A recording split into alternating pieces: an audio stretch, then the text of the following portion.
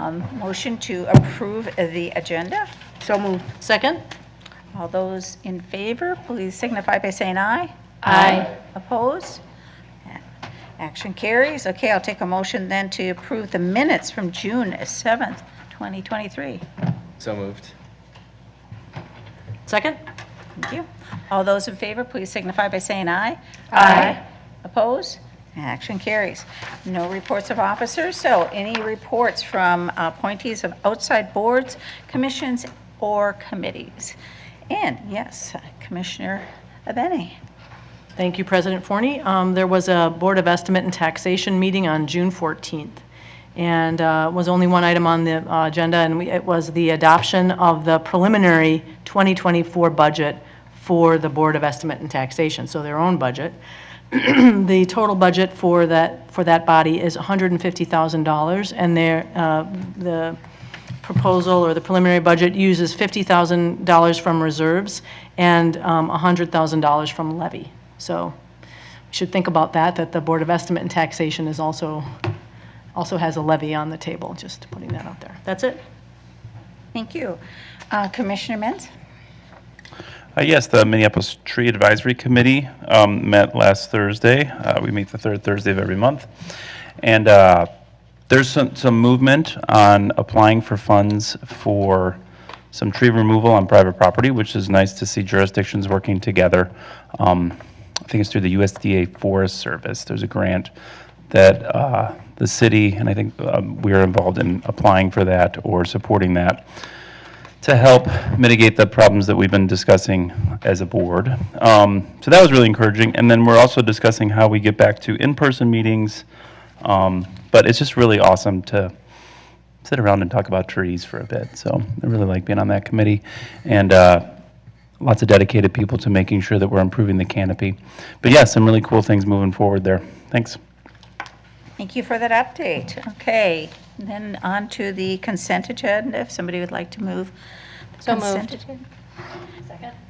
Thank you. All those in favor, please signify by saying aye. Aye. Opposed? Those actions carry. Okay, on to administration and finance. Will step in here for co-chair Thompson until she gets here. I would like to move resolution 2023-118, resolution approving a memorandum of understanding with dog grounds related to the operation of off-leash dog parks located within Loring Park and adjacent to South 4th Street in downtown Minneapolis, and improving a donation agreement with Ray H. Harris for 2 artworks located in the off-leash dog park within Loring Park. Second? Thank you. Any discussion on that item? I'll just comment that the memorandum does also say that if this does not potentially work out, that the agreement could be terminated. So just wanted you to know that. All those in favor, no. Is it a lease? Oh, it is. Is it? Okay. So Secretary, if you could, is it a lease? It's a, Donation agreement. No, it's not. yeah, it's actually not a lease yet. Okay. All those in favor, please signify by saying aye. Aye. Opposed? That action carries. On to the next resolution. I can bring resolution 2023-119, a resolution directing staff to find in current or future master plans space for at least 4 and potentially 6 fast-pitch specific softball fields in the MPRB system, and then implement the plans to completion starting as soon as possible and culminating no later than the spring season of 2028. Additionally, to place no less than 6 temporary fast pitch length fences in the interim on softball fields starting immediately and lasting until the permanent structures come online to replace them. Second. Great. Any comments? Yes, Commissioner Abeni. Thank you, President Forney. I wonder if we could table this until Commissioner Thompson is here. I know she's on her way. She was stuck in traffic. I happened to speak to her a little bit before the meeting, so. I don't think tabling is what we want to do. I think, but will we postpone? table it and then we take it from the table later? Or, The best way to do it? Just want to delay it in this meeting. I think a motion to postpone to the end of the regular meeting agenda would be in order. Okay. Would you like to do that, Commissioner Bennett? Yes, may I ask a point of information? This meeting, this is almost the last item on the agenda other than open time, so we'll have to recess this meeting anyway because of open time, right? Oh, correct. You are true. We do have one study Oh, item. I'm sorry, thank you. We do have a Okay, study item. yes, I would like to postpone this until the end of the agenda. Second. Second, yeah. Okay. We do need to vote on that, right? So all those in favor, please signify by saying aye. Aye. Opposed? That motion carries. Okay, so, wow, we're just lasering through here. Okay, so we have a study item, okay, the racial equity study, item series, equity criteria for recreation center budget allocations, and welcome, wow, Assistant Superintendent Kelp. Nothing before that. I love that.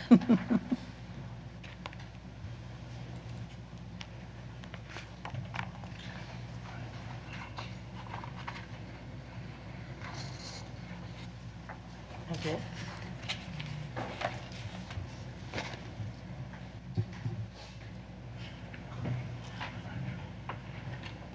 Thank you, President Forney, Commissioners. I'm here to talk you through our equity criteria.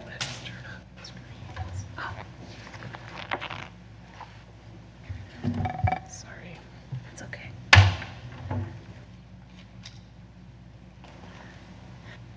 For allocating funding to recreation centers for part-time staffing during the public open times that the parks are scheduled to be open.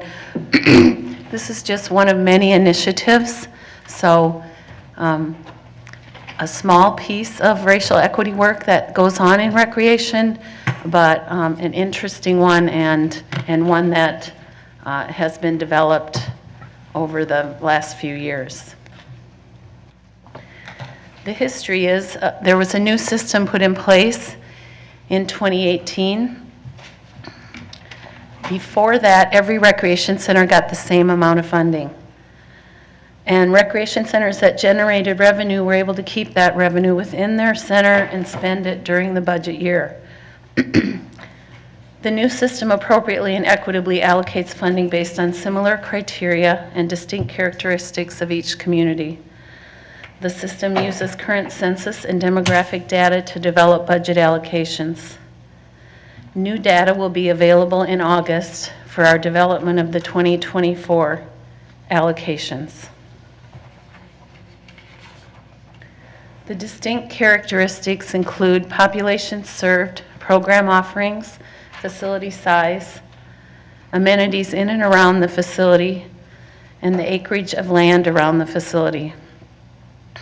How the funding allocation works is there's 3 areas: baseline funding, community characteristics, and site-specific characteristics. The total funding allocated through the board's annual budget for part-time staffing at the recreation centers is $3.5 million. The baseline budget is an equal amount of funding that each site receives for part-time staffing needed to operate the weekly scheduled public hours. The weekly scheduled public hours are an average of 38.5 per week and come to about $52,000 per rec center for a total of $2.4 million.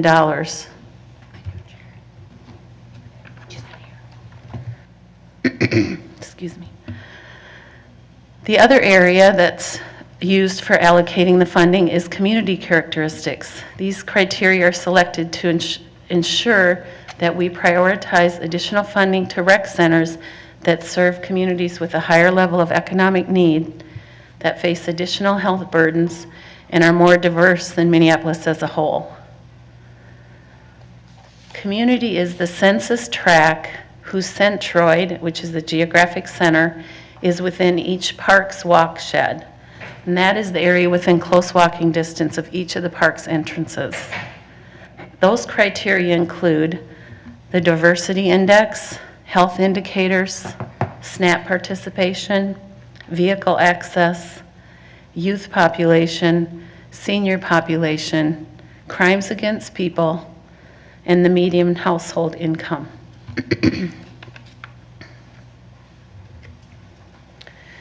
The other area that's used for allocation is the site-specific characteristics.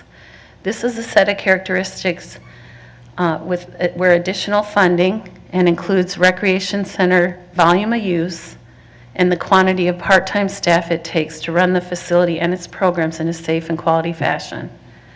That criteria includes operating hours per week, which is 38.5 on average, whether there's a Rec Plus program, a preschool program, a gymnasium, a warming room, whether there's specialized teen programming, whether the site hosts sports games and leagues, and if there's outside amenities such as athletic fields, the number of athletic fields, a turf field, wading pool, etc., and is a high-use site.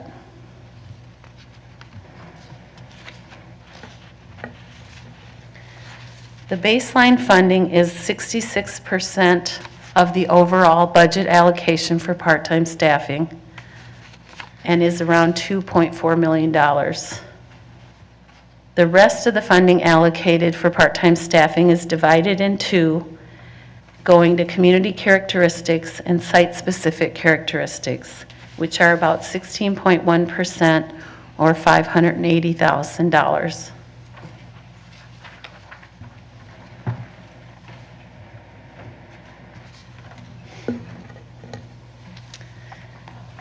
And that is our brief presentation regarding the allocation of funding for part-time staffing at our recreation centers.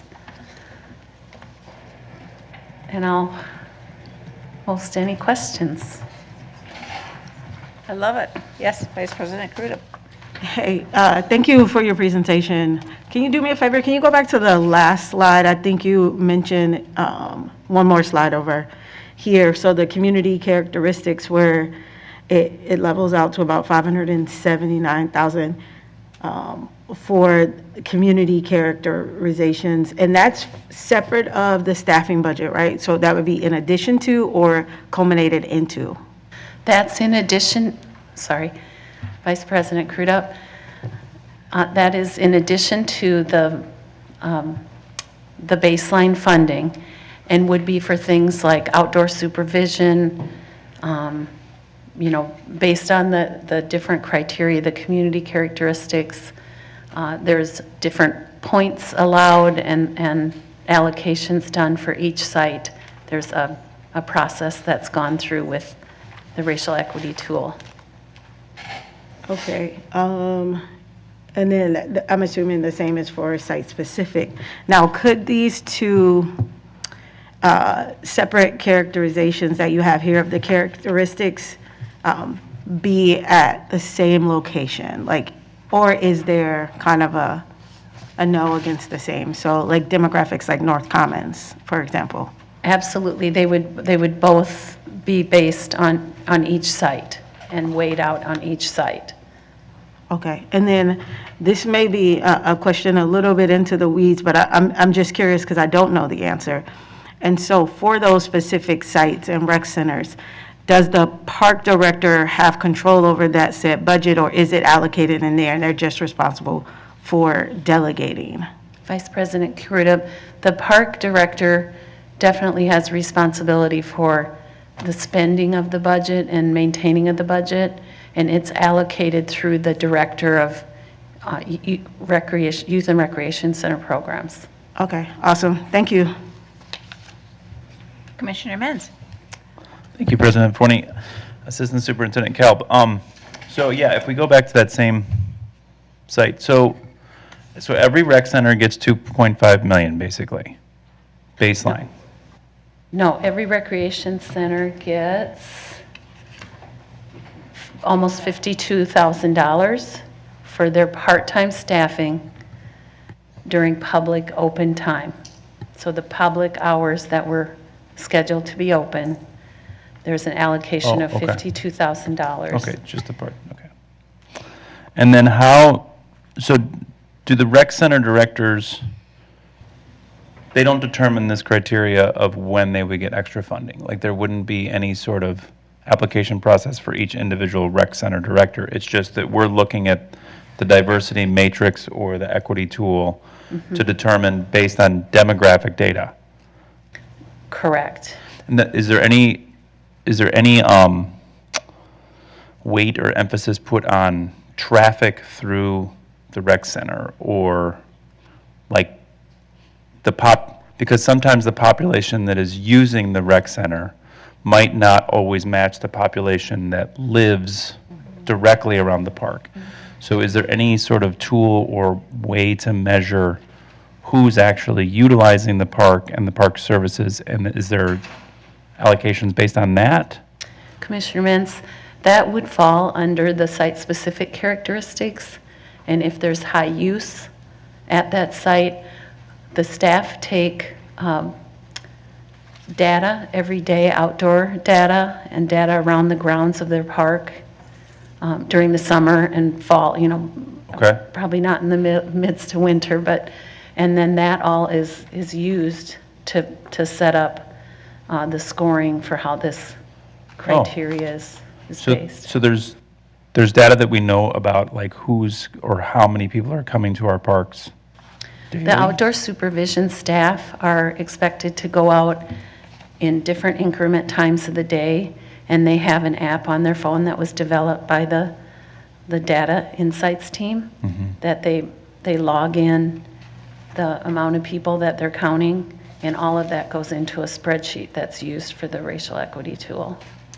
Wow, and I don't remember if we've gotten that. That would be a great report. I think I've seen something like that in the past, but that would be a great report or a study item. And then do we have a list of like which rec centers are funded the most each year? There is sorry, Commissioner Mintz, there is a list with the allocation per recreation center based on the equity tool. Okay. Yes. Do we have access? I didn't see it in the. No, but we could send that out. Great. It will be updated in August, so right now it's on past data. 2023? Yeah. Okay. 2022 we're Okay. a year behind on each Okay. year. Okay. So All right. And how does the recreation department feel like the new tool is working? You said that there was an old way to allocate, and now there's a new way. How do y'all feel like it's functioning for the staff here and the staff at the rec centers? Commissioner Mintz, I think it's functioning very well. It's equitable. It's acknowledging that there's parks have different characteristics based on the community around them and the amenities at their park. And so it takes into consideration all of that, rather than the old way was just dividing the total budget allocation for part-time staff by 47 recreation centers. So it is showing that we're acknowledging the diversity and racial equity needs of different communities. Thank you. Appreciate you answering the questions. Commissioner Schaefer? Is this anywhere available for the public, either on our website or either the data that Commissioner Mintz just mentioned, or even, how we go about this analysis? I believe that the analysis, there's a more in-depth document behind the analysis that gets more in-depth on this information on our website. Yes. Vice President Crudo. Thank you. A couple more questions for you. In the equity tool that we're using, do we have the ability to pivot in real time based on the fluctuations in populations of our communities as people transition from, say, one working class community to the next? Vice President Cruda, as far as pivoting during the budget year, No, I mean from year to year. Yes, every year, the past year's data is used to develop the budget for the next year. So for 2024, we will be developing the budget with data as of August, which is going to be 23 data. Okay. And then how do we factor that into the last 2 years, given the climate of what this, the global health pandemic that we all went through, on top of the pandemic that poor people live in all the time? Vice President Crudup, we use the health department, the CDC and health department data and census data to work through the different criteria and scoring.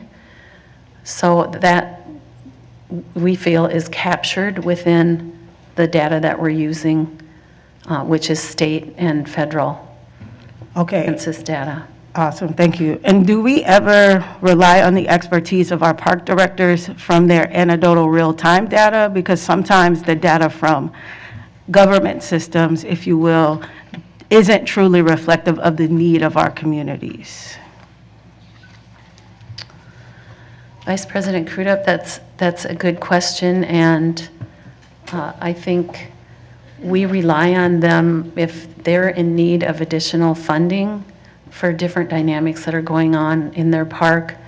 That's a communication and allocation that we typically do. We're constantly changing and balancing based on something that may come up at a certain park. If there's, a lot of crime there, and we need to put more staffing out, or different variables that could happen real time, then we pivot and allocate additional funding to that site. So we're very much in communication with the staff and their needs.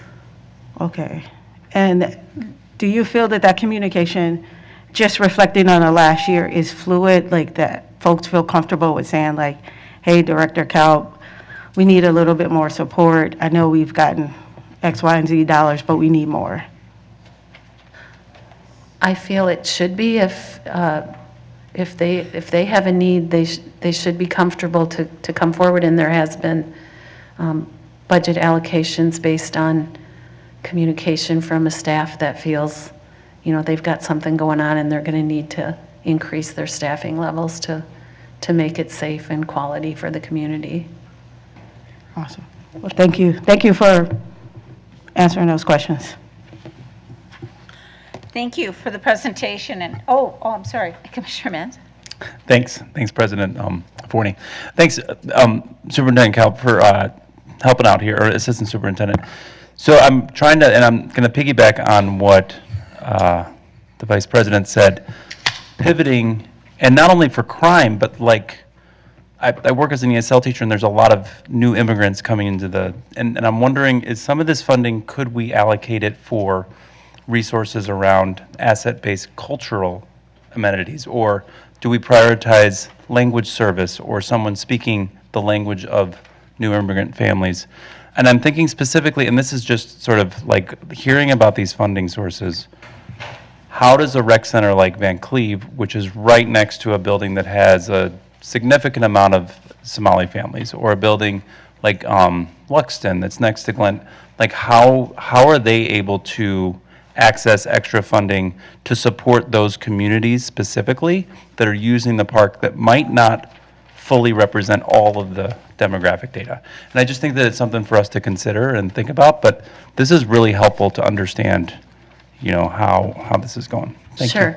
And I think a lot of that would be considered within the diversity index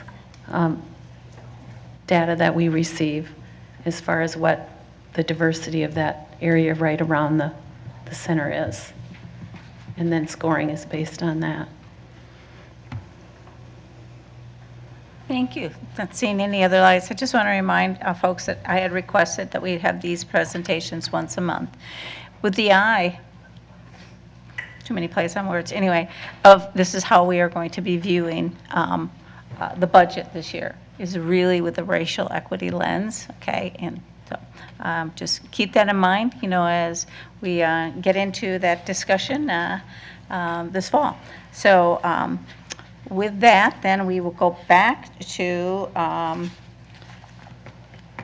Resolution 2023-119, which I believe has been read. And so now we'll open it up for discussion. And I just want to remind people that we do have a 5:30 open time, but I also want people to know that there's a 6:30 public hearing on the Cedar Isles master plan. So there's two different separate things. Okay, yes, Commissioner Thompson. Thank you so much, President Forney, and I apologize for being late. Thank you to everyone for your understanding and patience. There was one too many road closed signs for me tonight to make it here. I wanted to move an amendment that I had to Resolution 2023-119, and I'm just wanting to get a lay of the land. Nobody did that. Is that correct? I know there were a couple of amendments, but I would like to move my own and then just add some clarity. Excuse me, now I'm looking for where it is in my paper. Keeping basically all parts, but knowing that we needed a little extra feedback. The resolved clause is just defining what a fast pitch softball / youth baseball field would be in terms of dimensions. And in terms of our obligations to make sure they're groomed, because I know we have two categories of grooming. And then the second, the next part of the clause was to name the parks, which I took from what staff had wanted in their amendment, coupled with what I know of locations that we have or that are already utilized. And then the last part is an intention to talk about the other staff-led amendment of just putting into language that we're going to wait for the tax recommendation, but then also giving guidance on timeline, and that we always have the staff's amendment sort of to fall back on. So I don't know if my colleagues had a chance to read all of that, or if you'd like me to read it all. I just was hoping to have it make sense. I think you should for the record. Read it all? Okay. Thank you. So all of former whereas clarity is needed from staff and community input along with feedback from commissioners. Resolved, all prior resolved, coupled with these three. Resolved, MPRB designates and defines premier fast pitch softball / youth baseball field as the following, using NCAA Rule 2 field of play dimensions with one exception: the distance to home plate to the pitcher's mound. Specifically, center field will not exceed 220 feet, left and right not to exceed 200 feet, base paths set at 60 feet apart and 40 feet between the pitcher's mound and home plate. These dimensions will not convert once the field is so designated. The designation also means that the fields will be groomed by the current standards of MPRB premier convertible fields at Neiman Sports Complex and Boston Park. Resolved, the parks named as premier fast pitch softball fields in temporary or permanent measure for the 2024 spring season are as follows: Jackson Square Park, East Phillips Park, Linden Hills Park, Todd Park, and Bottineau Park. Resolved, the permanent field locations will take guidance from the TAC, Technical Advisory Committee, and be named no later than 6 months from the passage of this resolution. Todd Park and Bottineau will take priority in the TAC's guidance as they have been recommended by staff. So this is my attempt to add some clarity given the different things and conversations that have happened in the last 2 weeks. Sorry, thank you. Is there a second? Second. Thank you. Okay. One more minute, Commissioner Menz.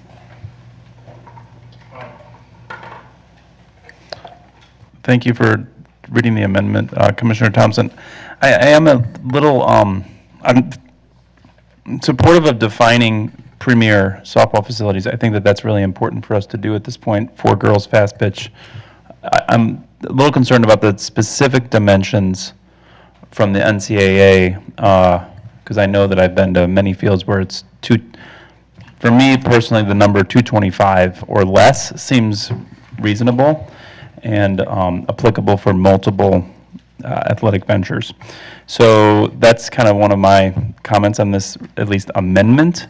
I also am wondering about the recommendations from the TAC. I think that, the TAC might come back with the same parks, but we also have to be careful to not take from scarcity that there's a scarcity of fields also that have 75-foot bases.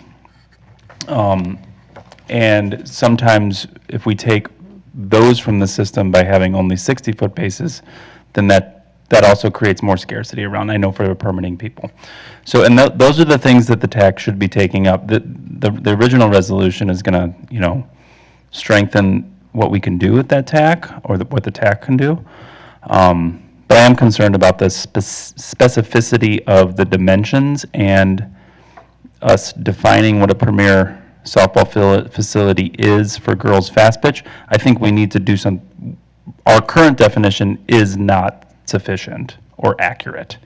So we do need to change it, but I'm not sure if this is the amendment to do it. Okay, well, I'm going to have to interrupt things because it is 5:31 actually, and so I'm going to read the rules regarding our open time. Thanks to all of you who want to share your thoughts and ideas with us during open time.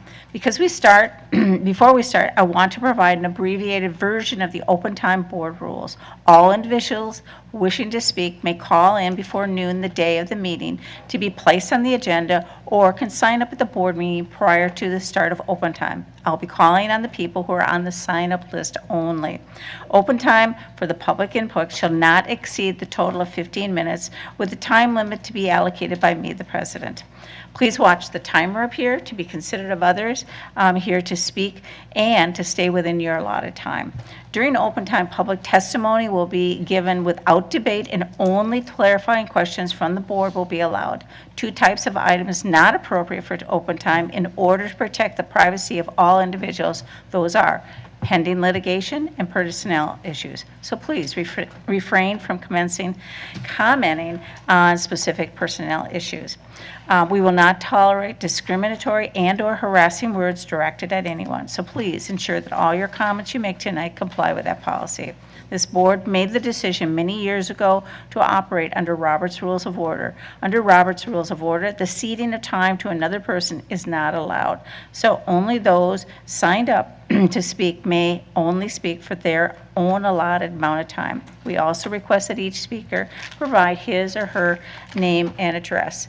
And for those people who might have something that they want to distribute to the commissioners, Robin, who's sitting in the front row, can take any of that. We do have 17 people who are signed up, so I'm going to allow 1 minute per speaker. The first one is Joshua Hudek, and then after that is going to be Bruce Jarvis. Welcome, Joshua.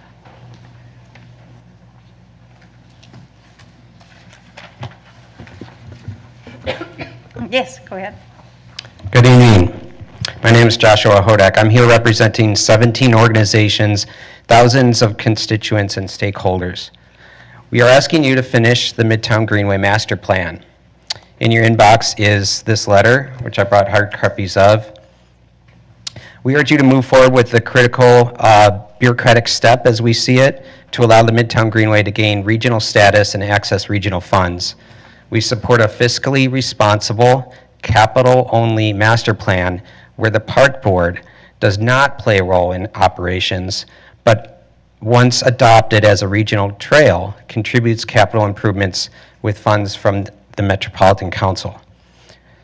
We want to stress that master planning for the Greenway does not lock the park board into any new commitments to maintain or improve the Greenway. With a clearly written joint powers agreement, Hennepin County and the City of Minneapolis will continue these responsibilities.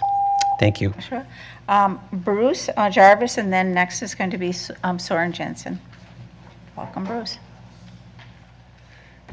Good evening. I'd like to speak about the Quaking Bog, which is in Theodore Wirth Park off Wirth Parkway near 394. There are two issues with it at the moment. It is fortunately very popular, especially with families and children. There are two carnivorous rare plants there, as well as an orchid species. But the bog looks a little bit neglected now because the entrance bridge has lost one of its railings, so sure-footed entry is in doubt. People create other paths into the bog as a result. The second issue is that the planking, which is still intact for the walkway, has subsided, and so the land around it is where people widen the paths and step on some of the rare plants, including sundews. So we'd suggest fixing the bridge and raising the walkway. Thank you.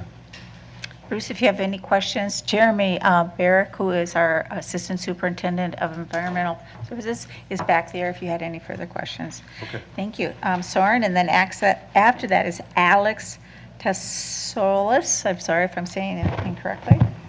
Welcome, Soren. Good afternoon. I'm Soren Jensen. I'm the Executive Director of the Midtown Greenway Coalition. We're the organization that had the idea for the Midtown Greenway and worked to get it built. As you know, Minneapolis parks are considered the best in the nation, and the Midtown Greenway is considered the best urban bike trail in the nation. The Midtown Greenway travels through some of the most racially diverse and economically underserved neighborhoods in Minneapolis. Now, you have a chance to increase economic and racial equity by completing the Midtown Greenway Master Plan and allowing the Greenway to become a regional trail.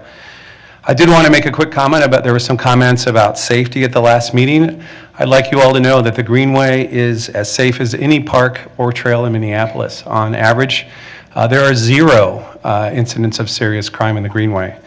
The Greenway Master Plan would be the least expensive plan you probably ever did. The Greenway is already completed. So we urge you to choose the capital-only option and allow the Greenway to become a regional trail. Thank you. Thank you, Soren. Alex, and then after that is Ellery Urfers. I'm sorry, I'm really bad on that one. Good evening, Commissioners. My name is Alex Satsoulis, and I'm here on behalf of the Lake Street Council. Lake Street Council is a nonprofit that serves the vitality of the Lake Street corridor. I'm here to express our gratitude and our support for Resolution 2023-127, which will advance the master planning process for the Midtown Greenway. A master planning process is critical for helping the Midtown Greenway access critical regional trail resources. We strongly support this resolution and encourage Park Board Commissioners to vote for it. The benefits for Lake Street and our communities will be significant. The Midtown Greenway is already an incredible asset to Minneapolis. It could serve as an even greater asset to the Minneapolis park system if added to the regional trail system. Stopping the planning process now would be premature. We urge you to complete the master plan process so that the Park Board Commissioners can make an informed decision regarding the costs and benefits of adding the Midtown Greenway as a regional trail. Thank you for your time and consideration. Thank you, Alex. Ellery, and then Rachel Earl. You'll have to help me your last name, the pronunciation. My name's Ellery Ulfers. My sister's team wanted me to read this because they have a game and are unable to be here. When I look at our fields versus the baseball fields, I feel underappreciated and it makes me feel less than, and it ruins my self-confidence. One thing I've experienced during the game was the running bag, which is the orange bag on the other side of first base, which gives a lane for the runner, was unattached, which is very dangerous and causes them to fall and cause this person to fall. It's unfair and it also happens at practice. Another thing about practice is that the dimensions are for slow pitch, meaning that they're practicing and playing are 2 different things, which gives them an unfair disadvantage. The fences being wrong also gives them that same effect. It feels horrible to be kicked off the field, especially during high school season, and being unable to finish your game because beer league. Thank you, Ellery. And Rachel, is Rachel here? Oh, great. And then after that is Amelia Smith.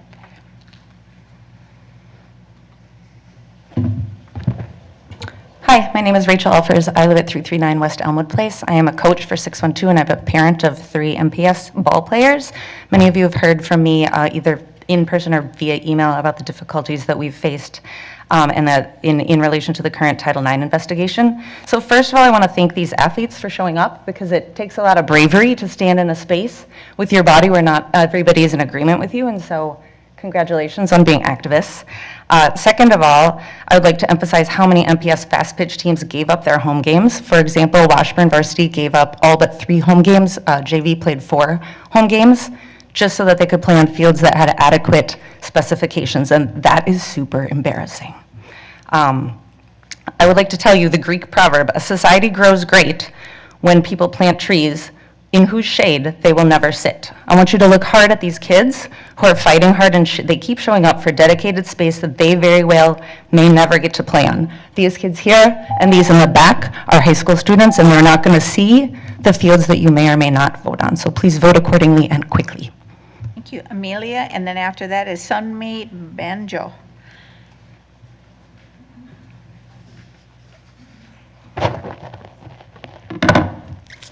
Hi, my name is Amelia Smith. I'm a freshman and I play softball for Southwest High School and 612 14U Navy. I started playing t-ball when I was 5 years old for SWAC, which is through the park system. One thing most young athletes look forward to in every sport is getting older and playing at a higher level. You get cooler uniforms, more competitive games, and most importantly, nicer fields. Sadly, most girls in Minneapolis don't get the chance to consistently play on nicer fields. And in my case, I played my home games for Southwest on the exact same field I started playing t-ball on.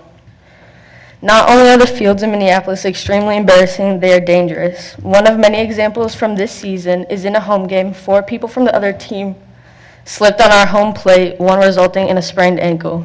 There most likely won't be adequate fields by the time I graduate, but my goal is to help younger girls have a better experience playing softball in Minneapolis. Thank you. Thank you. Then me, and then after that is Claudia Callahan. Hi, everyone. My name is Sumi Banjo. So I'm here on behalf of Sioux Line Garden. According to the Minnesota Department of Health, suicide rates among young adults have reached an all-time high in decades. There has also been an uptick in violent crime among teens and young adults, not just here in Minneapolis, but all over the country. There have been tons of speculation as to why that is, such as technology, poor diet, social media, but there's another issue, and it's called nature deficit disorder. The term was introduced in 2005 by the publication of The Last Child in the Woods, written by Richard Liu. Since 2005, there have been a number of studies suggesting that this disorder contributes to the diminished use of senses and higher rates of emotional and physical illness. Sioux Line Garden is one of very few free locations where kids can climb plum trees to harvest or pick raspberries on a bush while exploring the different types of plants spread across the land. This Greenway plan will undoubtedly change the way many children interact with this space. I implore you to think about the future emotional, physical, and mental well-being of the future generations when you make your decisions. Thank you. Claudia, and then after that is Ryan Atwell.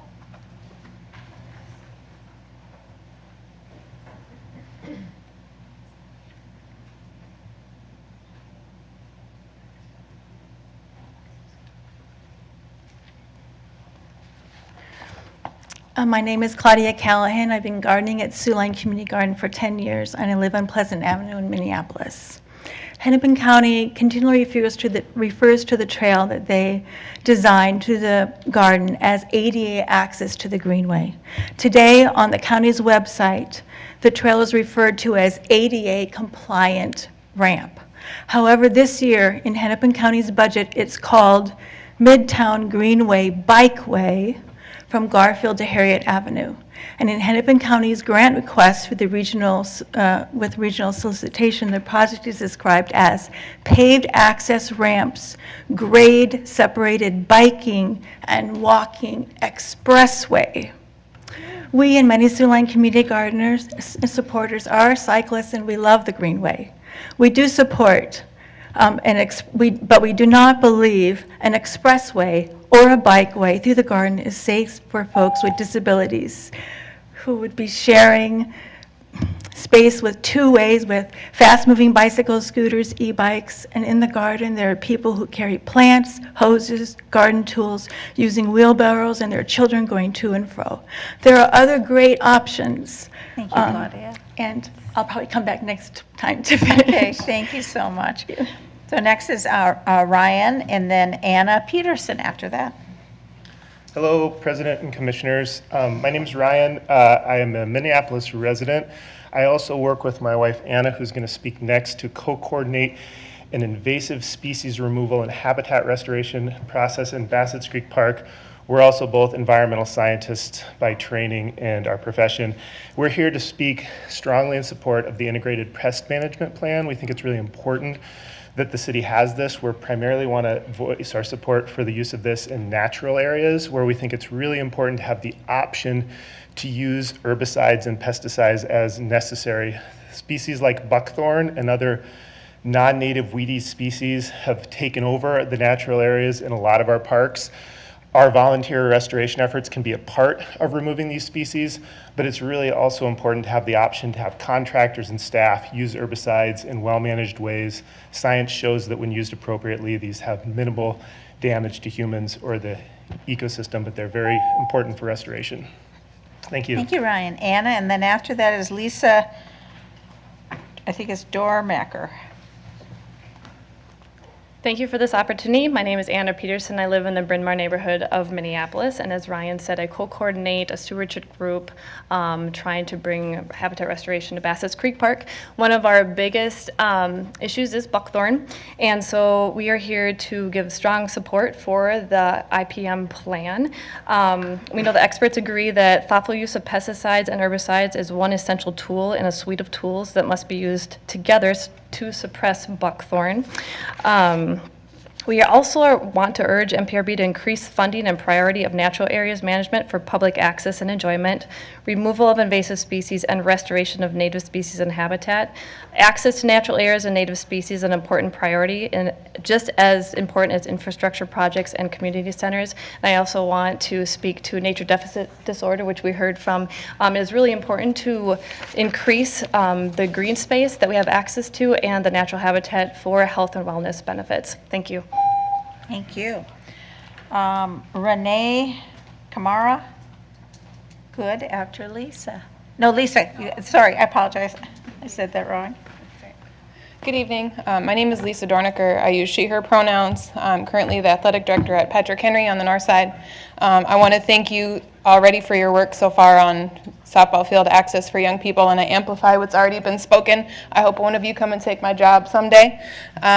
I understand that some fields have already been designated for fences and further upgrades as designated by staff. I'd like to advocate for Creekview Fields in between Henry and Olson to be considered for both, as they serve both the Henry and Olson communities as well as other North Minneapolis organizations, just like 612.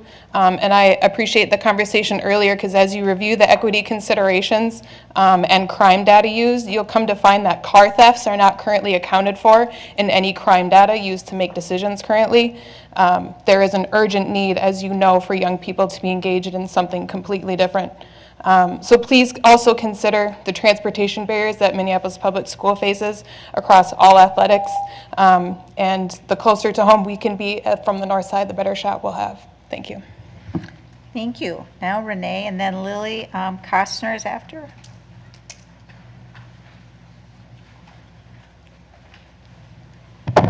Hi, my name is Renee Camera Good. I'm a Minneapolis resident, and I'm a parent of a softball player with 612.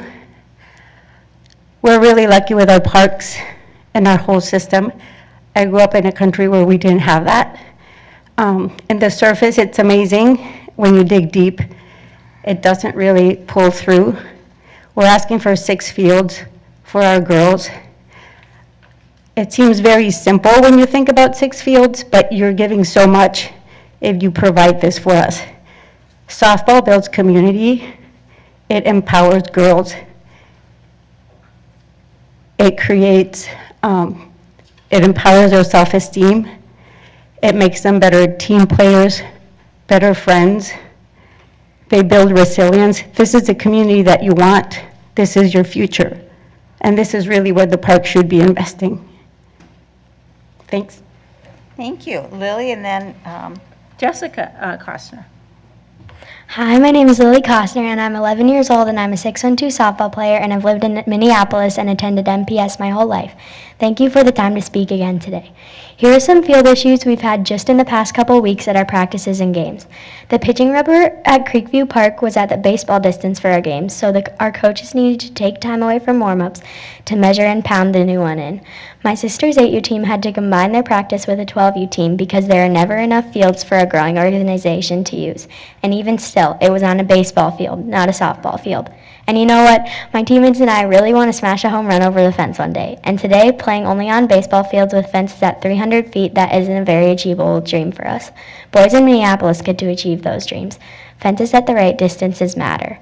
I know that issues like gender inequity don't happen overnight or because of one person or one decision, but I also know that one person or one decision can make a really big difference. I hope you make this decision that will make super important changes for those of us who can't do it without your help and leadership. Thank you for listening. Thank you, Lily. Jessica, and then after that is Chloe, I think it's Chloe Willis, right? Hi, Jessica Costner, 612 coach and parent. Thanks for the time today. I just want to ground in a little bit of data with respect to what a thriving softball community this is. This is not a small, mobilized special interest group. This is a thriving community. So I went to every youth fast pitch organization's website who is in our spring and summer league, and here's how we stack up. These are the number of 8U, 10U, and 12U teams for each club. Bloomington has 6, Edina 8, Prior Lake and Eden Prairie 9, Orono and Hopkins 10, and 612 has 12, eclipsed only by Wayzata and Minnetonka. 612 has only been in existence since 2015, which meant that perhaps there was a perceived lack of demand for these fast pitch fields, but this demand is here now. So please help correct years of gender inequity, showing this generation and those to come that they matter, and they deserve to be on an even playing field as their male peers. Thank you. Thank you. Chloe, and then after that, Mike Tate.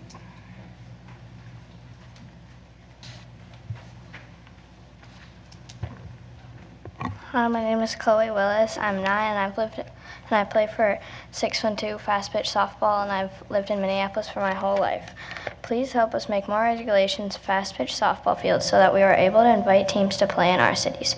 Whenever we are invited to other cities, they have real fields and great facilities, but in Minneapolis we have to create our own softball fields out of baseball fields that are up to 75 feet too big, and we always need to measure the mound so we aren't playing on boys' baseball fields. The park board is always encouraging younger kids to play sports, so can you please help us so the next generation of girls are inspired to play 10U fast pitch softball too? Thank you. Thank you. Chloe, Mike? Did you say Mike Tate? I did. Oh, hi, Mike Tate. Right. Minneapolis. I'm here again, so how are the children? I will continue to come here and support this message to all of you. So how are the children? It means so much to me to say we're going back to something I heard, equity and race relations, and I thought we did that when Jane left. Why are we still trying to gather data to make decisions? He's been here 3 years. Some of y'all been here 8. Why are we playing with the narrative of our young people? We don't need no more data. You just gotta have the right people in the room to help you get to the data you need, which is the volunteers that you live off of to make your money. Because that's where it's been since I've been here. I just asked you, quit playing. Y'all find your own steps to move in. Thank you, And ask the right questions, please, because we gotta take care of the children. Please, thank you. Thank you. I will now close our open time and move on back to our discussion, and I don't remember who was, I believe, yes, Commissioner Thompson was speaking. No? Oh, It was Commissioner Menz, although I'm happy to respond to what he was saying, but yeah. I think you had just finished, Greg. I don't know, there was some time left there. I don't know, but I can, Why don't we come back to you? Okay, so can give it up. Commissioner Thompson, did you want to respond, or? I will just say that I only wrote this amendment to give clarity. I would happily pass the original resolution and get these details hashed out in the coming weeks and months.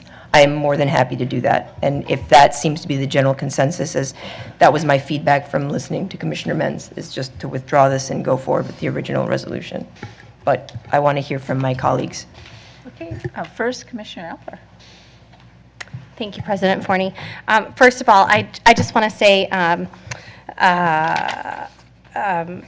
I think this is a good discussion to have, and I voted yes in committee because I believe in supporting the work of my fellow commissioners and allow for further discussion. So I'm glad to have this time right now to have that discussion. So that said, on the amendment, you included East Phillips Park, and I'm curious if you could speak to why. Yeah, absolutely. 2 major reasons. Number one is because I have not walked it yet, but I understand from talking with staff that it actually is dimensionally already Softball dimensions, it just has not been kept up, so it needs a little TLC. And its location is incredibly close to several area high schools that could use it, and then also the kids who actually, I believe, 612 is already using it. So that was why I put that in there. And I mean, anecdotally, for people who probably know, I drive past it every day when I go to South. So I see it empty, and I see it like, so yeah, that was why. Okay, great. Well, that's one of my parks, and I did a little digging, looked at the, tried to find the master plan for East Phillips Park, and I believe there's no master plan for East Phillips. There is one. There is not a master plan for East Phillips Park. Confirmed it. So I just want to say I feel like the jury's out on East Phillips Park. I would appreciate having more input from the local community there before naming that specific park in the district that I represent. I wanted to speak specifically to that. And then I had a couple questions about the TAC. You know, because we're talking about the TAC here. Can somebody remind me of the charge of the TAC? Staff want to? Please. Assistant Superintendent Schroeder. President Forney, Commissioner Alper, there's actually a fairly long description of, and I don't remember it all, but it's basically to enhance the playability of our facilities for players at all levels, if I was to be able to summarize it. Somebody else may remember more points of it, but I think that's the core of it. Okay, but is it, you know, offering guidance on things like field of play dimensions that are appropriate, or on which parks that, you know, which permanent field locations should be designated? President Forney, Commissioner Alper, to the first point, yes, it is. The plans, the master plans that exist already identify a series of parks where softball fields will be created. But in terms of getting into things like dimensions and dugouts, backstops, you know, the outfield fencing and how we would do that, that is part of the charge of the TAC. And when will the tax recommendations be released? President Forney, Commissioner Alper, we're in the middle of the process now. We have scheduled, I think, 6 or 7 meetings with the option to add on 1 or 2 if we learn things.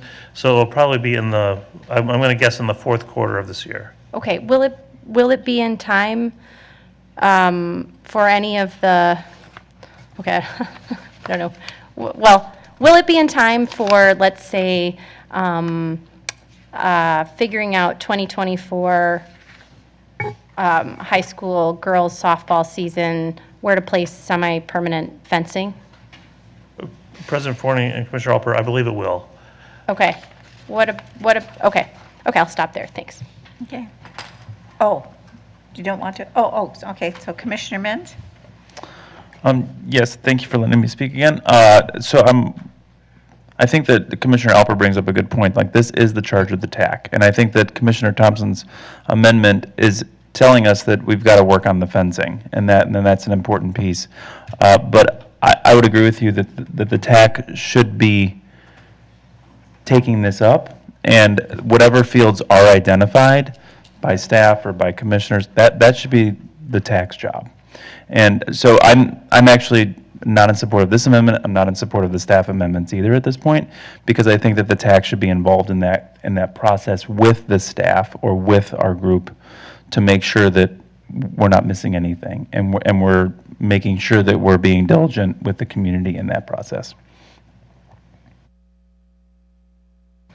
Commissioner Thompson? I just wanted to thank you, President Forney. When I saw the staff amendments, that's when I put this together to try to, you know, have that. I will take my amendment off the table. Wait, how do we say it? I will withdraw. No, I withdraw my. Thank you. I will withdraw my amendment if we can speak to, because I do believe that is also part of the charge of the TAC, and that was kind of my gut of that was. I know the dimensions of what it should be, but I can respect the 225 feet or less idea. I I just wanted to make sure that we had clarity, because I think there was a lot of the additional language and amendments kind of made the conversation bigger than maybe I intended, so I will withdraw. What's the right phrase again? Withdraw. Withdraw my amendment. There, I'm moving to withdraw my amendment, or I'm just taking it away. Thank you. Okay, so we are back then to the original resolution, conversation about that, and any desire for people to bring forward these, the staff written, okay, they're not the staff, whatever, forwarded. Amendments, I believe we finally decided, or the resolutions. Anyway, anybody want to speak to either of those? Did you? Oh, there's a maybe over there. Okay, so Commissioner Menz, if you wanted to speak to. I guess I'm not sure about how we discussed it, since they were part of the public release. I mean, is that something that we need to put forward, or does it need to be put forward based on our recommendations? I believe we do. Oh, please, go ahead, Secretary Ringel. President Forney, Commissioner Menz, if you wanted to take action on those amendments, I believe what you would end up doing is actually considering them as substitute resolutions to the existing resolution. They are not intended to be something that tweaks the existing resolution. They are actually wholesale alternatives to that. But you would have to take an action in order to do that. You wouldn't. They are not currently part of what you'd be approving unless you take an action to do that. So if we were to move those amendments, but then immediately table them as substitute resolutions, they would, because I want staff to know that I think that the amendments are valid and they're probably decent solutions to this issue, and I appreciate the staff responding so quickly and understanding the needs of the softball community and these young people. But I'm wondering, I just think it's putting the cart before the horse a little bit, in the fact that we haven't really consulted with the community and the TAC that we've put there. So if we don't move them, I don't necessarily think that they need to go in the trash. I just think that there's direction and there's conversation that can happen at the next TAC meeting around those. That would be my suggestion, functionally. Oh, Secretary Winkle. President Forney, Commissioner Menz, one thing I will say is that those amendments are based, those alternative resolutions essentially are based off of already approved policy and practice of the Minneapolis Park Board. So they are at their origin part of previous community engagement, just so that it's an understanding that those are not things that staff have created as something different than what has already been approved by either this board or boards prior to it. Commissioner Alper. Thanks. Speaking to the original resolution, again, I voted yes in committee because I think it's a really important topic, and we have so many people in the audience tonight here who obviously care deeply about this topic, as we do with commissioners on this board. That said, I thought we were going to let it simmer a little bit before bringing it back. So I'm not prepared to vote yes on the original resolution as written tonight. However, I would be amenable to passing the staff resolution about implementation of diamond sports facilities at Todd Park and Bottineau Park. I think, as our secretary spoke to this, that it really, it's already in the master plans. It would be us directing the implementation of these fields to prioritize those improvements. And I think that's something we in our pan Minneapolis knowledge might have a greater in-depth experience than, say, the immediate residents of either of these two parks. So given that there's already been engagement and that there's support for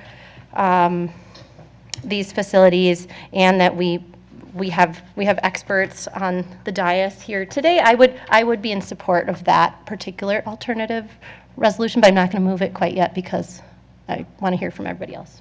Thanks. Okay. All right, I'm sorry I didn't pay attention to everything. Commissioner Abene, since you haven't spoken before. Thank you, President Forney. Okay. So, Secretary, could you, I want to just maybe say what you said again to see if I understand. So, it's within policy, the two possible alternative resolutions are within Park Board policy because they're not in conflict with any adopted master plans and or in terms of policies for prioritization of funding. Is that the two things maybe?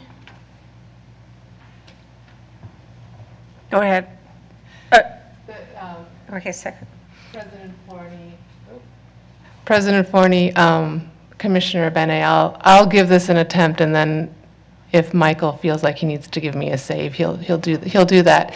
So yes, the resolution put forward by that staff drafted, those two resolutions combined, we feel pretty efficiently and effectively addresses the resolution that Commissioner Thompson put forward, but it's consistent with existing master plans and also provides an avenue toward commissioner involvement with the existing capital improvement program. So these are things that can be done within existing processes that frankly, staff probably know a little bit better how some of those things work at this stage of the game. So it's our attempt to try to help move that forward in a way that's consistent with our policies and our existing plans. Okay, so I think, just so one thing that the community understands is that in order to not, I think back in the olden days, projects could go forward because they were pet projects of a commissioner, and I'm not saying that's the case here, or they could go forward because there was a neighborhood that was more powerful or squeaky wheel. And the park boards worked really hard. Not the previous board, but the prior board was in place when they enacted their equity metrics and really their systematic approach to trying to prioritize projects in the system so that it would be done fairly. And we have two commissioners that were part of that work still to this day, President Forney and Commissioner Musich. So I think we really have to be careful about skipping the line, okay? But that being said, we do have a huge major gap situation here.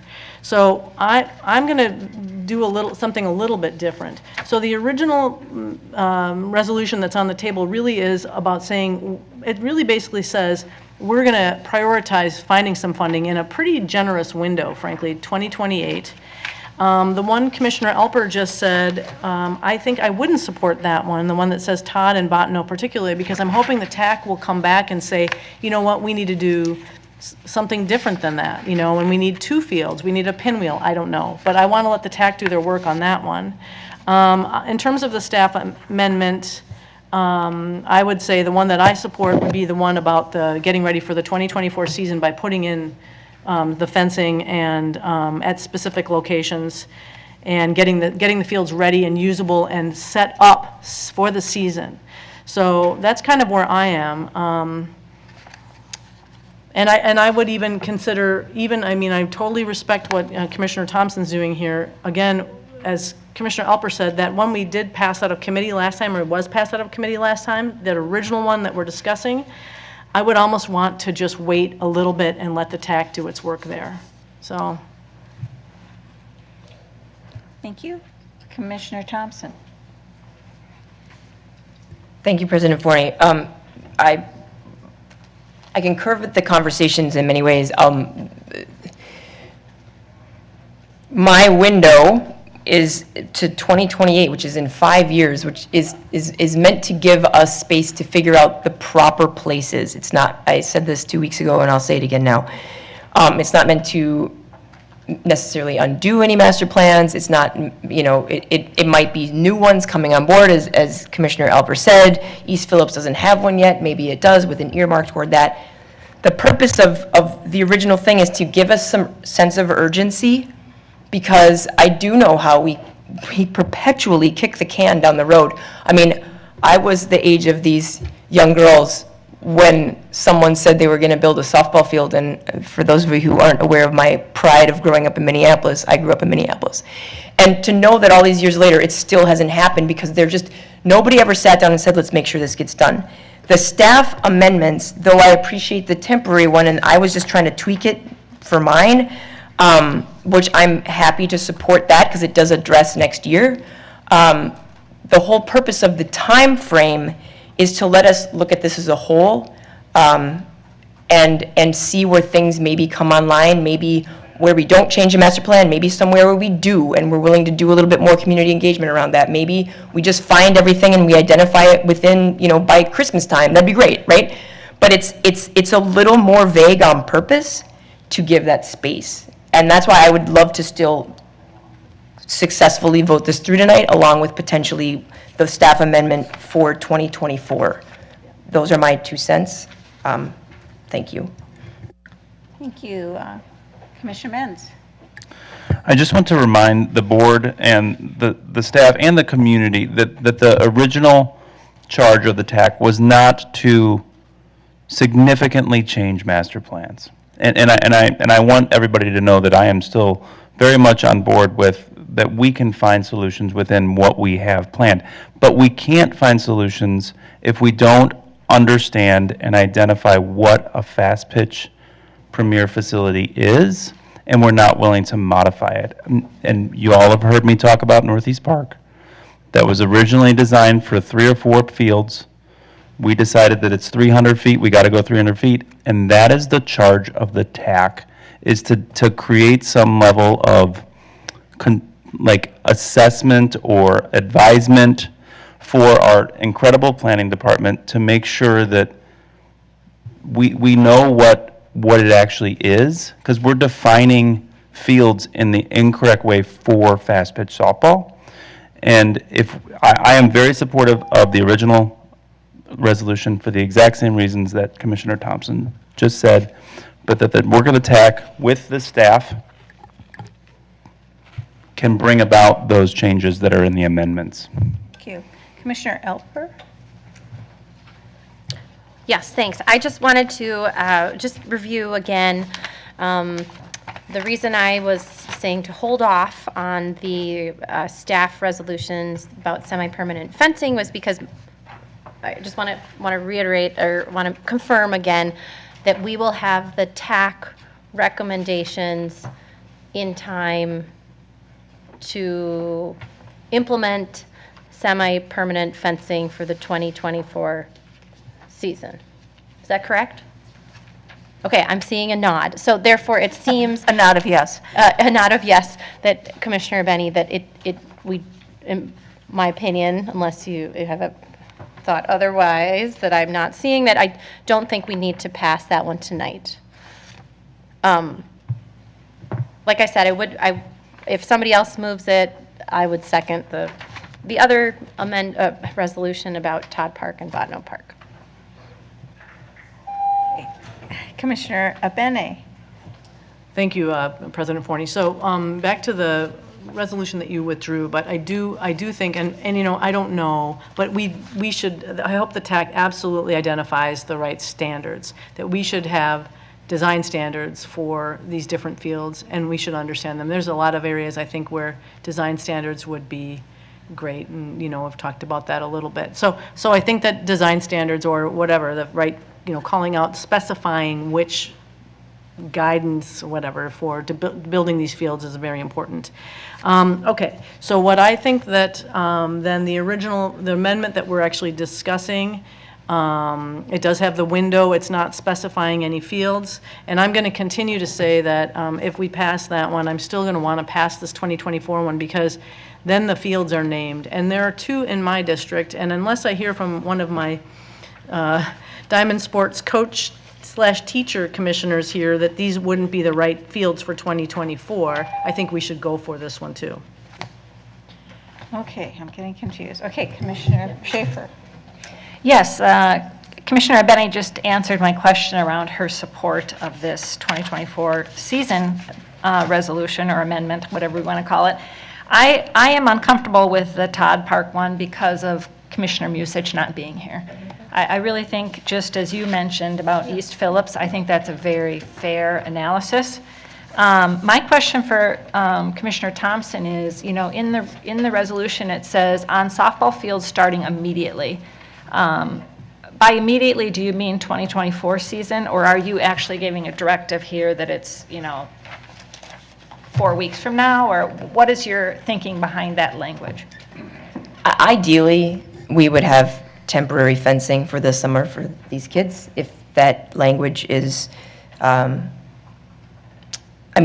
don't know the logistics of all of that, and I'd be more than willing to amend it to say spring 2024, if that would help alleviate some concerns from people. When I originally wrote it, I was considering the summer, and the leagues and all the play that happens in the summer, considering the fencing was temporary. But I am more than happy to amend that to be spring of '24. Does that clarify for you? Yeah, that does clarify. And I think, if we do pass both of the resolutions, I think it is, it does kind of talk about, no later than the start of 2024. So there's a little bit of wiggle room with, because it overlaps with the semi-permanent fencing, from what I'm understanding, between the two. So I don't know if there's a need to necessarily amend that language if we pass both of them at the same time. If we don't, then I think maybe there should be some consideration of a little more flexibility in saying no later than, spring 2024. But I am really interested in getting the expertise of the TAC around all of these issues, and I want to encourage this process because this is broader than just diamond sports, right?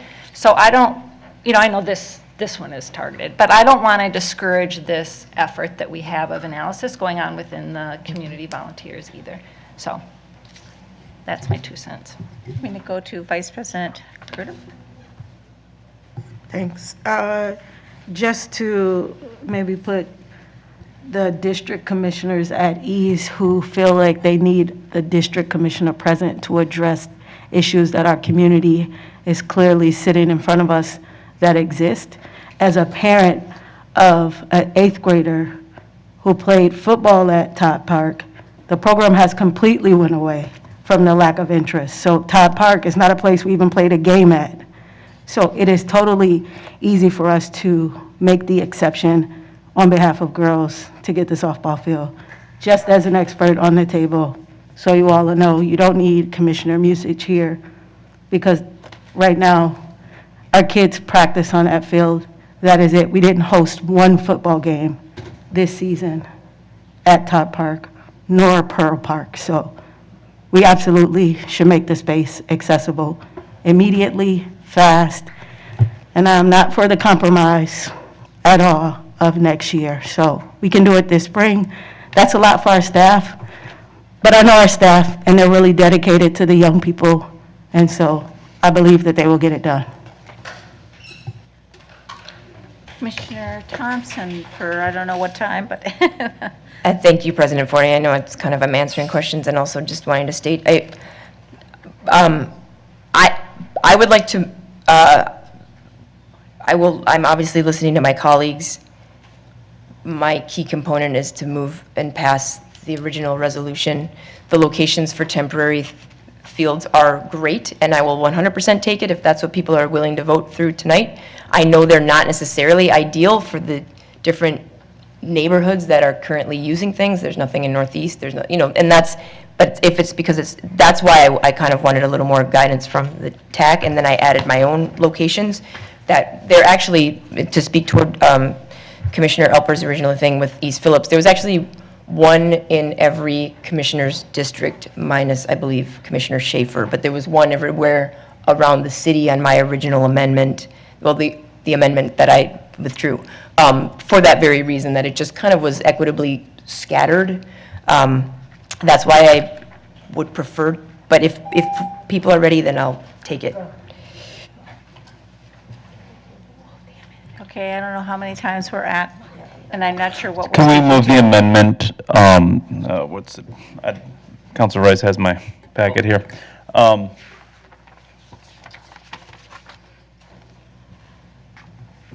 Sorry.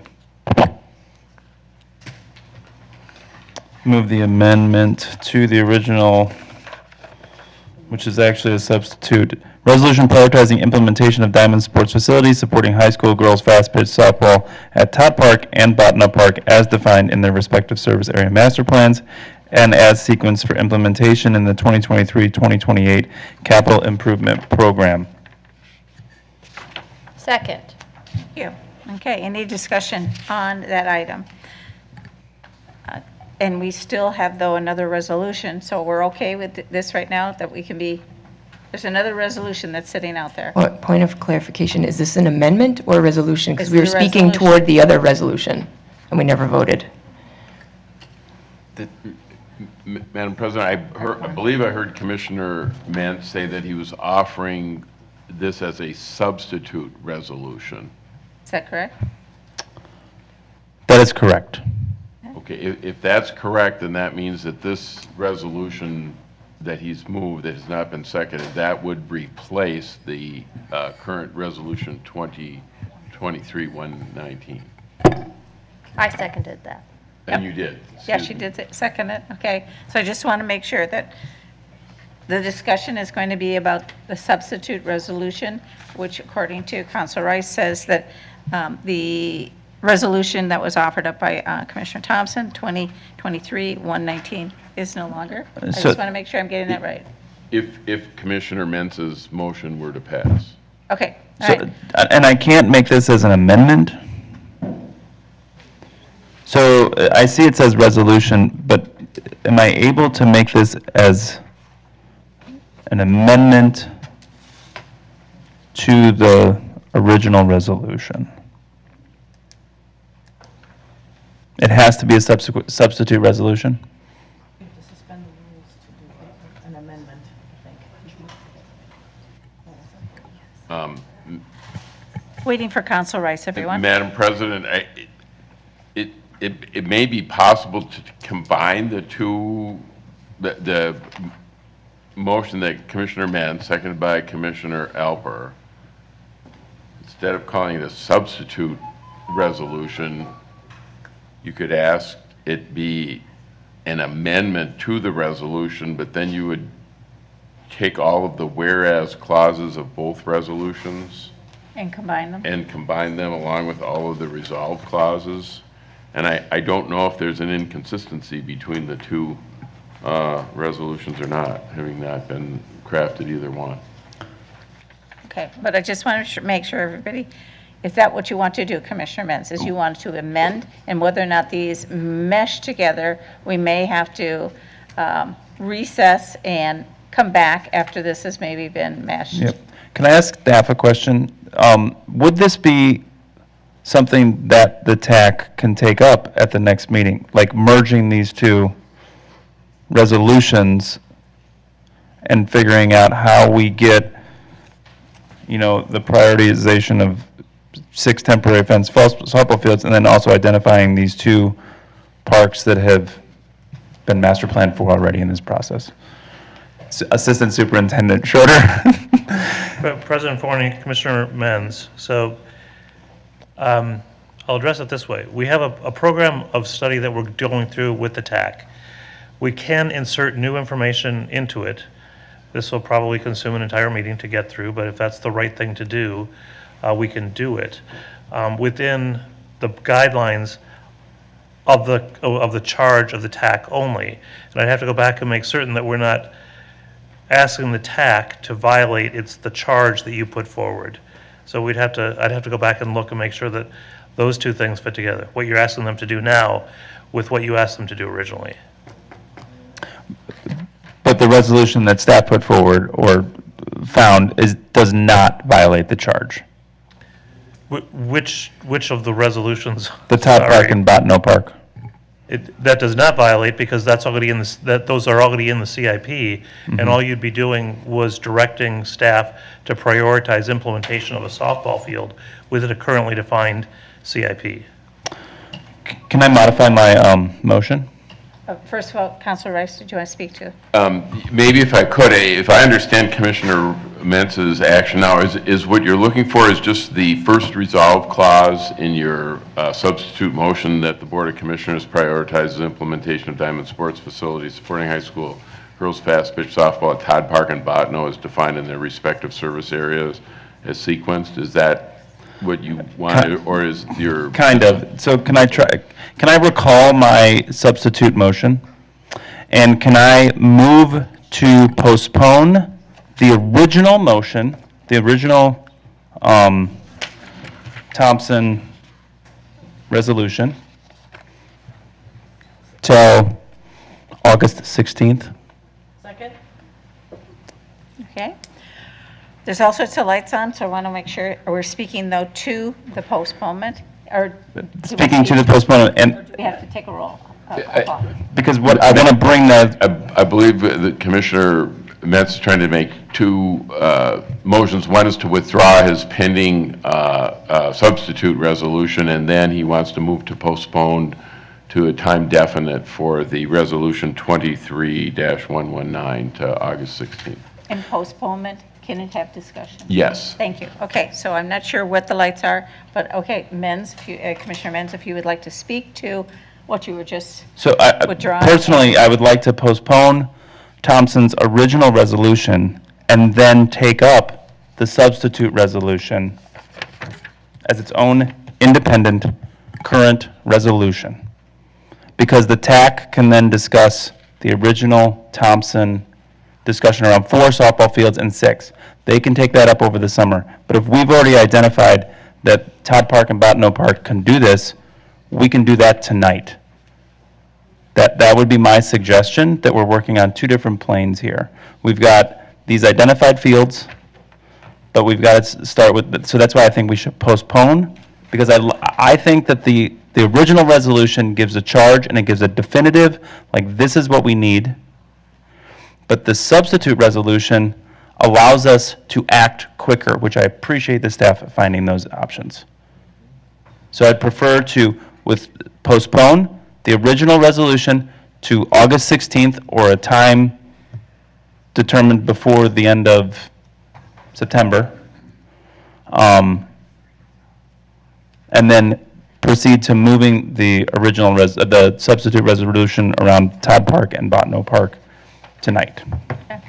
So just a reminder to everybody, in 3 minutes, we have a time certain public hearing. So I'll go to Commissioner Benedy. I'm sorry, I don't know who's. Thank you. We're making the sausage right here. So what does it mean? Supporting high school girls fast pitch softball at Todd Park and Botno Park. Is that what we need? Is that going to solve it? Is that a premier field? I don't know. What does that mean? Like, that seems, I don't get why we would do that. In fact, I'd rather have the original one that just sets the time window and then deal with the 2024 season. And maybe even the original one, maybe just to make this, because this is not knit together very well, maybe somebody suspends the rules to get rid of the last sentence there about additionally on the original one. So now we have a window saying fields have to be found and we have to prioritize. Okay, good. And we're not actually dictating this because I don't know what kind of field. I don't know. And then we deal with 2024. That'd be my suggestion. Commissioner Thompson? Thank you, President 1 Forney. minute. I would agree with my colleague to the right. All these extra amendments / counter replacement resolutions, the entire purpose of the urgency of creating the specificity of timeframes with also some vagueness is to give us a charge to, here's the task, now let's go find the appropriate places. I do believe Todd and Botno are great things, but as Commissioner Benny said, that doesn't necessarily solve the problem. That doesn't necessarily get exactly what we're talking about. There could be a lot of things that conversation can happen over the summer. We can easily give ourselves the space to say, hey, let's ourselves make sure we get this done by August 16th and still pass resolution 2023-119, because that timetable is 2028, right? So there's plenty of time to suss out the exact things. And so that is why I would love if we would just stick to this and then for our own edification, give ourselves an internal timeline to bring something back like these other resolutions, which still fit under the umbrella of the first one, the original one. Famous original. Okay, thank you. Thank you. I need to recess the full board and go to the planning committee because we have a time certain open public hearing. So I believe Co-Chair Abene. Thank you, President Forney. I'm noting the time is 6:30, so I would like to call the Planning Committee to order. Secretary, will you please take the roll? Commissioner Thompson. Here. Commissioner Schaefer. Here. Commissioner Olson. Here. Co-Chair Alper. Oh, no. She's here. Co-Chair Abene. Present. You have a quorum. Thank you. Would someone move the agenda for approval, please? I also move the agenda. Great. Any discussion? Those in favor of approving the agenda, please say aye. Aye. Opposed? The agenda is approved. Would somebody please move the minutes and read the date of the minutes? I will move the minutes for the Planning Committee of June 7th, 2023. Is there any discussion? All those in favor of approving the minutes from June 7th, 2023, please signify by saying aye. Aye. Anyone opposed? Okay, the minutes are approved, and I'll note that Commissioner Alper has returned to her chair with a full bottle of water. Okay, so we do have a 6:30 public hearing, and so I'm going to open the public hearing, but then I'm going to ask that we do get our presentation from Emma Pachuta first. So with that, I'd like to open the public hearing, a public hearing for Minneapolis Park and Recreation Board the plan for Cedar Lake and Lake of the Isles. And Ms. Pachuta, will you please go ahead with your presentation? Thank you. Good evening, Commissioners. Sorry, Emma. That's okay. Tonight, after over 3 years of public process, staff is bringing the final plan for Cedar Lake and Lake of the Isles to the Planning Committee to consider for approval. I will not be going into details about the plan tonight. My previous presentation in February did that. Tonight, I will be giving a brief overview of the planning process up to now, and also give an overview of the results from the public comment period before the public hearing is opened. The Cedar Isles project area sits within the Minneapolis Chain of Lakes Regional Park and the Cedar Lake Regional Trail. This is the last part of the regional park system that needs a plan, so if and when this plan is adopted, it will complete the MPRB vision for the regional park system. It is a 20 to 30-year plan, so changes aren't going to happen overnight. They will be implemented over the next several decades. Unlike the neighborhood parks, regional parks are intended to be state parks for Minnesota, and they serve both a local and a statewide audience. MPRB cannot receive regional Met Council funding without an adopted park plan. The document must meet and report out to the Met Council's requirements for the 2040 Regional Park Policies Plan. So if and once the plan is adopted by the MPRB, staff will then bring it to the Met Council for their approval as well. Tonight, staff are recommending that the final plan document that was released this past Friday be adopted and approved by the board as is. We believe the document aligns with and reflects the CAC recommendations, the public process to date, and it also aims to find common ground between the needs of both the local and the regional voices to the best of its ability. The document lays out a comprehensive picture of the existing context, feedback, process, and final policies, costs, and design. The decisions within the document were created through the lens of water quality, which often overlapped with the protection of natural resources. This rose as a #1 priority through the planning process, and staff responded as such. The park plan is also informed by and informs other MPRB planning efforts. Documents such as the comp plan and ecological systems plan are umbrella documents and give policy direction to the whole system. The Cedar Isles plan provides policy and design for this portion of the park system under the system-wide policies, and the park plan can also provide direction for technical management plans. Staff implemented numerous ways to engage the public throughout the process. Engagement began as completely virtual in the midst of COVID-19, and it adapted with health guidelines over the course of the project. We also completed engagement in each of the 5 phases of the project. The final phase, which is the plan adoption, also includes a public hearing tonight. Ultimately, we have heard from thousands of voices over the course of the process. The most influential committee for the project is the Community Advisory Committee, or CAC, who are approved by the Board of Commissioners early in the process.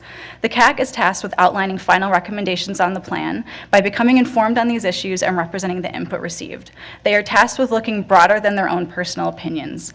The CAC work lasted over 30 months, which is a really long time to ask volunteers to participate in a process, and the majority of them stuck it out through the end. The CAC took their work very seriously and had several challenging conversations to find consensus on issues where there was not consensus from the public. Oftentimes, that meant meeting a topic or issue somewhere in the middle to find as much common ground as possible amongst all of these differing perspectives. Ultimately, the CAC made a unanimous recommendation on this plan, and those unanimous recommendations are included in the final document. Here is a snapshot of the timeline of the project. The impacts from the murder of George Floyd and COVID-19 early in the process delayed a number of timelines, and it also compounded staff's difficulties to engage a broad and diverse audience. However, the delays also speak to how we continued to work diligently to reach people. Early planning phases had much more robust and extensive engagement than these last two phases for the draft and final plan. I'm now going to give a broad overview from the public comment period that lasted this January through March. We received 389 responses over the course of 49 days. People could share their feedback through an online survey, email, or phone calls. There was not a limit to how many times someone would weigh in via any of these methods. So someone could weigh in once, or they could weigh in more than once. We understand that this last phase of engagement is not fully reflective of all the voices heard to date. We know that not everyone can access an online survey or may not choose to be engaged in this process anymore. So for this reason, during tabulation, staff doesn't count the number of times something is stated during this phase. We don't see a response as a vote. The commissioners are the only ones who get to vote on this plan. What we're trying to do is share a snapshot of what the community is still talking about right now regarding this plan. So even if something is mentioned once in these themes, it may mean that many people feel this way. For this reason, staff look at every single comment and take it seriously, but we also weigh these responses with the final CAC recommendations and the feedback from the process as a whole. So the process for tabulating the public comment, basically staff read every single commenter's response. Responses often would include more than one topic, so we would break these responses into comments. And so those were separated and put individually into the spreadsheet. These comments were grouped into themes, and then these themes were assigned a level of impact based on how it would impact the park plan if we actually added it into the plan. So the theme level of impacts include no impact, so that might mean a comment had a support for a part of the plan. It might refer to something out of scope or something that's just too detailed for the plan to cover. Low impact, that meant that the draft plan could be modified without changing a CAC recommendation. Oftentimes that would mean adding or modifying the narrative or maybe changing something slight about the design. High impact meant that this would fundamentally change the plan or delay the planning process. And then for moderate impact, what that meant was that the plan change was feasible without disrupting the entire park plan or planning process. So these plan amendments were provided to the board. I will also note that the amendments that were provided to the board, some of these amendments do go against a CAC recommendation. Some of them might there may not be clear guidance from a CAC recommendation, and some of these amendments may include a brand new idea. So some of the ideas proposed in the amendments were talked about in great length already in this process, and for others, they were not really discussed at all in the process. All moderate impact themes are listed as amendments for commissioners, as I just mentioned. These are not staff recommendations or staff recommended amendments. Every moderate impact theme, regardless of how many people raised it as an issue and regardless of staff's opinion on the topic, is outlined before you. Amendments are a tool for the board to potentially refine the plan before adoption if you so choose. Any amendment would have to be moved by a commissioner. So again, I'll just reiterate that staff's recommendation is to pass the plan as is outlined in the final document. So there were 7 themes that led to plan modifications in this final plan. A few examples include strengthening language around water quality, natural resources, and access, and we also added a couple of additional enhanced intersection improvements. We also responded to one moderate impact theme, which was to add an additional portable restroom on the northern arm of Lake of the Isles, which I will go into a little more detail about. I also am just going to take a moment to go over some of the top topics from the 45-day public public comment period that we heard. Coincidentally, these also correspond with topics that were discussed in great detail and in depth during the course of the process as well. So improving water quality and protecting natural resources was consistently identified as a top theme and priority by the public. The final recommendations and plan document were developed through this lens. A number of recommendations and design strategies were adopted by the CAC and included in the final plan that inherently center this in the document. During the 45-day public comment period, this topic garnered several themes, and staff responded to the themes that fit within our purview.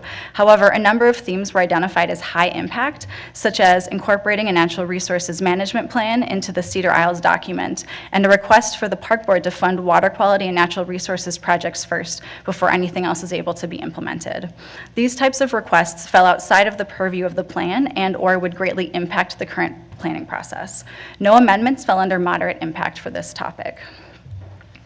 Access and accessibility for people of different ages and abilities also consistently rose as a top concern during the process. There was a lot of discussion amongst the public and the CAC regarding specific design decisions within the project area that would impact people's ability to navigate, access, or get to and through the parks. A number of access and circulation recommendations were adopted by the CAC and are included in the final plan.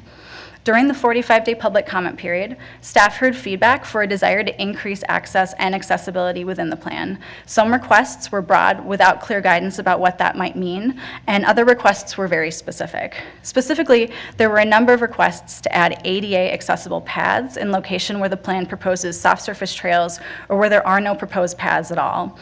There are no ADA standards for trails. However, there are ways to design trails to improve accessibility, such as widening trails, formalizing ad hoc paths, and adding wayfinding, to name a few. And these types of design elements have been incorporated into the plan. The difference between ADA standards and accessibility in a broader application was difficult to explain during the planning process. Amendments A, D, and G, which include adding a boardwalk along the northwest Cedar Lake Parkway, a paved trail through the north and northeast part of Cedar Lake Woods, and a picnic shelter at Lake of the Isles, have been provided so that should the commissioners so choose. The number and type of restrooms that people wanted to see was consistently heard throughout the process. Feedback ranged from adding nothing new to adding several more restrooms, either permanent or portable. Though CAC members did voice support for more restrooms in general, as well as the addition of a new permanent restroom somewhere within the parks, they did not take a formal vote on this topic. The draft plan proposed a new permanent restroom at Cedar Lake East Beach, and 2 new portable restrooms at Lake of the Isles. Locating the permanent restroom at Cedar Lake East Beach was determined by assessing current visitorship, the increased access to the light rail stop, and the types of programming that is currently offered at that location. During the 45-day public comment period, staff again heard support and opposition to new restrooms within the project area. After reviewing comments, staff added 1 more portable restroom to the final plan at the northern arm of Lake of the Isles Parkway because it was determined that it lacked adequate restroom access compared to the other parts of the project area. Amendment E has been provided to add a permanent restroom at Lake of the Isles, and Amendment J has been provided to remove the permanent restroom at Cedar Lake East Beach should the commissioners so choose. The desire for public land to be, quote unquote, returned to the public along the southeastern shoreline of Cedar Lake has also been a hot topic of discussion throughout the process. The CAC asked MPRB to assess the feasibility to add a trail along the shoreline and ultimately connect north to Cedar Woods, or by crossing the Kenilworth Channel and or run east along the south side of the channel. It was determined that although it is possible to add a path along the southeastern shoreline of Cedar Lake, there are a number of technical challenges to be able to connect the path either north or east. Ultimately, the CAC proposed to add an expanded littoral edge and improved shoreline buffer along the southeastern shoreline. Existing encroachments would be removed at the time of project implementation, and homeowners would have to apply to the board for a new encroachment if they were interested in using public land for private use again. Once the shoreline is restored, MPRB would then assess whether a future path connection is possible amidst the shoreline restoration. Oops. Sorry about that. During the 45-day public comment period, MPRB received a number of comments, again requesting a path and/or access to the southeastern shoreline of Cedar Lake. Amendment C has been provided to add a path along the shoreline, should commissioners choose. And I will note that this amendment would add a path along the shoreline only. The language does not include a connection north to the Cedar Woods or east along the south side of the Kenilworth Channel. Adding one or both of these connections would change this from a moderate impact theme to a high impact theme. Whether to add a soft surface bicycle trail through the northeast forest of Cedar Lake was discussed at length towards the end of the planning process. Feedback made it clear there is currently modal conflict with the ad hoc trails in the forest. People use the current informal trails for walking and hiking and also for biking and mountain biking, causing issues around safety and confusion about which uses are currently permitted. The CAC had a tied vote on this topic. An equal amount of CAC members voted to limit trails to pedestrian only, and the same amount of CAC members voted to include a bicycle trail to accommodate bicyclists who use this area as a through connection to other biking trails.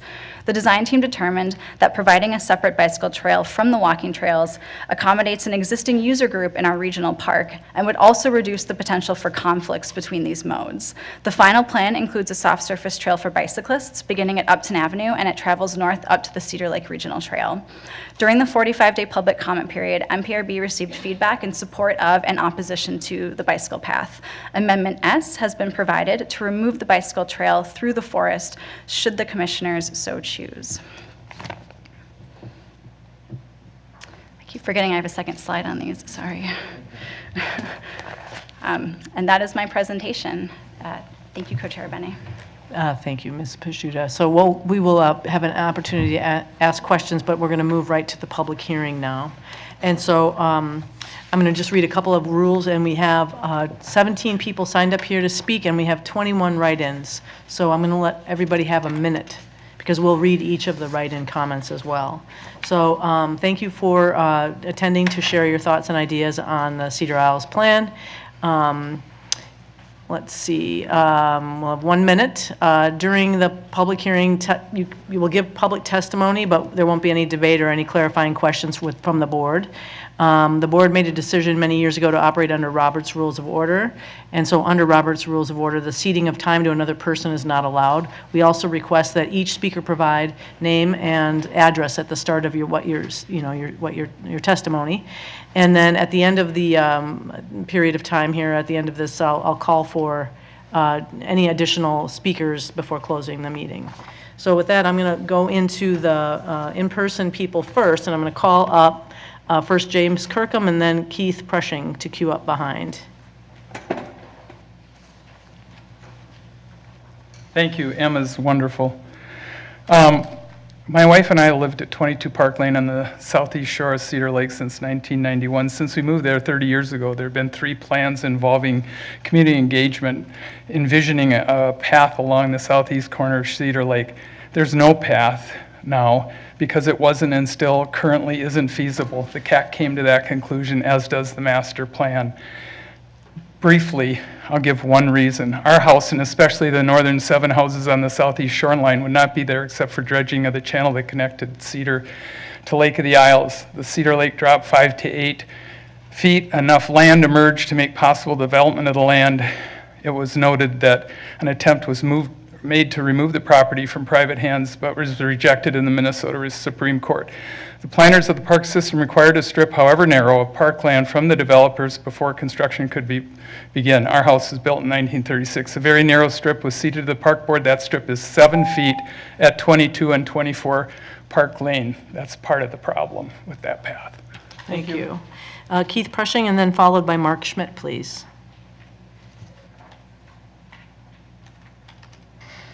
Hello, I'm Keith Pressing. I'm the president of the Cedar Lake Park Association. We are a citizen volunteer organization founded in 1988 to finance the acquisition of 47 acres of former railroad land. Since then, we have been engaged in a robust partnership with MPRB to create and perpetuate a nature park at Cedar Lake, centered in the Conservancy area on the north and east sides, but inclusive of the entire lake. I'm here today to comment Specifically, I want to ask the Planning Committee to reject amendment number D, theme 2-4, the suggestion for a paved trail along the north and northeast part of Cedar Lake. And then second, I want to ask you to support amendment number S, theme 2-17, opposition to two-way soft surface bike trail along northeast Cedar Lake. Thank you. Mark Schmidt, followed by Henry Labunta.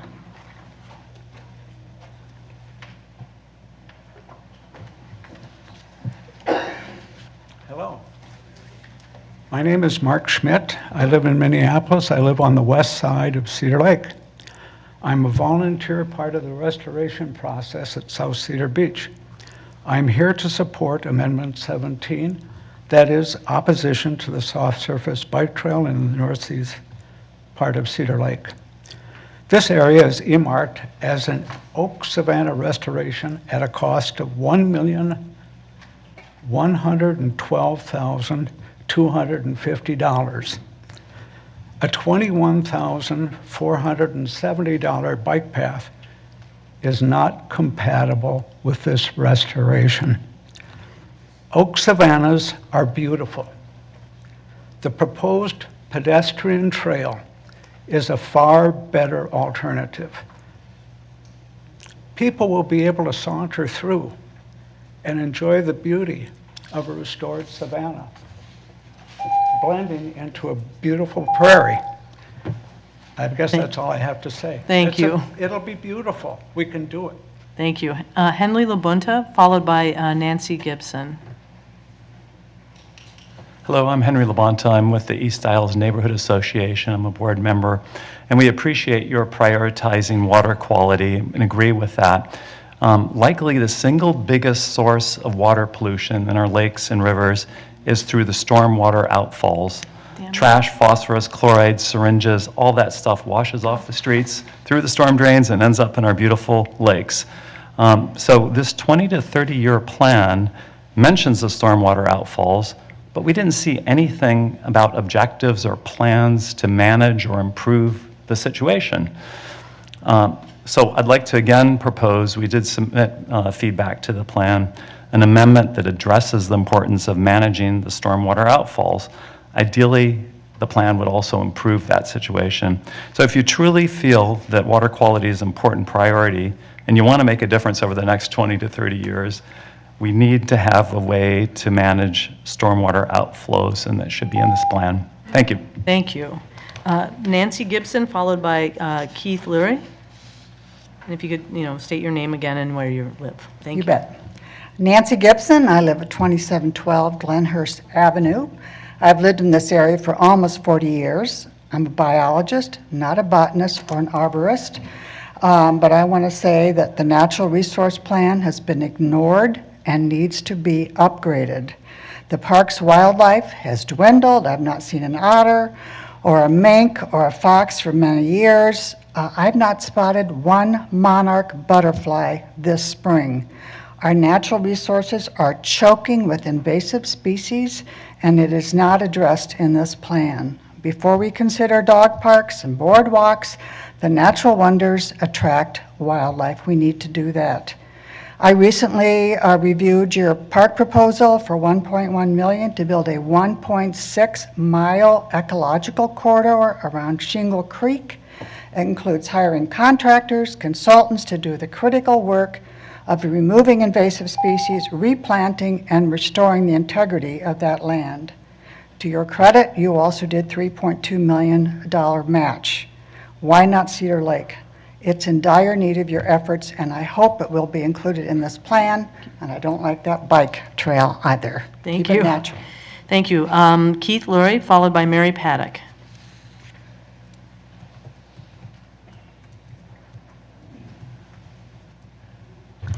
Good evening. My name is Keith Lurie. I'm a physician and used to talking to audiences about resuscitation and the physical health of the community, as Mr. Rice knows. But I'm here to talk about the health of the water in our community. I live in South Minneapolis and hope to soon live in a house next to Cedar Lake. And I've been struck over the last 30 plus months with all this public dialogue that while we all are talking about quality of the water and the flora and the fauna around, we keep coming back to a lot of other issues. And I'm troubled by the fact that there are a whole bunch of new amendments that were introduced at the 11th hour. So I am staunchly opposed to all of them, especially Amendments A and C. But more than that, for those of you who have read The Power Broker about the abuses of Robert Moses, the last minute addition of all of these amendments to a plan that was agreed upon, I find very disingenuous, and I urge you to honor your fiduciary responsibilities to our community and go with the plan that was agreed upon in public forum for the last 30 months. Thank you. Thank you. Mary Paddock, followed by Christopher Loke. I am Mary Paddock. I live at 2782 Dean Parkway. I've lived there since 1968. Commissioners, I ask you to adopt the plan as presented and honor the thousands of hours of public engagement that went into it. I also want to call your attention to a problem with the CAC process. Minneapolis is trying hard to invent democratic processes that are guided by equity, but if we want more than superficial success, we must engage the whole community in a transparent and straightforward way. The CAC process did not do that. From the get-go, CAC members should have been allowed to meet face-to-face with BIPOC and other special interest groups. That did not happen. Instead, staff met with those groups separately and then throughout the process tried unsuccessfully to address equity. For example, we experienced resistance to sharing results of internal staff considerations, voting, and community comments. Sometimes a single voice was given as much weight as 50. And there was resistance, even refusal to prioritize anything over anything else. Everything was equal. This shows up in, for example, in the lack of prioritization of protecting our lakes and natural resources. Thank you. Christopher Loke, followed by Jake Werner.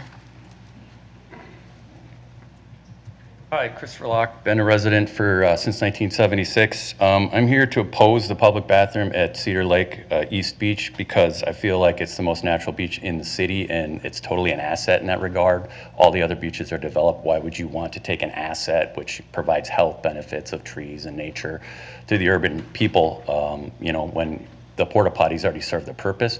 And frankly, as everybody knows, the public bathrooms at parks are locked half the time. They're really dirty and smelly. Like Powder Park has a porta potty right next to the building because it's so gross. So it's really kind of like defeating any good purpose to cut down a bunch of trees that provide shade and help fight climate change. There's been 30 trees cut down in the last few years. Who knows why? Because they weren't ash, and it's really kind of sad. So I just would like you to reconsider and not develop that one awesome natural beach, because there's nothing like it in the city. Once it's gone, it's gone. It's hard to replant trees that actually grow very tall because they get trampled on. So I'd just like to ask you to do that. Thank you. Thank you. Jake Werner. Jake Werner, followed by Paul DeMalt.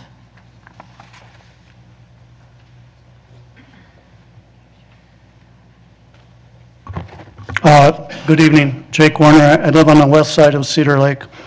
I've already weighed in on the amendments to you. So I'm just going to say this. Frederick Law Olmsted addressed the very first board of park commissioners with a theme of public trust. He said, quote, "Public trust in trust that parkland is acquired for the benefit of the public and preserved for public use. Parkland is not for the benefit of one or more individuals. If the master plan process did not address and correct deficiencies of equity, diversity, and inclusion, purported principles endorsed by the Park Board and the Met Council, then it is contingent on the Park Board and their public trust duty to address the shortcomings of the master plan and change the design accordingly. Cedar Lake Regional Park is not meant to be hidden and secluded backyard park for immediate residents. The goal must be to make regional parks accessible to all of the public." Thank you. Thank you. Paul DeMalt, followed by Michael Burgess. Hello, Paul DeMalt, 4025 Kipling. I grew up in South Minneapolis and have used all the lakes and paths. This master plan, I thought, was the chance to take some of the pressure off of Lake Harriet, Isles, and Bede-Makaska by creating a boardwalk and paths on the east side of Cedar Lake. It's amazing to me how property owners on the southeast side of Cedar Lake have used park board land as a private refuge for their personal use. I also find it amazing that for 40 years, the Cedar Lake Park Association has said no asphalt paths, restricting use on East Cedar Lake by seniors, folks with disabilities, and families with strollers. I hope you include asphalt paths and boardwalks in the plan. Thank you. Thank you. Michael Burgess, followed by Jesse Rendy. Hi, I'm Michael Burgess, 42 Park Lane. Thank the board and the planners for this process. I support amendments L, M, and N for the community-based plan for South Cedar Park. I think that that involved extensive public opinion, and so I support those amendments. I'm strongly against amendments A and C. As Commissioner Forney and Commissioner Schaefer experienced in our public forums, hundreds of people were against boardwalks and pathways around the lake, and the CAC extensively researched this and dismissed it. So I'm against A and C. As a local resident, I'd welcome the opportunity to restore the foreshores and happy to contribute to that. I also urge the board to stick with all of the CAC recommendations that were made because they were through 18 months of extensive community involvement, thousands of community involved, hundreds of people supporting those recommendations. So thank you. Thank you. Jesse Rendy, followed by Jeffrey Lau. Good evening. Thank you, Jesse Rude, 42 Park Lane. While I also oppose amendments A and C, I'd like to speak to amendments L, M, and N. These amendments concern Cedar Lake South Beach, which has been part of a separate publicly vetted planning process in cooperation with the Cedar Isles Dean Neighborhood Association. And I encourage the board commissioners to approve these amendments, which strike language from the master plan that circumvents the existing South Beach plan. I attended many of the public hearings over the past 2 years and never heard any interest or need expressed for changes to South Beach landscaping, the building of a dock, or any other structures. These ideas, to my knowledge, were never discussed in the 30 months of CAC meetings. So it's troubling that these changes were made to the final draft of the plan. So without evidence provided for a public need or public support of these last-minute additions to the master plan, I urge the commissioners to support amendments L, M, and N. Thank you. Thank you. Jeffrey Lau, followed by Marty Carlson. Good evening. My name is Jeff Locks. I live on Cedar Lake Parkway at the intersection of Franklin. My only comment tonight is to bring us back to the public meeting that was held at the Kenwood Community Center, where the entire auditorium rose in common voice against wood structure and boardwalks. Trust is critically important to what y'all do and what we all receive. We thought as a community that boardwalks were deader than a doornail. All of a sudden in the final plan, there's language that says we're not going to have any boardwalks unless we need them. And that's not what the communication was. So I would encourage us all to stick with the sentiment and the heartfelt conclusion that boardwalks are a misguided effort. Thank you. Marty Carlson, followed by Terry Pearson. Thanks. Hi, I'm Marty Carlson. I live in the Kenwood neighborhood. I really am here just to say thank you to the board and to the CAC and to staff for everything you've done during this process. This is the first time in my life that I've participated in a political process like this, and I came to it accidentally and with a fair amount of fear and trembling. But I haven't missed a CAC meeting since the initial park concepts were rolled out, and throughout that process I've developed a real confidence in the process and respect for it as well. I think the final plan reflects a lot of thoughtful discussion and really hard but fair compromise. I commend it to you, and I hope that you pass it. Thank you. Thank you. Terry Pearson, followed by Christy Odell.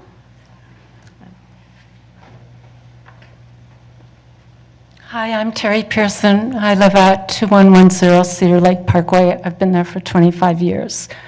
I do want to thank the board. I also want to say what Mary said, that the committee that worked together, I thought it was not, in fact, I even talked to Adam, and he said, well, we had more young people on this because the last time we had a committee, we had too many old people. So I thought that the committee wasn't really fair either.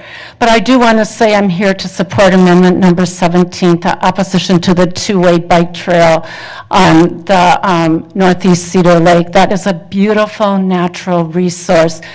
The Kenilworth Trail is right there. Right now, it's light rail. And then there's the Cedar Regional Trail where all the bikes can go. And then there's Brownie Lake that has off-road and mountain biking. And there's all the Theodore Wirth area that is full of mountain bike. So I'd like to keep that area as an area for people to walk, for pedestrians, for us to enjoy the trees and nature. Thank you.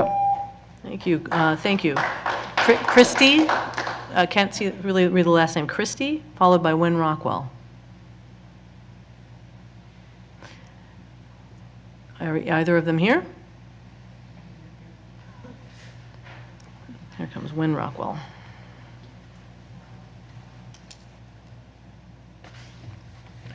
Good evening. My name is Wynn Rockwell. I served as the chair of the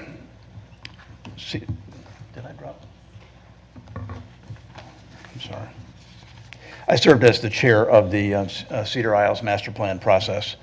I come here this evening as chair of the process, thank you, not in my individual capacity, and I speak from that perspective.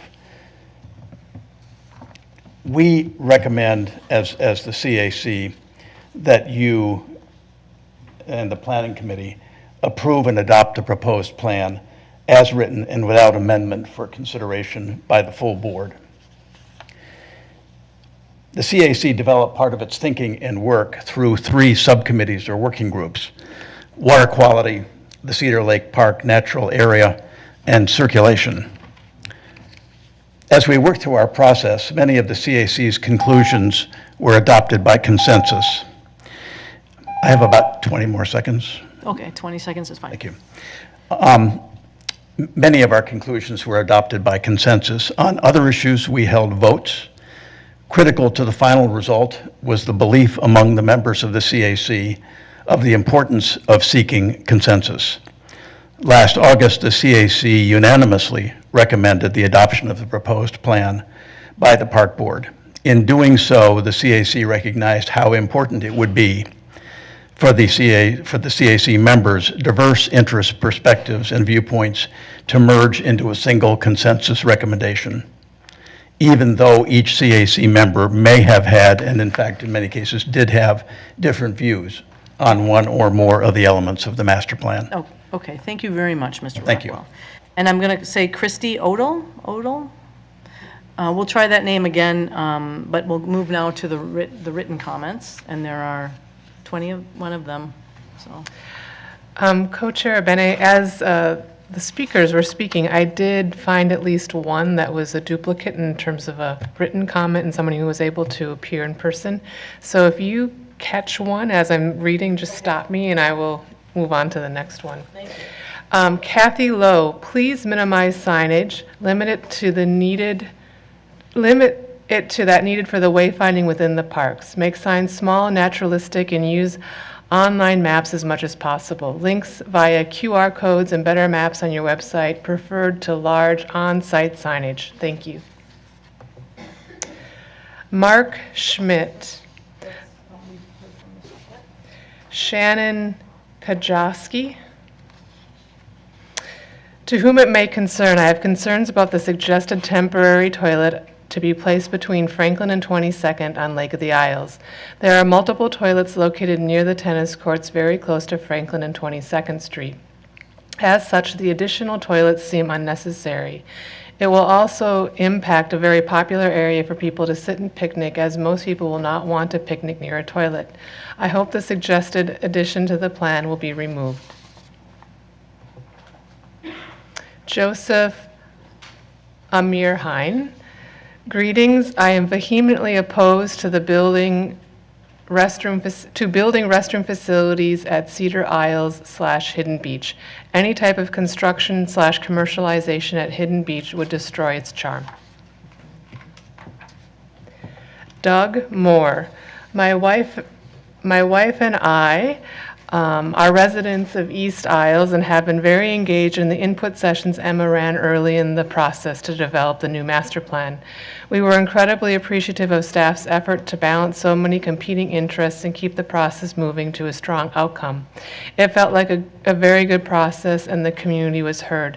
Until now, we are now receiving many emails from concerned residents about changes and amendments that have undermined the input and cast a large shadow on the process. We realize the MPRB is now close to finalizing the plan and voting. We strongly urge Emma that voting be postponed until any changes made to the plan since the CAC approved it are communicated clearly and clear expectations are given as to why the changes were made and how they were influenced. What influence could possibly be more valued than the neighbors who live in Cedar Isles itself? Would MPRB override input from the residents of other Minneapolis neighbors? Catherine Gunsbury. I am writing to share feedback on some of the proposed amendments to the Cedar Isles Master Plan. I want to acknowledge the time and effort that has been put into the plan. Thank you. I have major concerns with approximately 40% of the proposed amendments. I absolutely oppose amendments A, C, D, E, F, G, and H. Major concern number 1 conflicts with the master plan goals and strategies. Amendments A, C, D, E, F, G, and H, approximately 40% of the proposed amendments, conflict with stated water quality and land management master plan goals, but none put water quality or long-term ecological health at the forefront. No boardwalk will help to reduce foreign substances, including trash, in the lakes. They will likely hinder restoration and stabilization of shoreline and habitat, including littoral edge and plantings and shoreline buffers.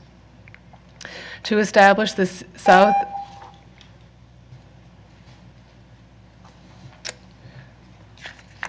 One second, let me get to the name. Ron Faber.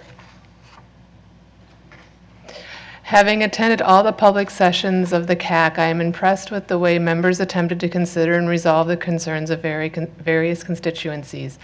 I was therefore surprised and dismayed by the potential amendments which seem to ignore or misinterpret many of the CAC's recommendations. As a result, I strongly urge you to reject these moderate impact modifications. I do not believe they are moderate. In several cases, they appear to be diametrically opposed from the CAC recommendations. In particular, please note, number 1, suggestion for a boardwalk along Northwest Cedar Lake A. This misleadingly suggests the CAC recommended a boardwalk here. In fact, there was strong opposition from the community to a boardwalk.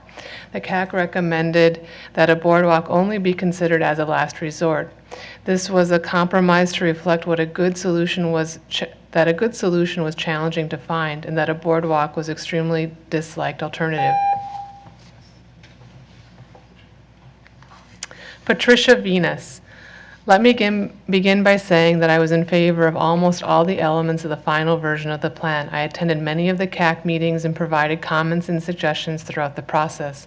I was particularly impressed with the final version of the plan, reflected consistent feedback to prioritize water quality and protecting natural habitat and to be mindful that the funding is finite. Building structures should be held to a minimum because of initial and long-term maintenance costs. The final plan was a strong document because of talented staff and contractors, dedicated and thoughtful CAC members who had different backgrounds and a thorough process of soliciting community input. One part of the final plan that I disagree with is allowing mountain bikes on the northeast Cedar Woods. This idea was raised at the end of the process and, in my opinion, not thoroughly vetted. This proposed trail is redundant with other bike trails in close proximity. The area should be preserved for walkers who seek a natural woodsy experience without fear of being hit. Bill Meese. We're in alignment with Marty Carlson's observations and objections in certain amendments. Our general attitude is, can we please stop trying to solve problems that aren't problems? People actually enjoy putting a picnic basket down and have some time with their family. I've seen diverse families, some with wheelchairs, enjoying a picnic without a designated structure. Overall, we commend the committee for their inclusion and good faith effort to improve quality of the lake's water and experience. Please don't junk it up. Thanks.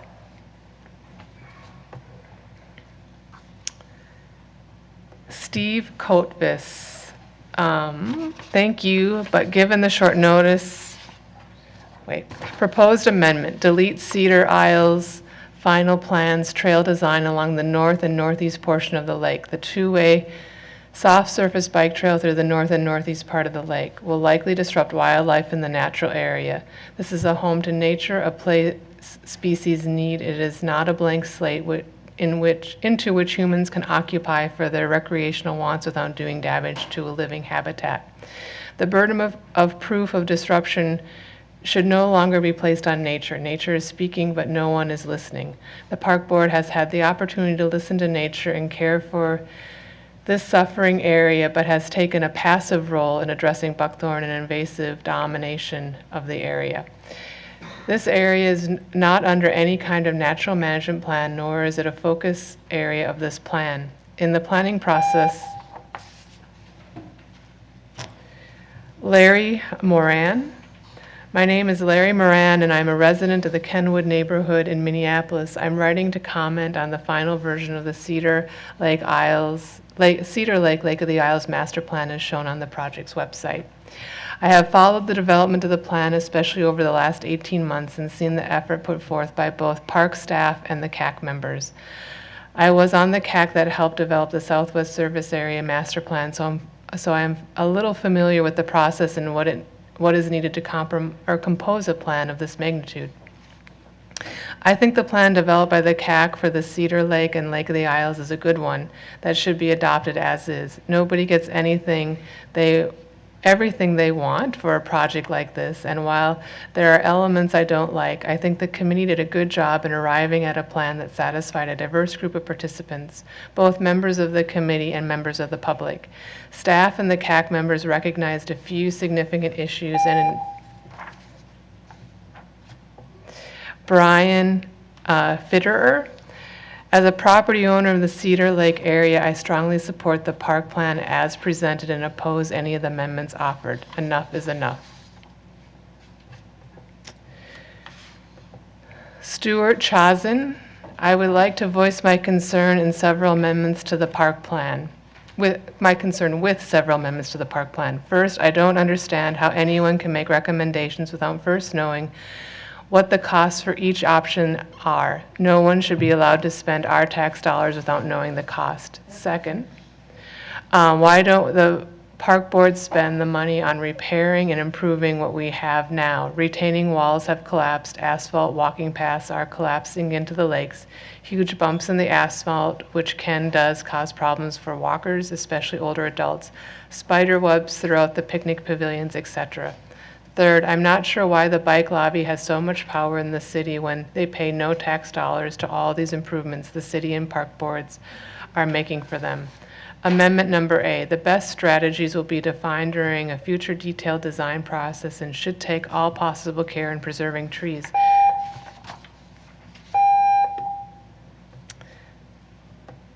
Kaya Berry. Sorry, I will be unable to attend. A suggestion for not just Cedar Isles, but any new plans for the parks. As with many boomers, my spouse is only able to walk a short distance before he must sit down to rest. He needs such exercise. Without the benches, he is confined to an electric scooter or staying home. Please consider enough benches, although along the paths for aging and impaired. If you are concerned about people sleeping on the benches, use the types with arms in the middle. Thanks for your thoughtful consideration. Henry Labonta.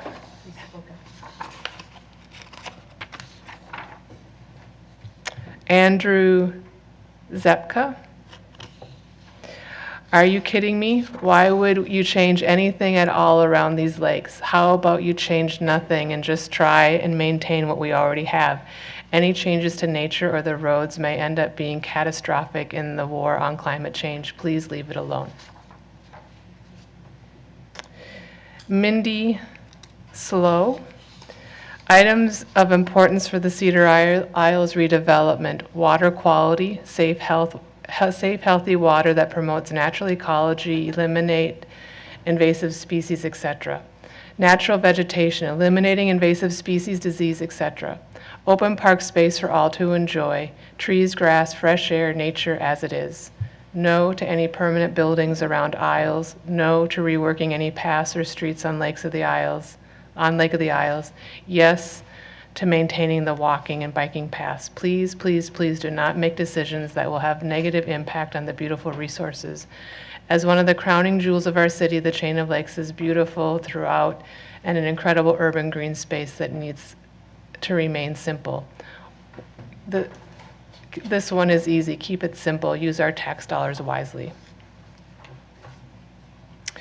Jennifer David. As a Loring Heights resident and almost daily user of Isles, I was thrilled to see you're focused on natural resources will work to create a habitat that supports the environment. For recommendation 1A, have you considered entering into a partnership with the U? For recommendation 1E, again leaning into the U, have you looked at the Bell Museum's pollinator garden called the Learning Landscape? And is this something that could be a partnership with MPS and nearby Kenwood School or City of Lakes Waldorf schools, or even the high schools to get engaged?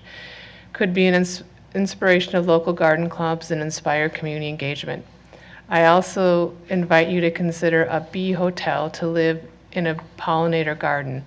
There is a bee hotel at the Bell that my father, Craig David, designed and was commissioned by Dr. Marla Spivak and the Bee Lab team. James Kirkham, please reject Amendment C. There was an investigation of putting pedestrian path along southeast Cedar Lake. Park Board land narrows to less than 7 feet at 22 and 24 Park Lane. This was not included in the master plan.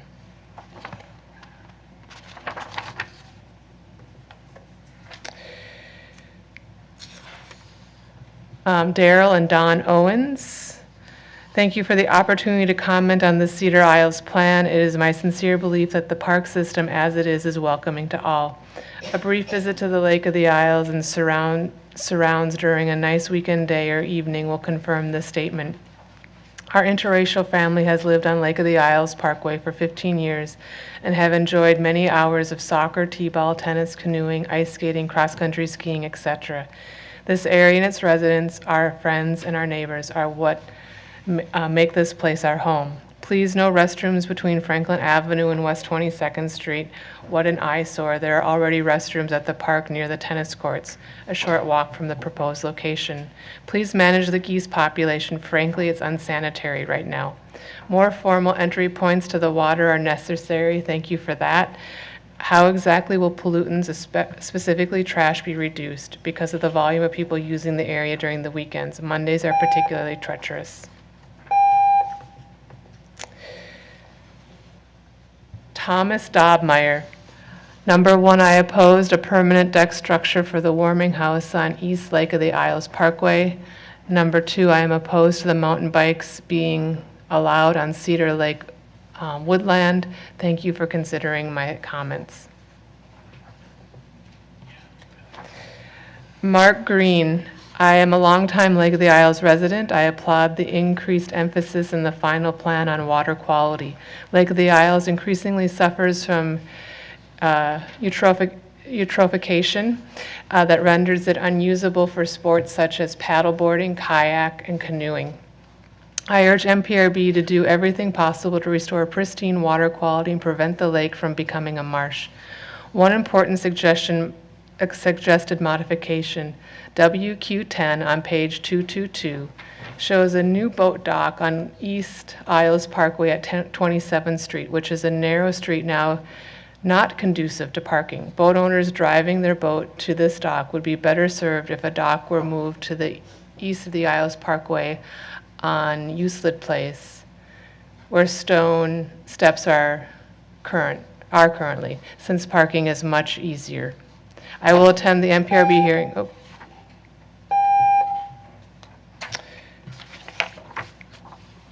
Sheila Peterson,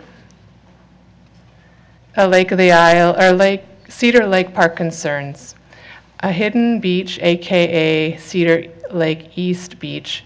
East Beach used to be known as Hidden Beach. The difficulty of getting to it was a big part of its charm. You sort of had to know it was there to find it. Dirt paths in the woods, no lifeguards. It was a bit of wilderness in the city. Now, unfortunately, this is its own train stop. That is opposite of hidden. Please, please do not destroy whatever charm is left by paving the past, building structures, smoothing down all of the rough edges. Please let there be a bit of wilderness left in the city. People deserve that too. Southwest Light Rail. First, let me state outright that I hate the Southwest Light Rail. I feel that the route was betrayal of the people. The area it ravages was. All right, last one. Ryan Harms. Dear Park Board members, I lived in Minneapolis most of my adult life. I frequented Hidden Beach many times over the years.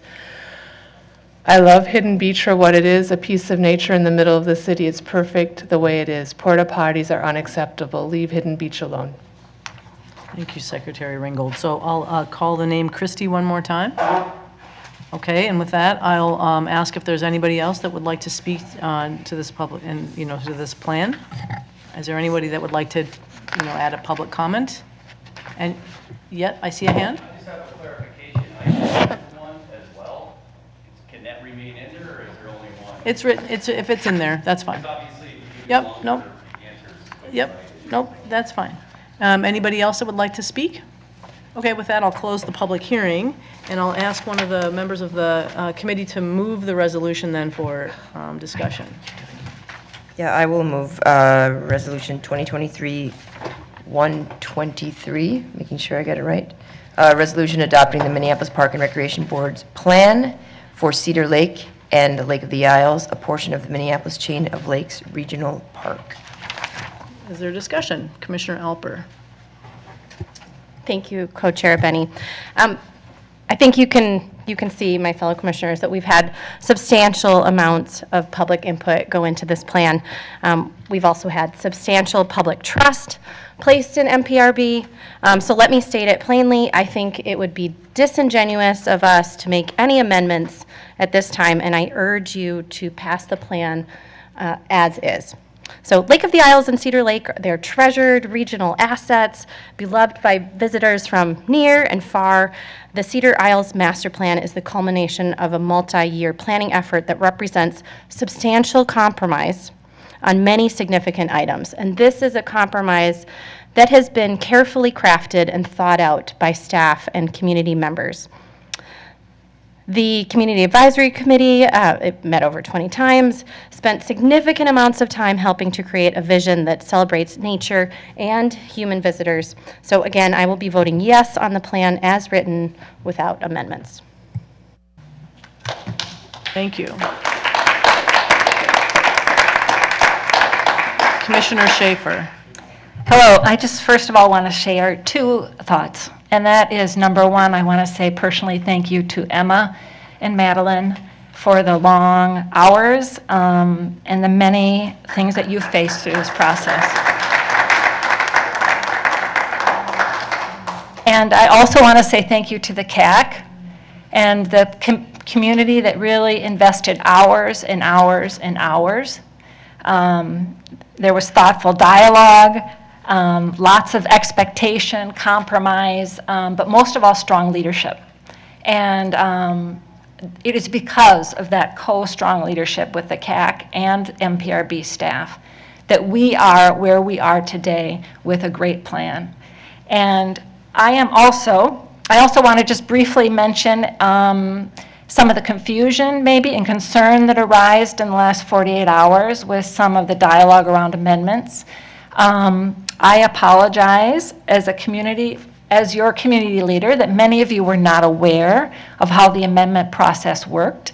I found out about that process about a month ago and should have been dialoguing with the community at that point about how this process works. So I want to publicly also apologize that I should have started that process a little earlier and had more dialogue and encouraged that dialogue. But I appreciate those concerns. I have noted them, and I think there's validity to some of them. But I am in the middle of this process and support this process as it is the last plan that we will be moving forward as part of this process. But I really appreciate all the feedback that you gave around this last final stretch is what we kind of called it. So I want to say that.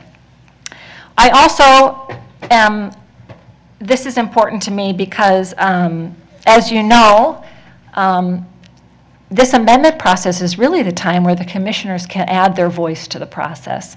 So there were issues, but it's also the time where we, as those of us that have attended some of the meetings, and for me, particularly important for me, because I have invested many hours in coming to most of the CAC meetings and some of the tours and the different discussions since the start of this time.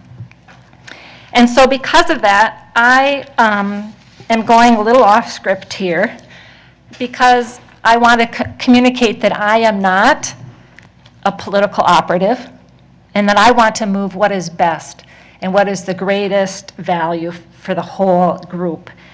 So in a spirit of transparency, I would like to move the one amendment that is listed in the group of amendments that I would like to move for 3 different reasons, and that is amendment number S. And that is the removal of the 2-way bike path in the northeast corner of Cedar Lake Woods. Commissioner Schaefer, I'd like to give you more time right now because this is your district, and okay. I'd like to give you more time. There's 3 reasons why. There's been a tremendous stress caused by the Southwest Rail project at this particular location, in fact, right on top of it. Number 2, there is the Kenilworth Trail running parallel, exactly parallel to where this soft surface bike trail would be. And number 3, because of the dedicated commitment of decades of volunteer work in restoration and tree planting in this area through the Cedar Lake Park Association and others, I almost get choked up thinking about it, that have been advocate for this space and for obtaining some of this original land back in the day. So for these 3 reasons, I move consideration of Amendment S for my colleagues' consideration. And I wanted to do this today because of the spirit of transparency that I have as a commissioner. This allows us 2 more weeks for there to be dialogue, and I'm not bringing it at the last minute on the very final vote. So that's my spirit in bringing this forward today, and I would like my commissioners to seriously consider that for the reasons that I have detailed. So I will move that. I guess we don't need a second. Any questions that commissioners may have for me on that perspective? Commissioner Alpert. Thank you. I really appreciate you talking about bringing this forward to have that discussion tonight and not at the next board meeting. In the spirit of what I have pledged publicly, both in responses to people who have emailed me and what I just said prior to your statement here tonight, I'm going to be voting no on that amendment, but I'll certainly be thinking about your rationale over the next couple weeks. Okay. Thank you. Thank you. I appreciate that consideration, Commissioner Albert. Commissioner Olson. Yeah, so I've thought and had conversations about this particular issue as well. And, I do see it as, a nice area, a nice natural area, and we do have the current bike conflicts. And generally, when I see a situation where folks are doing something that we don't really like or, whatever, just saying stop it or trying to enforce it away or whatever is not going to end it. And I think that a better option is to put it into something where it is not harming the situation as much as possible. And so I think a formalized trail, while maybe not ideal for nature lovers, could actually result in less obstruction, less conflict, less overall pain in the area, and it's something that could mitigate. That's something that we won't be able to stop. And so that's why I will be voting against this amendment. I think it's been hotly contested, and I side on the there's more benefit to it than not to have it.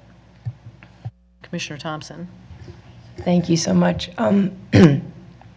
I respect so much the work that community members have done, and I also will try to be concise here. I respect the position that Commissioner Schaefer has, and I know that those of us who are district commissioners sometimes, I know that everybody up here works very hard and all the things that come before us, but those of us who are in the district kind of know details that maybe some of the other ones don't know. So I just want to say that Commissioner Schaefer, I will support your that particular amendment since you moved it. Thank you. Is there other discussion? I guess I'd like to add a couple of comments. I think the process is incredible, honestly, and I really do have to say thank you to the planning team for doing this and doing this work and really trying to get engagement. I mean, I really went back and looked at the community engagement parts of the plan, and I mean, valiant effort. And to the community members, those who are here, those who are on the CAC, and those who paid attention and participated, it's your city, this is your city, these are your parks, and I know this is a regional park, but it's also a city park, and regional parks are in our city are pretty special because they're wild and urban at the same time, and they're really important to us here that live here. So I just really appreciate all of that. And I guess the other thing I'll say is that I'm glad Commissioner Schaefer advanced that particular amendment. And people understand none of them have to go forward at all, but they can go forward. And I also want to say that other thing, too, that the commissioners don't really get a chance to speak to this project through the process. We don't. We listen, but we don't get to speak. And we may be hearing from constituents as well. So it is our chance to participate in the planning of this space. So, but anyway, that one did receive a ton of comments during the final public comment period. 84, and during the CAC process, it was tied, so there was no clear one way or another. So I think it's reasonable to advance this for the reasons stated about the natural areas. I don't think we need our human footprints in every space, and I think that this is such a natural resource forward plan that I think that this one really makes a lot of sense, so I'll be supporting it as well. So any other comments?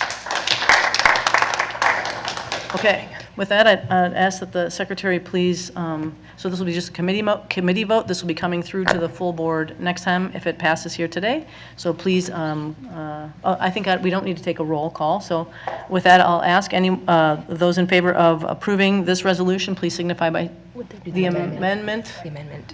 Please signify by saying aye. Aye. Opposed? No. Nay. That carries. So the amendment now is included with the resolution. Is there any further discussion? Commissioner Schaefer. I just have 3 other small amendments I would like to move, if that is appropriate at this time. Please go for it. The first amendment is a clarification around the fishing docks in the plan.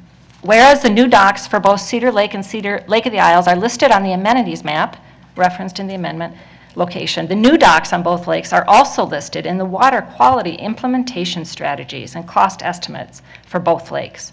Whereas docks make no improvement to water quality, the action would be to include all docks in the amenities cost estimate and implementation list instead of in the water quality implementation and cost estimate list. And being consistent with the amenity map. Any questions? Commissioner Elper. Thank you. I am going to be supporting this because I believe it is a minor change of wording and location of information. Thank you. Any other questions? Okay. Well, I think we can go ahead and vote on the inclusion of that amendment. All those in favor of including that amendment, please signify by saying aye. Aye. Anyone opposed? So that amendment's included. My second amendment, the point of this is to make sure that the point of implementation of our new amenities, that our current like assets are in good condition. I will also be happy to say that if this amendment passes, if the staff find a more appropriate place for insertion of this sentence within the plan, because I know you have worked hard at crafting the language, if there is a better place than section 6.2, I am happy to discuss or change.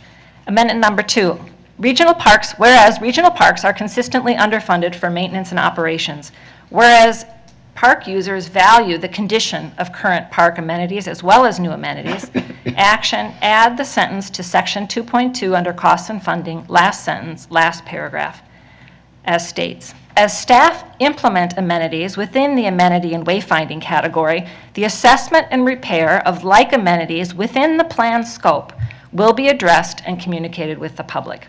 For example, we inspect and repair the current fishing docks when at the same time we're adding the new docks in case there's a need for repair. Thank you. Other questions? Commissioner Alper. Thank you.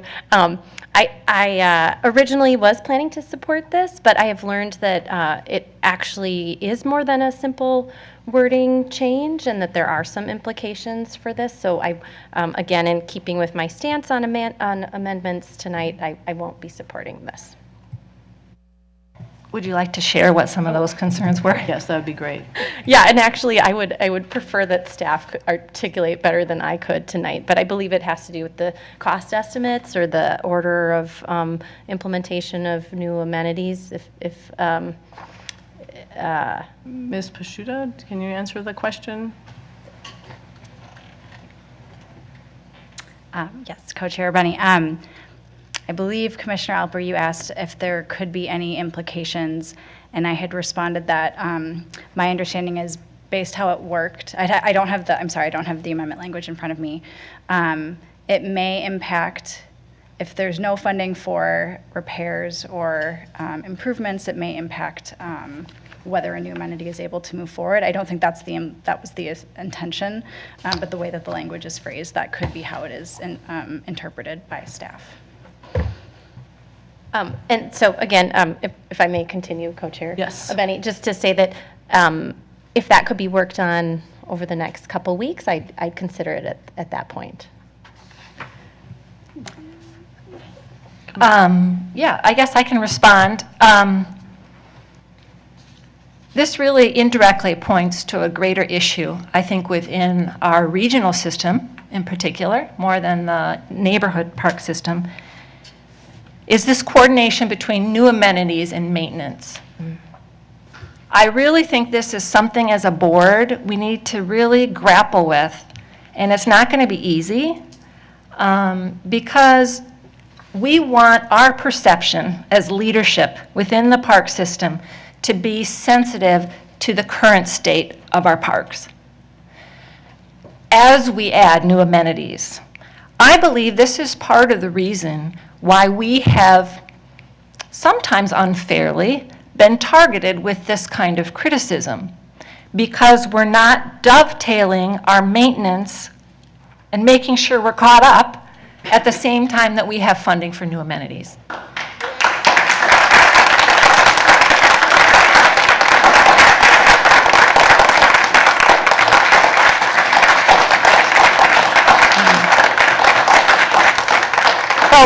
So I believe that the community would take one less fishing dock if they knew at that stop point in time. I know rehab has its own timetable, but we take, for the most part, good care of a lot of our assets. But we also know in the regional system, through the Lake Harriet Band Shell, et cetera, that there are gaps. So I think this is a small way within this plan in a very small category. Do I wish this were true of all of our implementation of natural resources, that we had all of the removal done before we started? Of course, but I think this is a small baby step that we can take and communicate to the community that we're going to make an effort around really prioritizing maintenance as well as new assets. So I would like to still move this forward at this time. Thank you. Are there other questions or comments from the committee? All right, well then why don't we go ahead and vote on that amendment. All those in favor of including it, please signify by saying aye. Aye. Opposed? Nay. That one passes through. Is there one more, Commissioner Schaefer? There is one more, and this one was added at the last minute in the final plan. And of all of the amendments I have moved, I have mixed feelings on this one, but I still feel like it is important because of our fiscal responsibility. Let me read it and then I'll give a little context. Whereas there are 5 portable restrooms planned around Lake of the Isles. Whereas the GIS map of restrooms, locations, and hours will be coming online soon. Whereas there are 3 restrooms, 1 permanent and 2 portable, in close proximity to the proposed northeast location. Those 3 restrooms are the permanent one at Kenwood Rec Center, the portable one at South Kenwood Park across the street, and seasonally, the winter warming house restroom would be literally maybe 100 feet from that location, or 100 yards, I'm not sure. Close. So action, remove 1 portable restroom from the northeast corner of Lake of the Isles, adjust the map, revise the narrative, adjust overall estimates. So my thought process around this is Lake of the Isles has been severely under restroomed. That's a bad way to put it. But we have been short restrooms for a long time. And so the CAC added 2 restrooms, both at the soccer field so that teams could have availability, and then on the northwest corner over by the canoe racks and where we're going to hopefully have some picnic tables, et cetera, in the plan. Those were approved by the CAC. 1 more was added. So I think my preference would be, from a fiscal responsibility, is to start with those, because I believe these restrooms will come online sooner than 2 decades out. Start with those, with the idea, if we hear from the community, we add the 3rd one back in at that point. But to start, you've heard me say this before, but crawl, walk, run. That's my spirit in this amendment. Commissioner Olson. Yeah, I'm opposed to this amendment. While reading through this document, on this particular issue, it's written, providing restrooms at these locations still falls short of recommendations for similar MPRB facilities, such as the Central Riverfront and above the Falls regional parks, which suggest permanent or portable restrooms at 10-minute walking intervals about every half mile. And so already our plan is inadequate to what our standard is and what our residents and folks who use our parks from all over the place expect and need. It may surprise you, but I have not always been super interested in restrooms in our public parks. But one of the formative conversations I had during the campaign was with a senior residential couple in Minneapolis who their favorite walk to do was around Lake of the Isles, but they had not been able to do that in recent history because of the lack of bathrooms. And so I think this is directly an accessibility issue. I understand that, maybe there's some over here or there, but I think, folks coming from outside don't know where every single restroom is. And so, we have funding, looks like it was approved, and I think we should go along with our own standards that we expect of ourselves in other park facilities. So I'm opposed.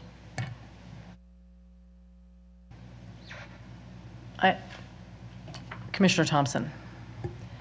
I support this idea in general, but I'm empathetic and understand where Commissioner Olson's coming from.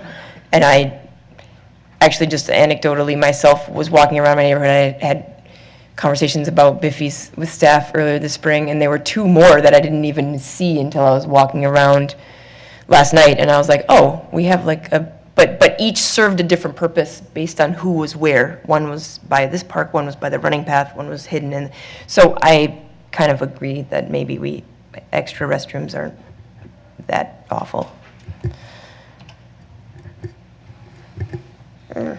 I have a question, actually, maybe for Jeremy Barrick. I'm not sure, but we did just have a presentation recently on portable toilets, and some are in the shelters, and I'm assuming this one would go in one of the shelters.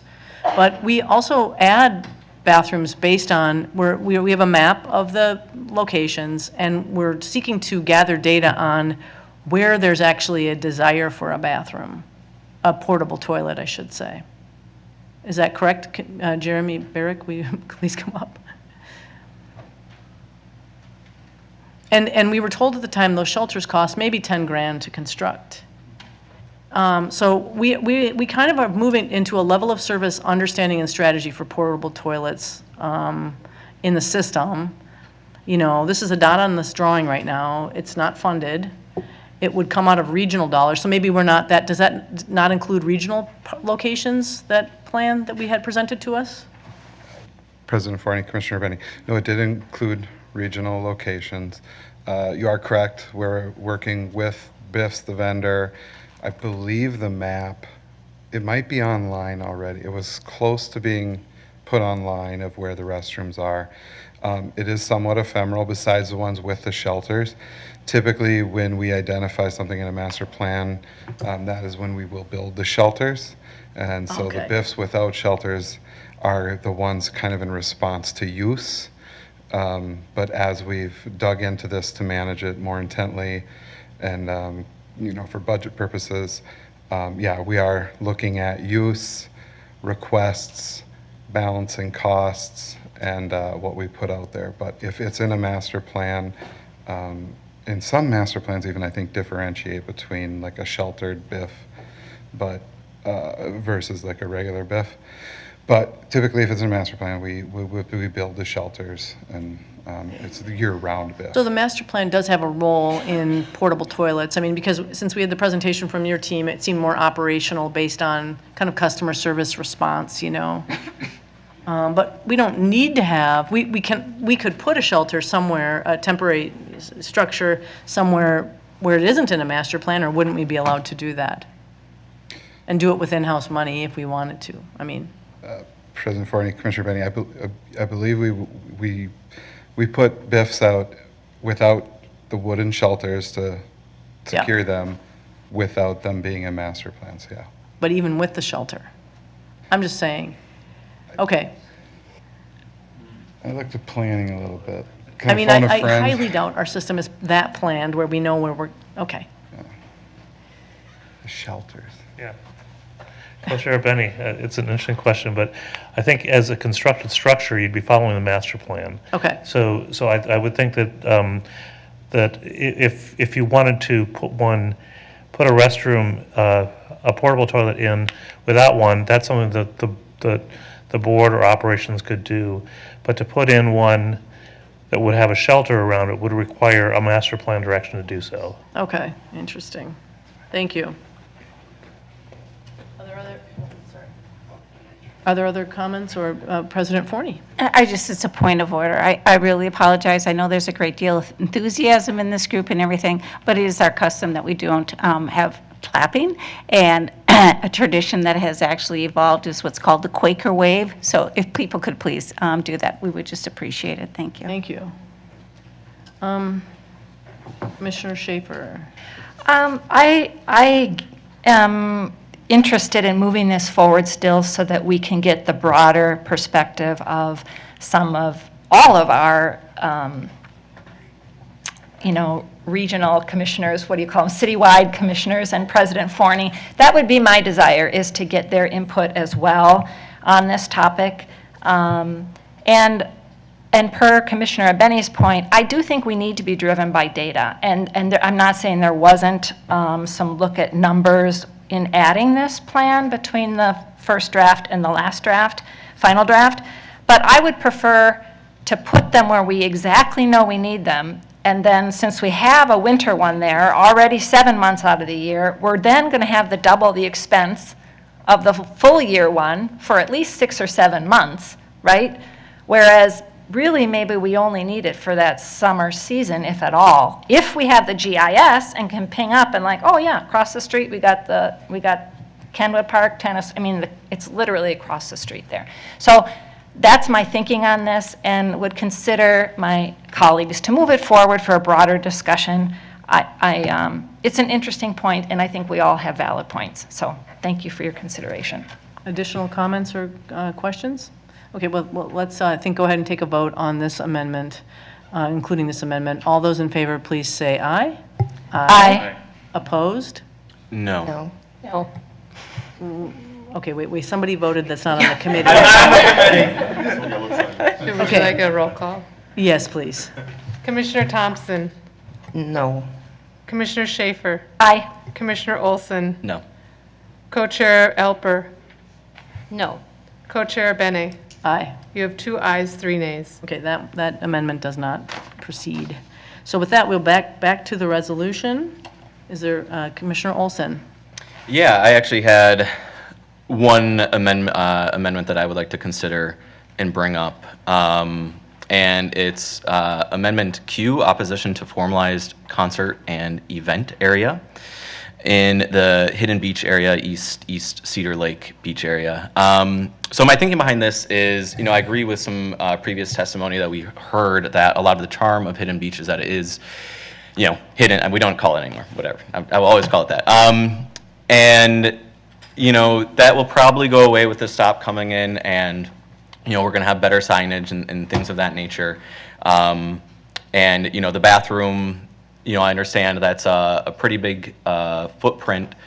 However, with the amount of folks that go to that beach every day, I've actually been there 4 times this year already, and the porta potties there, I used it and it was not at all a pleasant experience. And so I think, that's really necessary that we have, that storage area along with that restroom there. This formalized concert area is something that I think that we can remove without missing too much or losing too much, potential of what it could be. Already, it's used quite effectively. Folks sitting on blankets in the grass, sitting in fold-out chairs, things of that nature, and it has kind of a better vibe of being within nature. And so this was something I looked at it.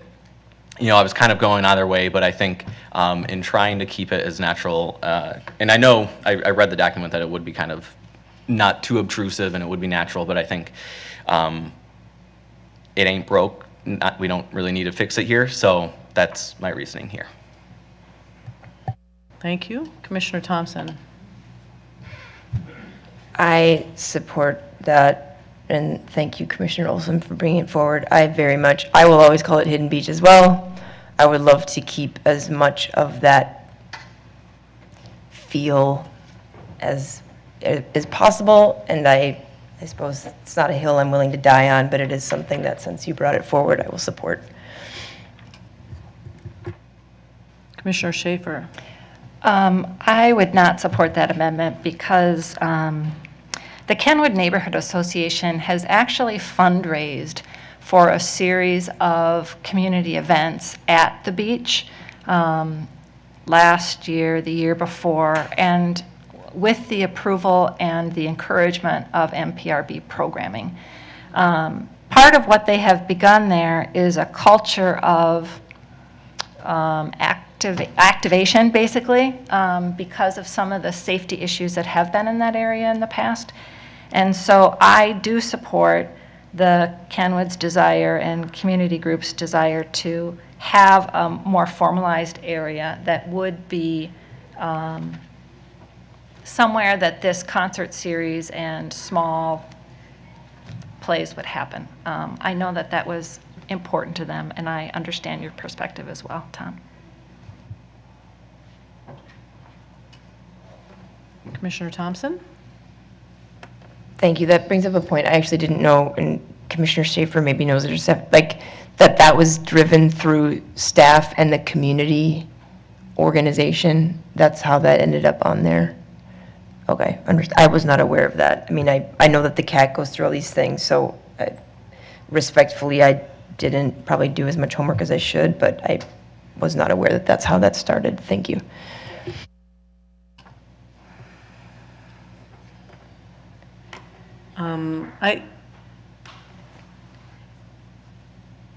If it doesn't pass this time, it could come back next time, I think.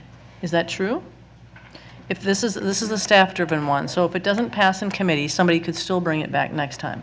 Because I didn't hear much about this, but I'm sensitive to what Commissioner Schaefer's saying, but I also really understand what you're saying. There's a character there that is a big deal. So, but I would like to hear from the citizens a little bit more on that one in the next couple of weeks. Okay, with that, let's go ahead and take a vote on adding Amendment Q. All those in favor, please say aye. Aye. Opposed? Nay. Nay. Abstain. Abstain? Mm-hmm. There was an abstain, Secretary. Okay. Oh, okay. Okay. So, any other discussion or any other questions? President Forney. Thank you. I'm not on this committee, so I appreciate the opportunity to speak. In case some of you are wondering that those of us who are on the committee don't normally engage. But I just wanted to give some clarity since it was apparent that there was some lack of clarity on how we go through this process. So I hate to ask, but Assistant Superintendent Schroeder, if you could help. First of all, what is the basic reason why we need to do this planning process?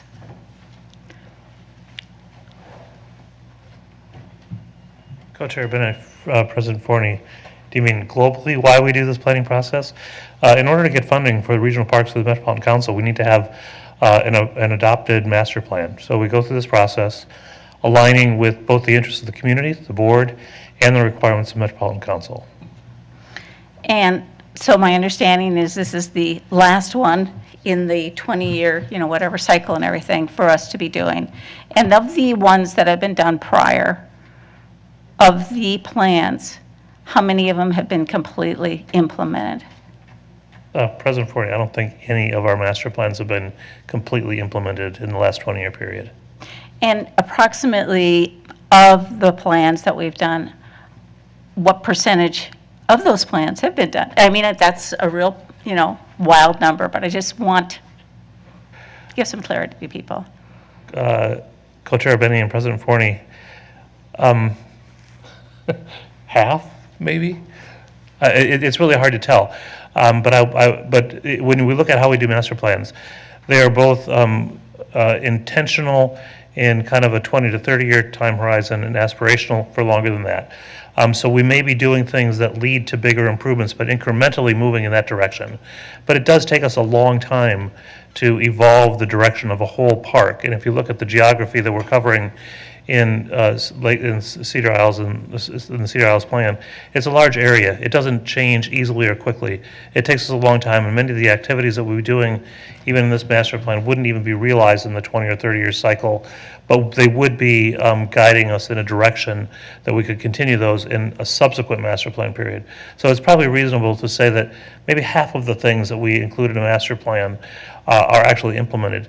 It's important also, though, that there are policy implications of master plans. For instance, telling us that, as was noted by several people who spoke, that water quality is really important.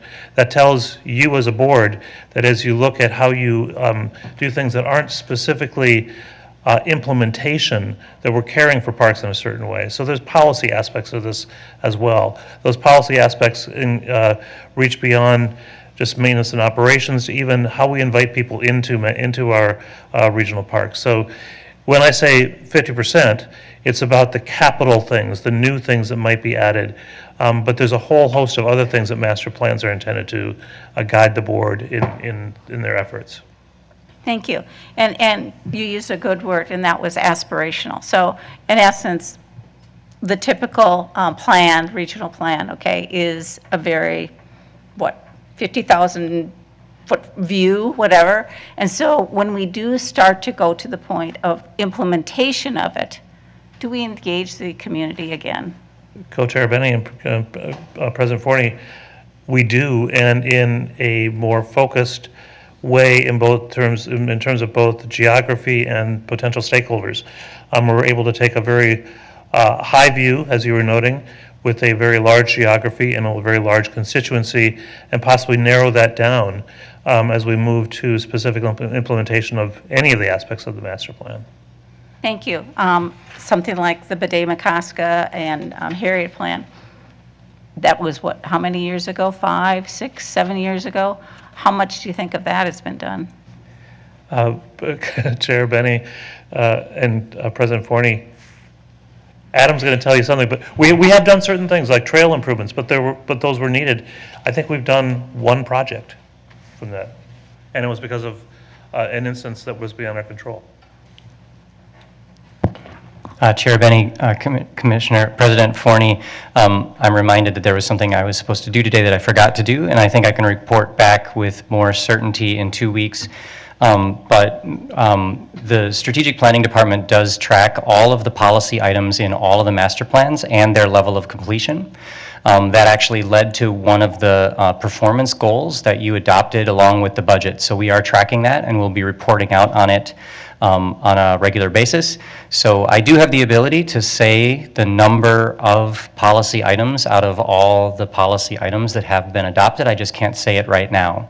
I can say that, as Assistant Superintendent Schroeder noted, there's quite a lot of variety that relates a little bit to how long a plan has been around. Minnehaha Parks Plan, which was adopted in 1992 and is a very good plan, is more than 80% complete in terms of its policy items. And obviously our much newer plans, like Bede-Makaska Harriet, have had less done. But even those, there are a lot of items that might not always show up as big implementation projects that are still implementations of the plan. In the case of the park I just mentioned, Lake Harriet, sort of new roadway crossings at the very southern end to connect to Minnehaha Creek. Like, that's a planned policy item that we can check off the list. So I'm happy to report back with a little bit more detail in 2 weeks if we want to continue to explore the question. Thank you. And I was trying to be transparent for everybody, is that, these things aren't going to start happening tomorrow. And we will engage you again. I just want you to all know that so much and everything, that your voices will be continued to be needed as the funding comes and we start to implement things. So the other question that I was going to say, in full transparency, I am going to be bringing an amendment forward at the next board meeting. I have some real concerns. First of all, I want to say,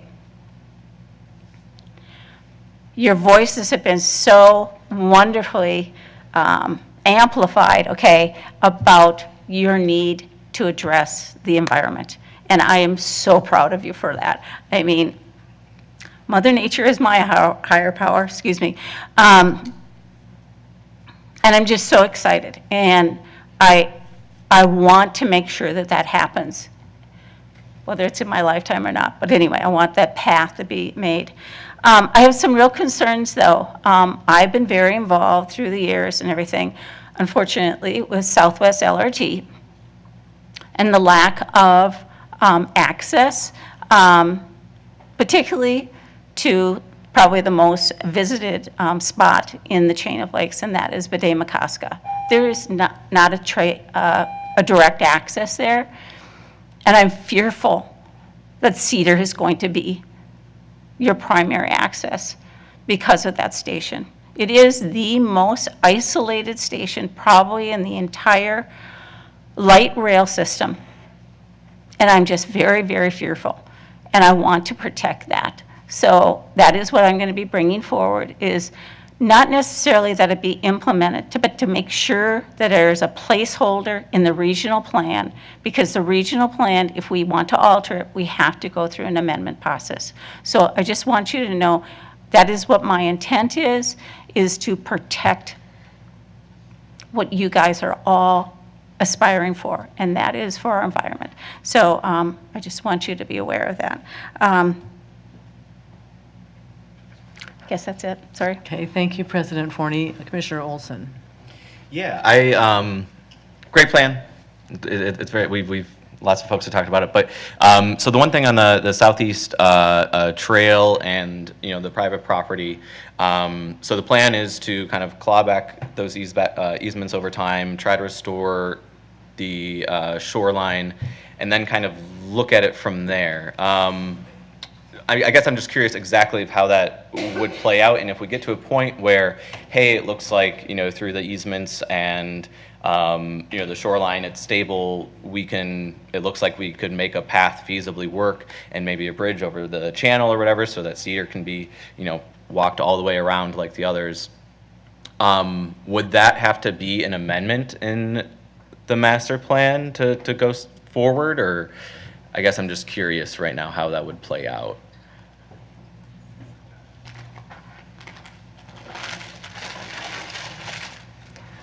Chair Benny, Commissioner Olson, so the master plan as it's written for its 20 to 30 year life would stop short of any trail connections on the southeast shore of Cedar. It would at some point in the future, when funding is available, restore those shorelines to a natural shoreline. That would require the board to take action to vacate any of the easement licenses that currently exist, or to see them expire and be renewed under the resolution that does not allow them to transfer when ownership transfers. This master plan would not open a doorway necessarily to have that trail be constructed in that location as the master plan is written. Is that, I want to get a nod from Ms. Pachuta. It actually, the CAC did recommend to assess the feasibility of a trail. So I believe you were asking about the language in the plan that then says that once the shoreline is established, then the feasibility of a trail would then be, I think, assessed, or there's some language around that. And so my understanding is that you were asking, let's say we move forward, we establish the shoreline, and then we determine that a path is feasible. Were you kind of asking like what that pathway would be there? And I actually would need to turn to Adam to help answer that. Sorry, Chair Benny, Commissioner Olson, this is obviously a complicated conversation that's been happening over maybe many decades, actually. A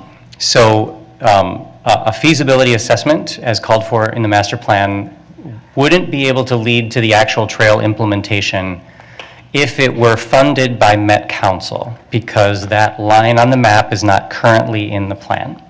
So if there was a desire during the life of this plan to implement a trail in that location, it would need to be amended at the board and then Met Council level to bring that amenity into the system so that it can achieve regional funding. And I can tell you that the way these parks are funded right now, we would need to use some kind of regional funding in order to do that.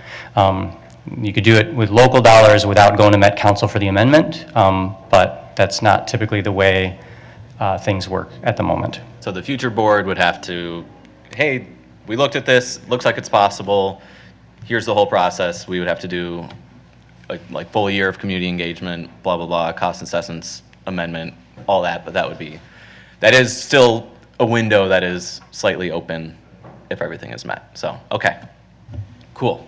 Just wanted to clarify, because I do think that's really important that is an option available to future residents of the city, and it's something that I've heard quite a bit about, and it's something that I personally also have a bit of heartburn over, park land being used in that private way, and I care about accessibility. So, but sounds like it's covered. So cool. Commissioner Schaefer. I had one question for President Forney. I know you had mentioned in the spirit of transparency, but was there any more specifics you could share? I wasn't sure what your amendment was after you spoke. Thank you, and because the time was running out, I didn't get into it and everything. Yes, like I say, I believe that the ethos of this plan is about environment. I am very fearful, though, that the stop at 21st Street may become the place that people want to access the chain of lakes, and therefore the spirit, shall I say, of that ecological drive and everything may possibly be destroyed. And so my thought is to put a year-round facility, if needed, okay, if it's needed, okay, as a destination for ecology. Basically, our North Mississippi Interpretive Center, that is what it's about. And so to reflect what the community is aspiring to create in that, and continue to create, that is what I would be suggesting, is instead of looking at as a reactive, that this is a negative, how can we turn it into a positive and make it a destination for people who have a like mind of what that ethos is? And like I say, unless it's in the plan, although we do have the comment in there that staff can reassess once the station is established, if that's in my lifetime, once again, whether or not there's a need to do something different. My feeling is I would like to be proactive, and that's why I'm going to be suggesting that a year-round facility could be put there, purely with the idea that it would be an ecological stop. Commissioner Schaefer? Thank you, President Forney, for giving us more detail. I really appreciate that, and I think it gives the community time to think about it, and commissioners time to think about it. Other questions or comments? Okay, well, I think we're ready then to vote on the resolution. So I have to go back to the number here. All those in favor of Resolution 2023-123, please say aye. Aye. Opposed? So the resolution passes out of the Planning Committee. We have another item on the agenda. Would Yes, someone? I would like to move that.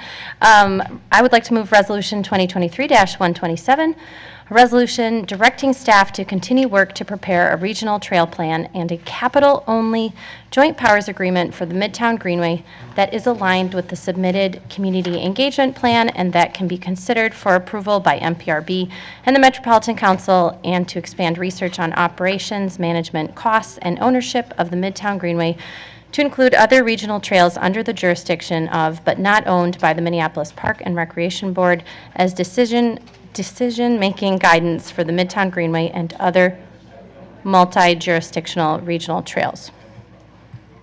Thank you.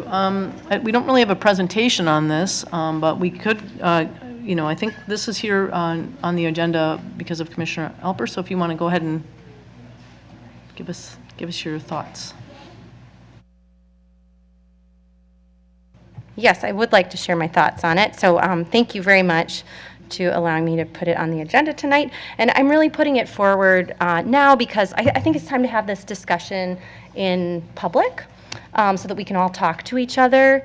And, these past few weeks, we have all seen a huge outpouring of support for making the Greenway a regional trail. And we've learned a little bit, in looking at the Cedar Isles plan, why a master plan, why a plan is important to accessing funding.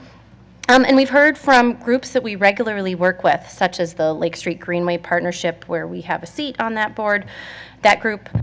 In fact, I don't know about you, but I haven't had a single email in opposition. So since our March discussion item on the Greenway, I have new information that's informed my way of thinking, but of why I'm moving this resolution, but I remain steadfastly committed to being fiscally responsible with this and keeping expectations in check. And I have amendments for consideration regarding both of those aspects here tonight. But here's why I think you should vote yes at this time in committee so that we can continue the discussion.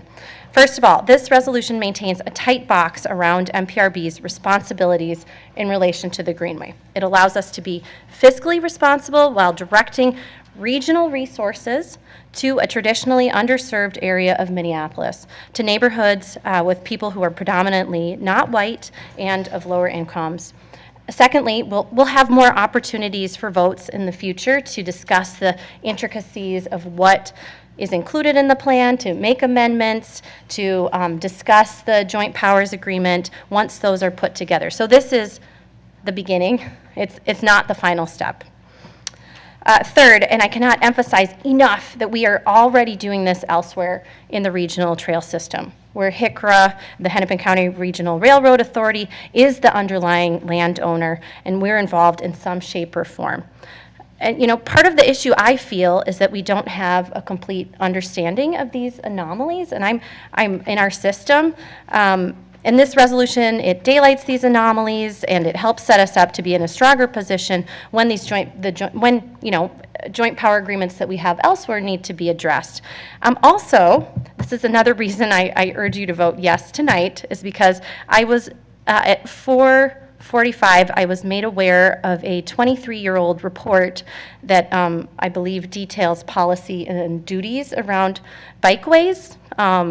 So from the year 2000, which involves MPRB and the city, and I would personally like to have time to read that and reflect on that, and so I'd ask you all not to make your decision, to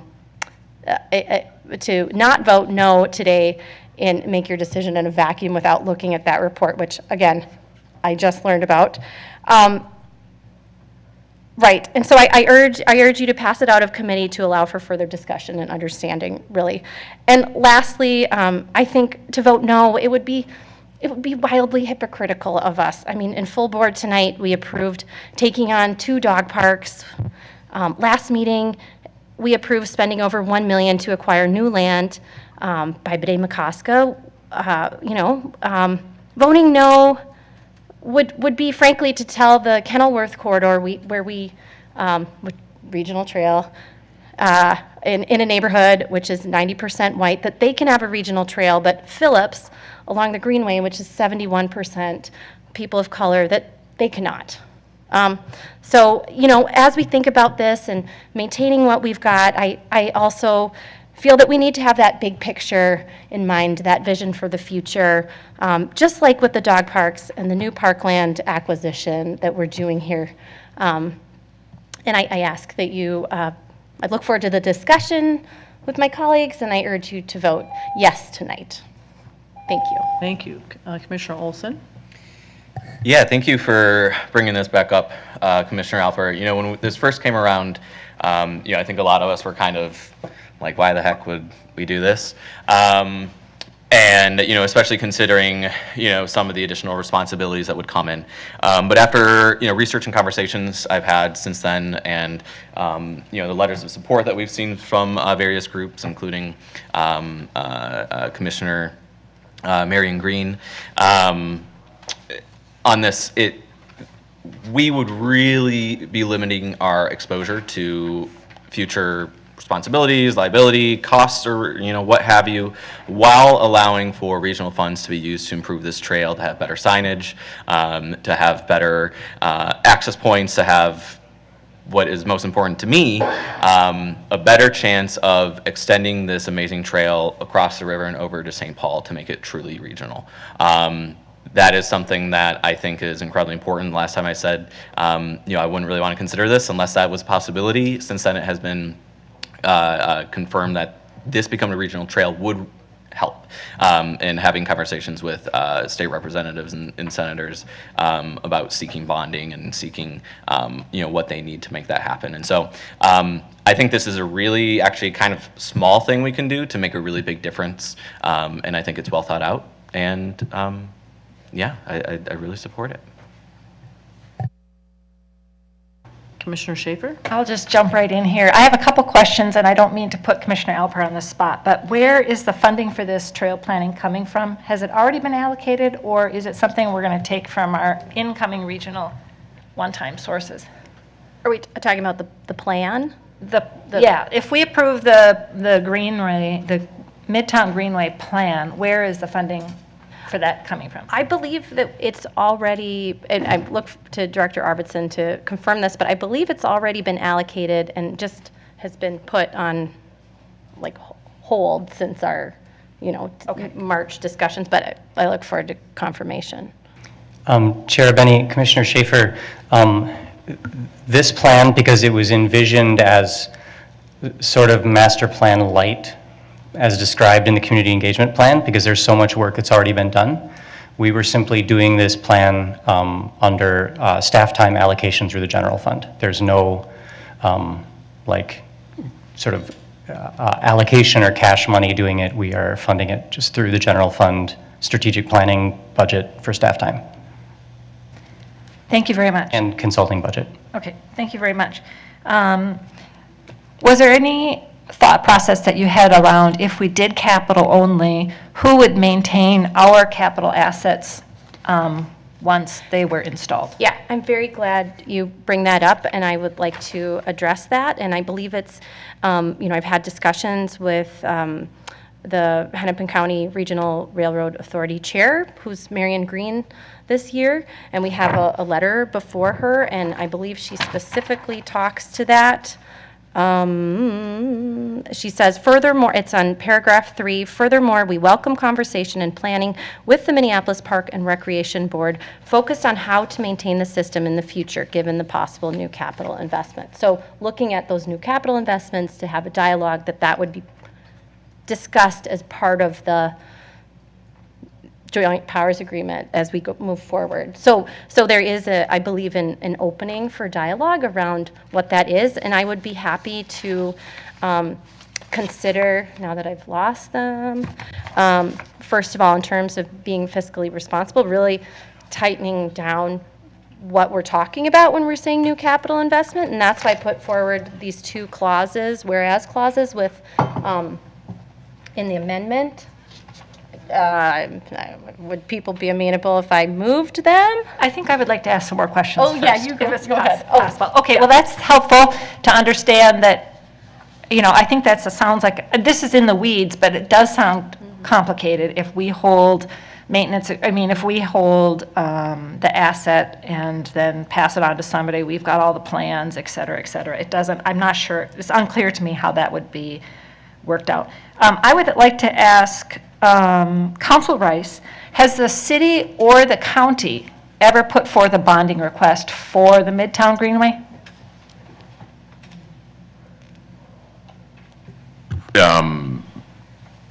Chair Benny, Commissioner Schaefer, I do not believe so as I sit here recalling today, but I can't say that with certainty. I don't recall this project being on a list of any state capital bonding requests by either the county or the city, to my knowledge. Okay, that's helpful. Wait, does Mr. Schroeder may have some information?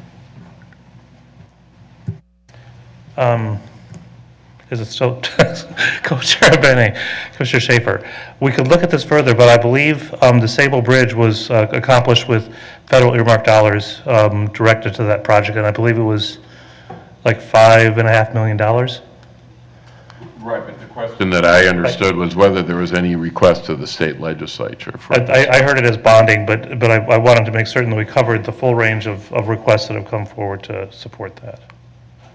Okay, thank you very much, both of you. And Council Rice, I would just like your perspective on this from a legal perspective. I know with, there's a lot of issues out there, and I just am curious on your perspective. If we were to go into a capital-only scenario and do regional planning, do you foresee, I know it's an opinion, but I would like that opinion. Chair Benny and Commissioner Schaefer, this would be a very, I think, unusual arrangement. As I understand the resolution, and I also read the letter that was submitted by the coalition of groups that are supporting a resolution or involvement by the Park Board in the Greenway Trail. They envision, they seem to be tying it to park legacy funds that's through the Constitution, and the legislature allocates the money, and they appear to be asking for a capital-only contribution by the Park Board through these state funds for this trail, and to assist them in getting a regional trail designation. I can't say that in my 40-plus years of representing the board at the legislature and as general counsel that I've seen an arrangement like this, so I would say that would be somewhat novel in the sense that there would still be, ownership would not be in the park board, and it appears that operations would not be under the park board jurisdiction. That's very unusual in my experience. I think one of the other things that have been done of using I think to fully appreciate this, there is the regional park system created by the legislature. There's 10 agencies in the metropolitan area that are recognized by the legislature as running regional parks. The Minneapolis Park and Recreation Board is one of those 10 agencies. There is a very intricate relationship between all those agencies. We have formulas governing operations and maintenance. We have formulas amongst each other's, formulas in dealing with state capital bond requests, a separate formula that deals with the park legacy funds, and we've built those relationships over 40 years to create that system, and that's why, as Mr. Schroeder mentioned, Mr. Arvidsson, the Met Council then approves these and designates which pieces are there. It seems like this group that's advocating the park board work with them to get the Greenway designated as a regional trail. What that would mean is that would become apparently part of the Minneapolis Park and Recreation Board system. But then it would also seek to draw funds from that regional system for this project, as it is almost in competition with the regional assets you have in the system now. And so I don't see this. There were some calculations done about what it would mean for operations and maintenance if those numbers were included in our numbers. And I think as someone noted here earlier, we've never come close to getting the 40% that the legislature's promised for operational costs. It's been more like 10%, and even with this extraordinary session we had, that number is going to change a little bit, but not much, from 10%. Yeah, sorry. Okay, Yeah. I think that answers the question. Great. Thank you very much. Okay. I could go on for a long time I know, about this, so I apologize. And thank you. I really Yeah, appreciate okay. your input. And I would like to get Superintendent Bangora's input if he has any opinion or feelings on this as well. And then I would briefly like to share, and that may be too long, unless do I have another cycle? Okay, all right. Superintendent Bangora, do you have any feedback? Or you can keep your head down if you'd like, or out. Chair Benet and Commissioner Schaefer. Yeah, I would like to kind of go through the process and hear the commissioners' responses, and I think staff have done a nice job in kind of presenting it, and also Council Rice, and I know at this point, I think, yeah, just kind of like to hear what the rest of the commission has to say. Sure. Well, I will just jump right back in then, and if I get cut off, I can allow someone else to speak and come back. I just want to start by saying I am a huge fan of the Greenway as a long-distance cyclist and a wannabe triathlete. You know, a few under my belt last season, not so many this season. But I and really appreciate the benefits that we have within our regional trail system. But my biggest concern is what is best for the long-term health and support of this acclaimed trail? Simple regional trail status may be the answer, but before we commit MPRB funds to planning, I would like to raise a couple of concerns. And the first one basically is in developing a capital-only trail plan for the Greenway, we are signaling to our constituents a desire to expand our regional responsibilities by doing that. We all know and have heard from Finance Director Wiseman that our regional trail system is significantly underfunded. Harriet Banchel, case in point. I was very excited to see the regional increases that we received during this last legislative session, and I look forward to making decisions with my colleagues about how those funds will be spent. We have so many regional assets that are currently unusable. Plank sidewalk, the Quaking Bog we heard about tonight. Spending regional funds, you know, even if it's already allocated staff time. Oh, I'm going to keep going, I guess. Is that right, Secretary Ringgold? Unless someone else would Okay, like to go. why don't we come back to you then and finish? Commissioner Thompson. I'll just, for my 2 cents, excuse me, I'll say I echo what Commissioner Schaefer was saying in terms of the usage of the Greenway, and is an incredible amenity to be able to have cutting right through the city. I have extreme concern over cost in the long run and what this all means. That being said, I don't feel like I know all the details well enough to say yes or no, which is probably obnoxious. I usually like to be clear. Reading Commissioner Green's letter, it almost confused me more as to what jurisdictional, it seems like there's a lot going on, is all I'll say. And I'm not as well-versed as I'd like to be.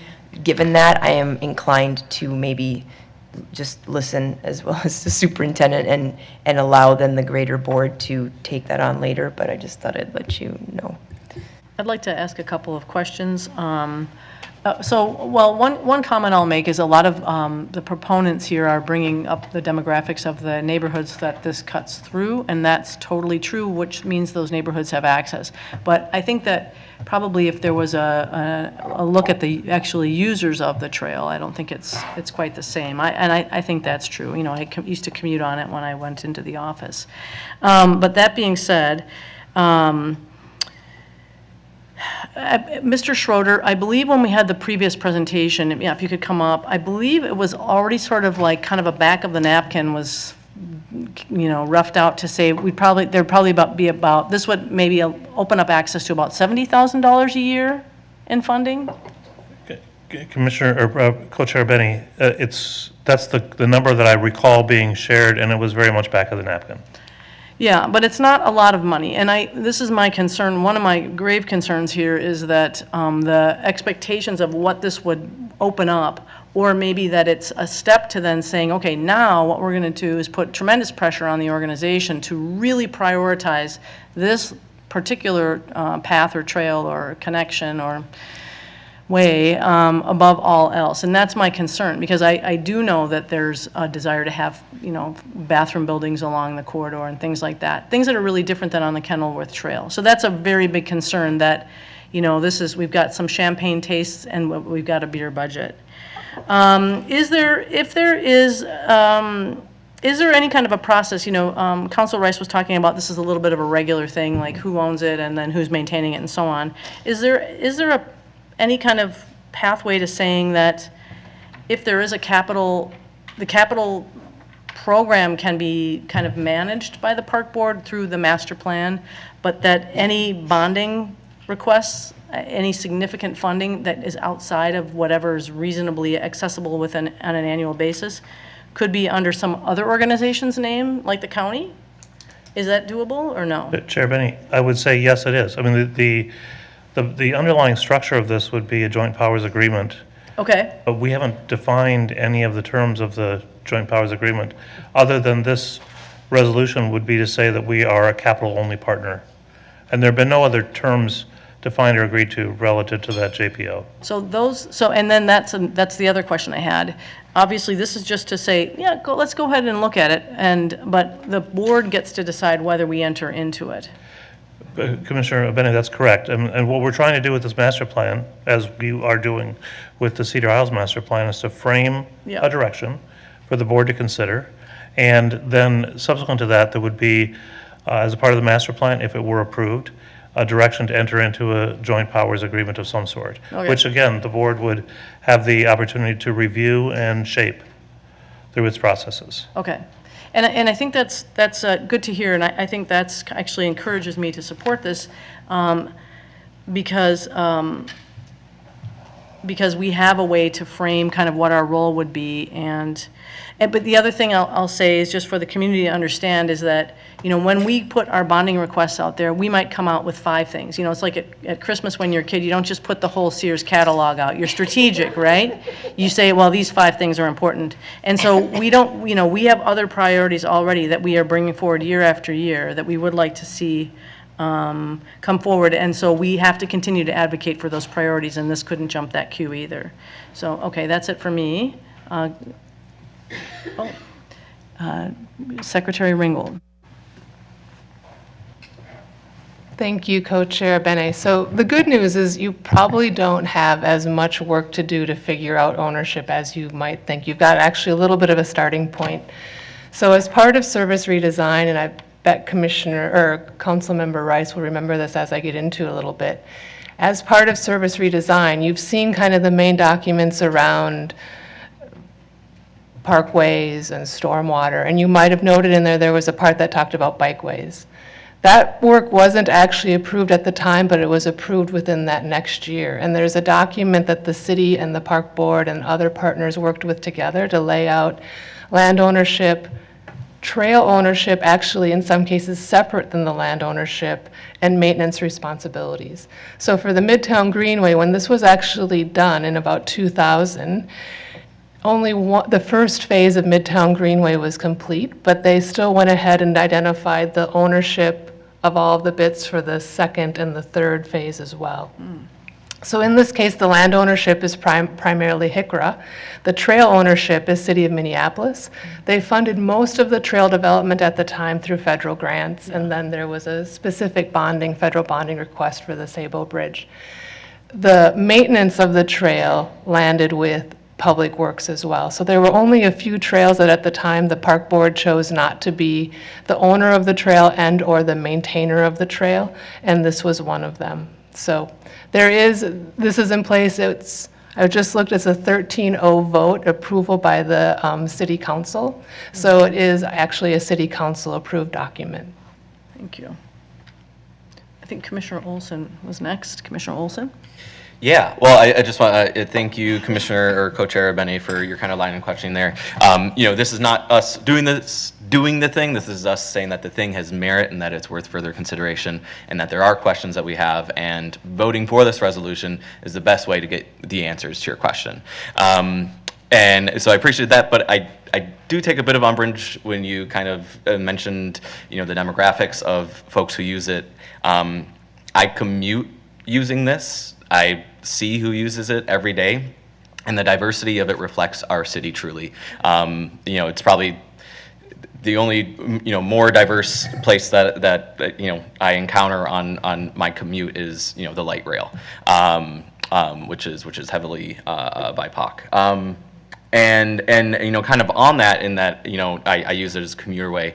As we kind of transition as society to trying to have alternate ways of transporting ourselves around, I think it's important that this is not just for fun. This is not just for training, for going fast, for whatever. This is a valid, important form of infrastructure in getting from point A to point B for a lot of people.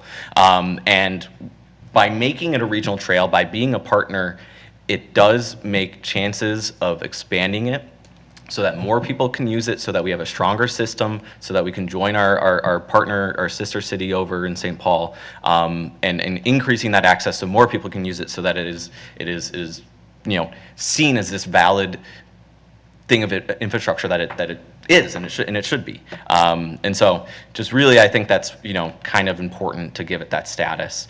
But yeah, there are still lots of questions, and I'm very interested to see exactly how it sorts out.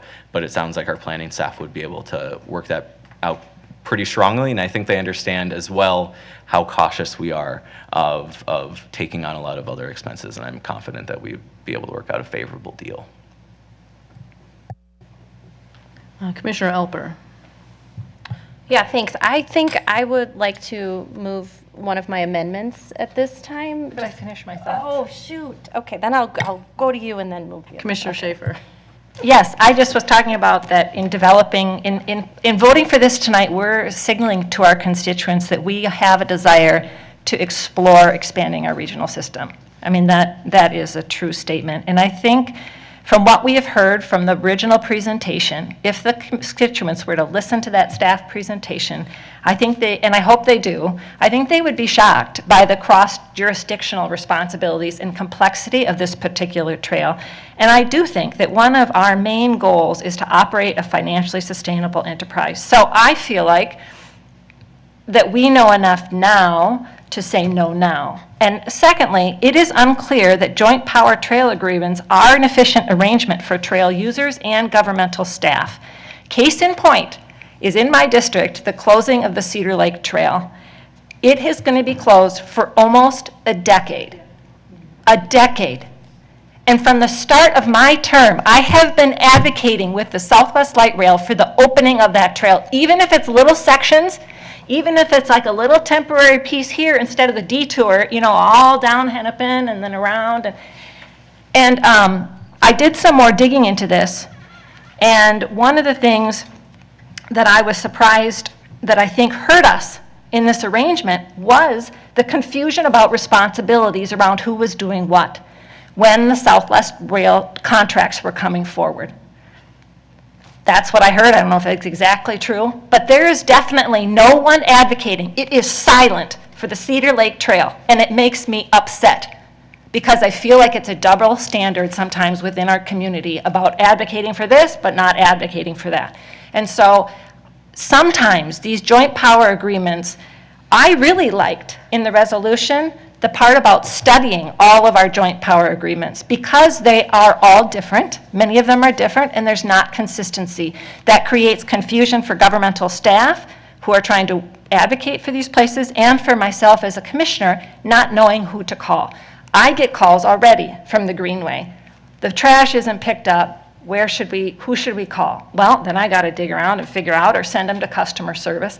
And I don't always think, you know, these joint power agreements might look good from a funding standpoint in some cases, and if my colleagues move forward on this, we'll find that out.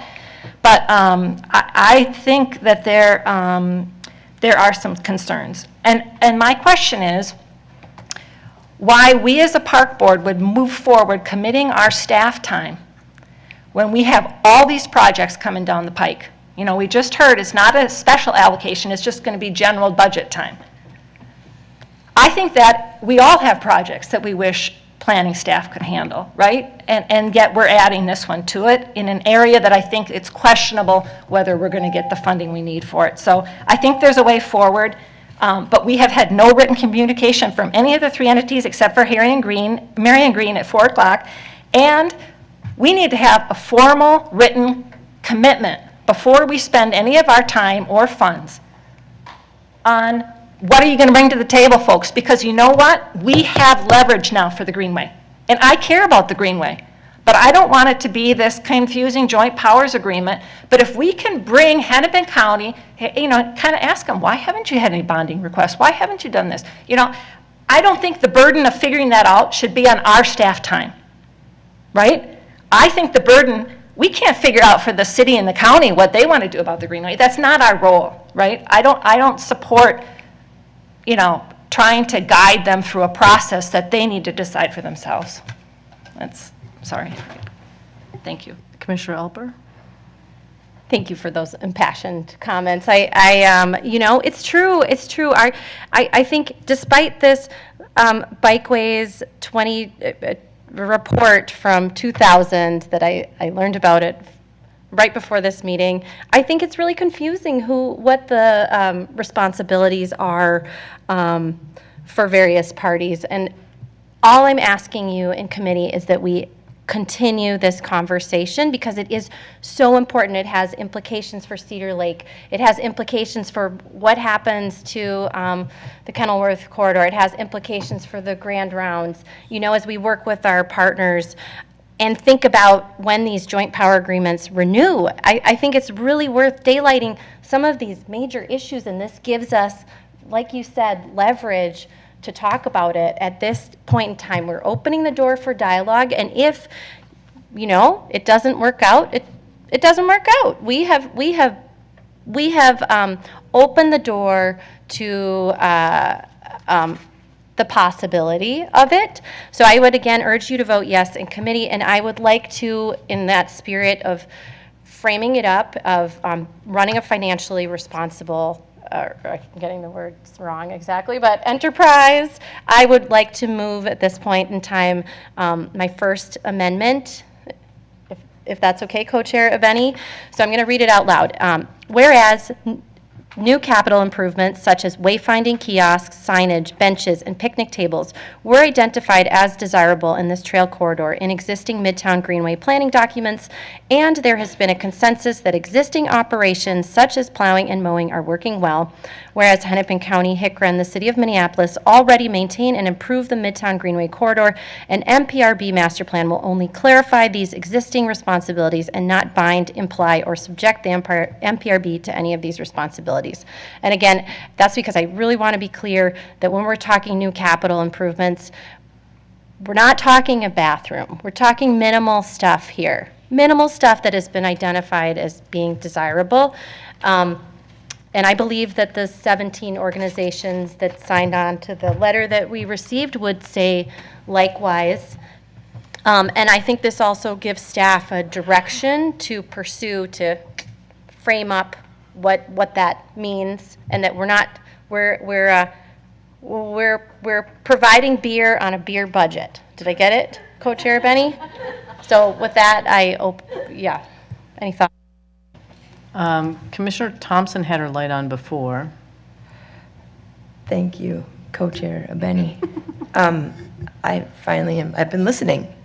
I support this going forward as I'm getting more clarity of what this is, as I am very cautionary, though, of what Commissioner Schaefer has been saying, and I was unaware of that decade-long thing with the other trail. Here's just what I would like to say as I'm listening, and I will, this does go back, for me, of a conversation I had this morning in regard to the fields. There are some things, sometimes I think we sit up here and we wrestle with stuff, right? That other jurisdictions sort of ask us to do or dump on our lap, and we're like, come on, But there's a level as I'm sitting here thinking of like, we do it better than they do. We know what we're doing. We know how to make these things happen, and the other entities maybe don't as much. And as I'm sitting here thinking of that, I do recall an email I got, I don't remember, around this issue of please just let a master plan happen because you guys know how to make master plans, and other people don't seem to know how to do that. So I am very cautious to whatever would happen beyond that, but I would support, at least for right tonight, getting out to saying, okay, here's what we can do toward because it is obviously a community asset. Raise your hand if you've ever biked on the Greenway, right, or run on it. I mean, there's a place I used to go to pre-COVID, a great yoga studio. But so yes, I support the idea of getting out of it. And the amendments are all kind of speaking, adding whereas clauses, for the most part. Yeah. So I support that coming out. But yes, in this particular amendment, I like the clarity of this does not bind, imply, or subject. Sounds good. Okay. Thanks. Commissioner Schaefer? I just agree completely that we know what we're doing with trails compared to the city or the county, even though I wish with transportation they would see bicycle as more of a transportation focus. But in saying that, by moving this forward tonight, it'll go to the full board, and if the full board decides to move it forward, I just want everybody to understand that we are losing our leverage point in getting any kind of specific, long-term, detailed commitment from Hennepin County or the city. Staff may have a different perspective, but I'm the commissioner. I'm charged with, expanding in a way that's going to support the long-term legacy of the Greenway. And if we just move forward and say, yeah, we know how to do trails, we'll figure out what you do and you do and you do, I'm not so certain we're going to start seeing a few things dropped back in our lap. Well, it's capital, but those were your capital things, so you got to maintain them. And, then this, because you know what? The county is feeling a lot of pressure from the overages in Southwest Light Rail. I mean, there's pressures on all of our partners, including us, right? So I think the fair way forward, I'm not opposed to considering a regional trail, but my opinion is that we should get a formal, we haven't even gotten a formal commitment from, maybe there's something in this 2009 plan, but this is a totally different city council, right? We should have a formal letter of agreement from the, a request for looking into this from the city council and or the mayor. We should have a formal request from all of the Hennepin County Board, not just Hennepin, not just the HICRA chair. And we should also have detailed exactly in a contract, what is their long-term commitment to this trail? What is HICRA's long-term commitment? And this is how we begin to unravel and not get into another confusing joint power agreement that we already have throughout our system. So that is my feeling, is that we're giving up a leverage point, because I think it would be exciting if this were a regional trail. But you know what? I don't want to start being, I got another collection of, regional assets now. I got another one to add to the collection that we're not maintaining or that we're hearing crap about because we don't do the maintenance on it. Somebody else is supposed to do, But that's my opinion. And so, I appreciate Commissioner Alper's bringing this forward, but I think it is hasty. Commissioner Alper? I thought people were going to speak to the amendment. Yeah. I appreciate everybody who's spoken to the resolution. So we can go ahead. Are there any more comments about that, adding that whereas clause? Questions? Why don't we go ahead and take a vote on that right now? All those in favor of approving that amendment signify by saying aye. Aye. Opposed? Nay. Okay, so that is now included. Did you want to move your second one right now? Yeah, I think I'd like to open it up for, I guess I'll move it and then we can have some discussion around it. So again, this one is really about, to use a business-esque term, I think about level setting expectations around this trail, because it's already built. There's been substantial planning work to date and a lot of community engagement. And again, I don't want people to get their hopes up about what this is going to entail. And so I think, in my opinion, I put this forward because I'll put it forward. Okay, so the amendment would be to change the community engagement plan for the Midtown Greenway Regional Master Plan from the consult level to the inform level and update the community engagement plan accordingly. And the reason for that is, we have this documented probably stacks of engagement that has already happened to date. And like one speaker said today, and I've heard from others, in essence, this is a bureaucratic hurdle that we're unlocking the door for this trail in a way that other trails in our system did not have to cover that bureaucratic hurdle. They didn't need a master plan. I believe the Kenilworth corridor did not need a master plan to get regional trail status. This is a more recent requirement from the Metropolitan Council. And again, the only entity in Minneapolis that can master plan a trail is MPRB. So we're sort of stuck because of these new requirements that have been put forward. So that said, I think we can build upon the work that's been done. We can inform the community, but we don't need to, we can be financially responsible by taking an informed level with the community engagement plan.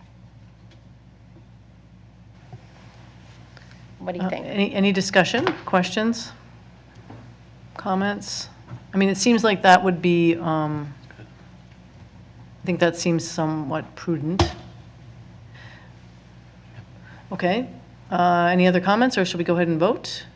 I just want to make one comment. I think if we're very robust in our community engagement, and one thing that was brought up to me is that they would probably open the discussion around the ramp and the Sioux line for community input, and that's not an informed posture, right? If we're going out asking people in the Whittier community and on the Midtown Greenway, do you think the ADA access ramp, we're capital only now, we're going to have to do some infrastructure, or infrastructure guidelines that match ADA, which we need to do. But I think that's going to be tough to ask about the sewer line in an inform if we're just going out and telling the community what we're doing. I'm not sure how that's going to sit with planning staff and our robust community engagement process. I would welcome hearing from planning staff if you think this is feasible. Otherwise, I'll withdraw my amendment. But I think you all can see the spirit of what, again, this is not a completely new asset. It's built. It's done, except for a few minor things that we just approved in the previous amendment. Chair Benny, Commissioner Alper, I think there will be extraordinary challenges with preparing a master plan at the inform level. So normally master plans are prepared at the involve level, and we seat a CAC, and we do, as you just heard tonight, years of community engagement. We've already lowered the engagement level to the consult level because of the recognition that there's a lot of work that's already been done. I normally don't like to render opinions from here, but I think staff will be in a very difficult position to tell the community that they have no input on the master plan for the Greenway. And I'm not sure the Met Council will accept a master plan that is created at inform level. Okay, then I'll withdraw my amendment, because obviously the whole point is to have my council accept the regional trail plan. Otherwise, frankly, there's no point. So.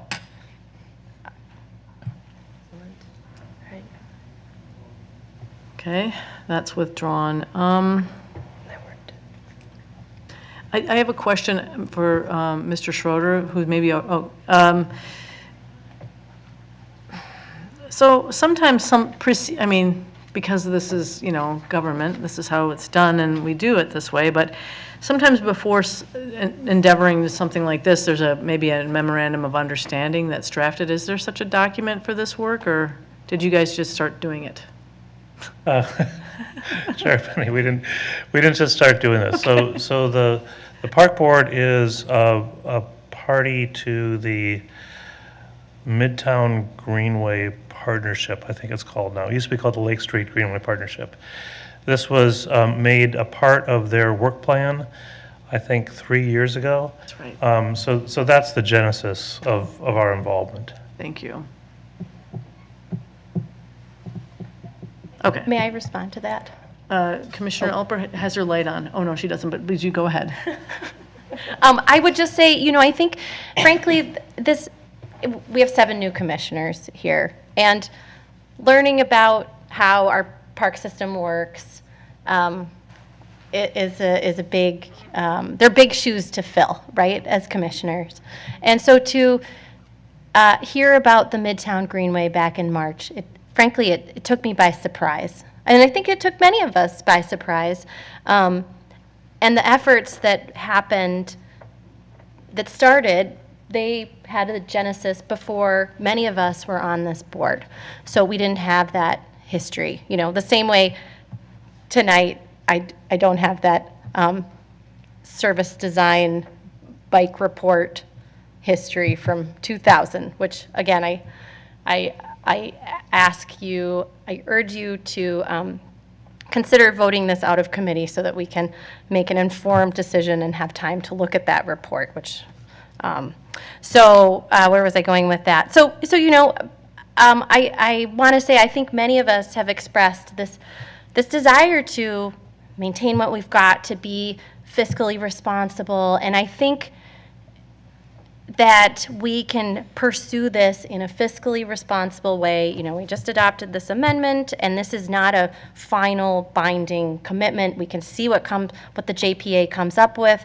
I commit to, and I know Commissioner Schaefer was interested in this too. If this moves forward, I would hope that the two of us can meet regularly with staff throughout this process, that it wouldn't just be now and then the vote on the master plan and the JPA.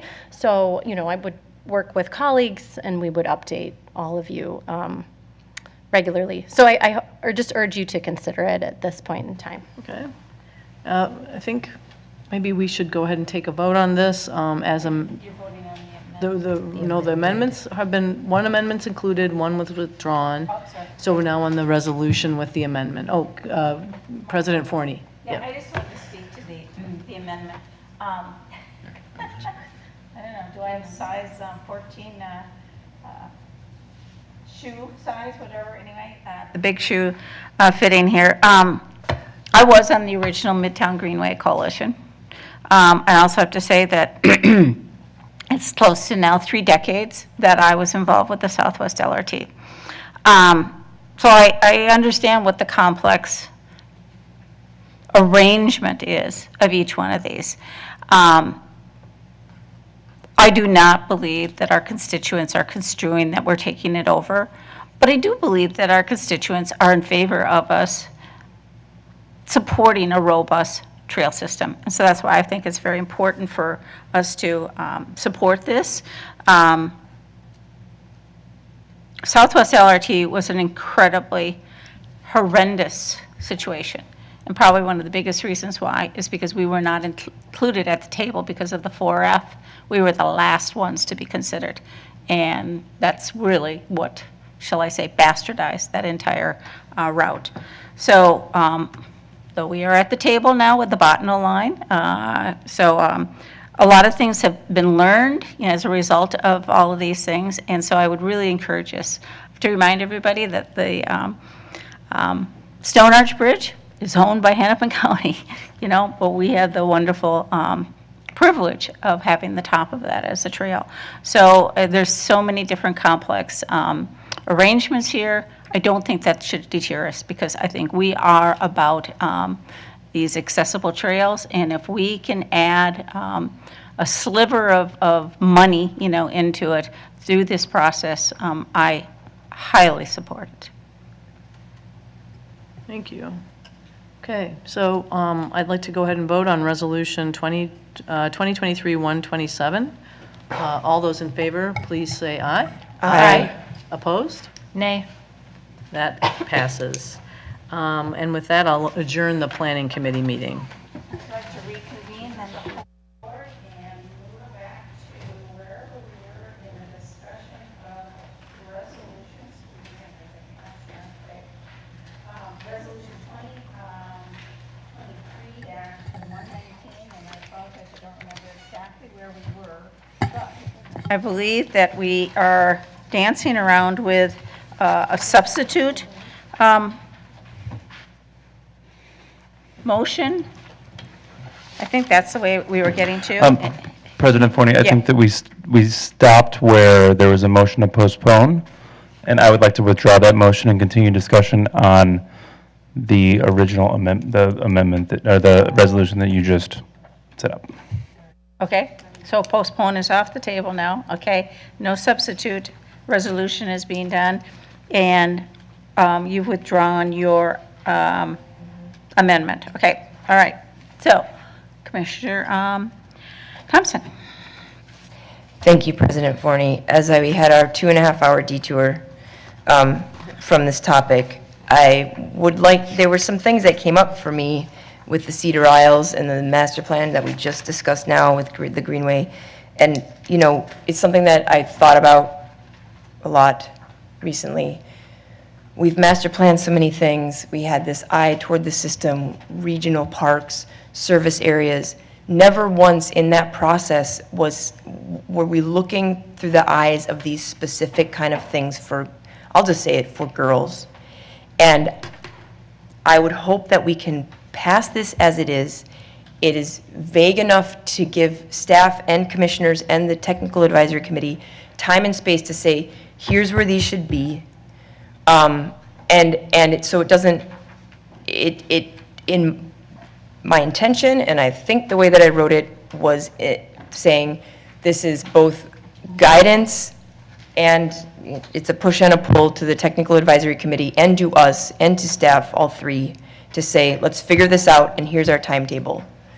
As a teacher, you kind of have to do that every day, every week. Okay, this is the topic we have to achieve in the next 2 weeks. This is the topic we have to achieve in the next quarter, right? You're constantly doing that, and I just wanted to give us that framework within these things that we've discussed 2 hours ago. That's my pitch. I would just hope that we can do that tonight. Thank you. Commissioner Benny? Totally get that. And I support it. My only little hiccup on that is I'd like to clarify for staff what kind of like this last part means immediately, and here's why.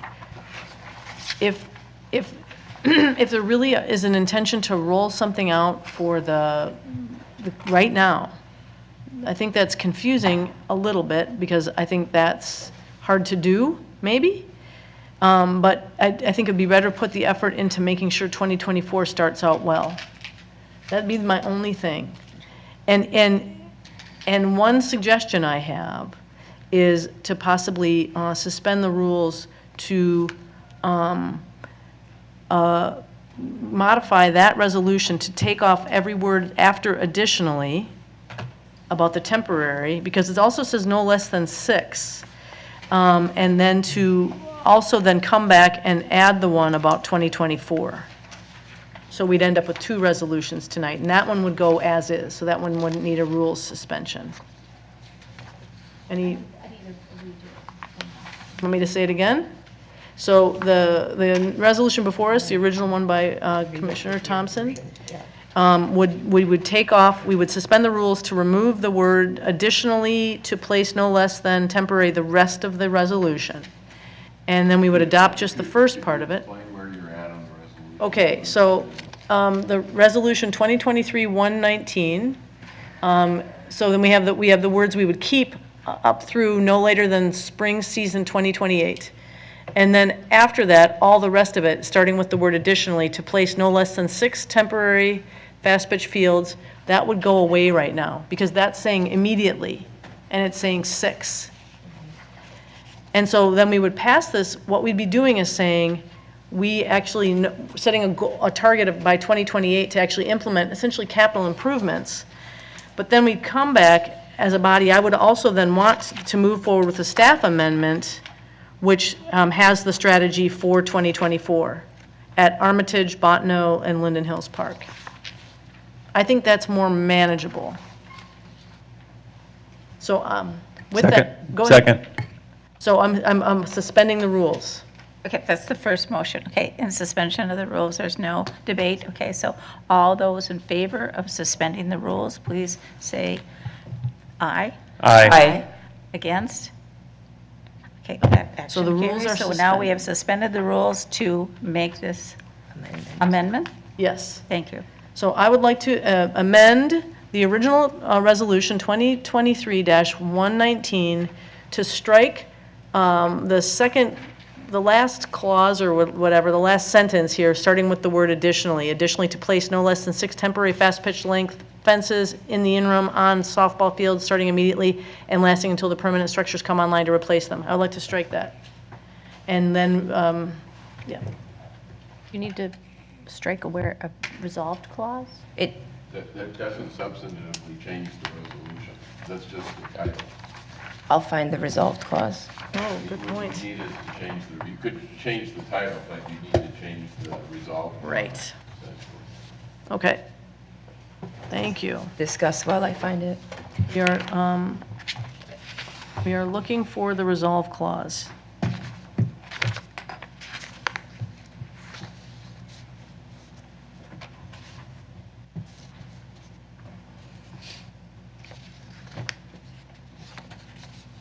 Permanent.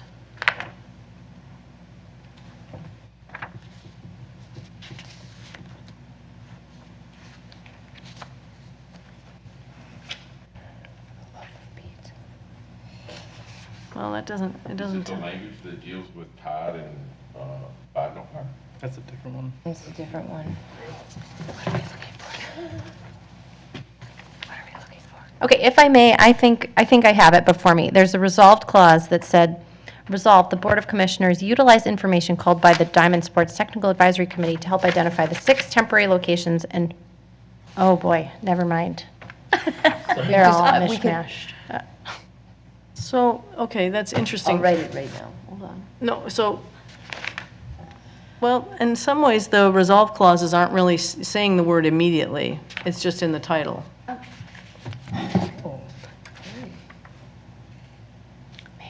Is that okay? Okay. All right.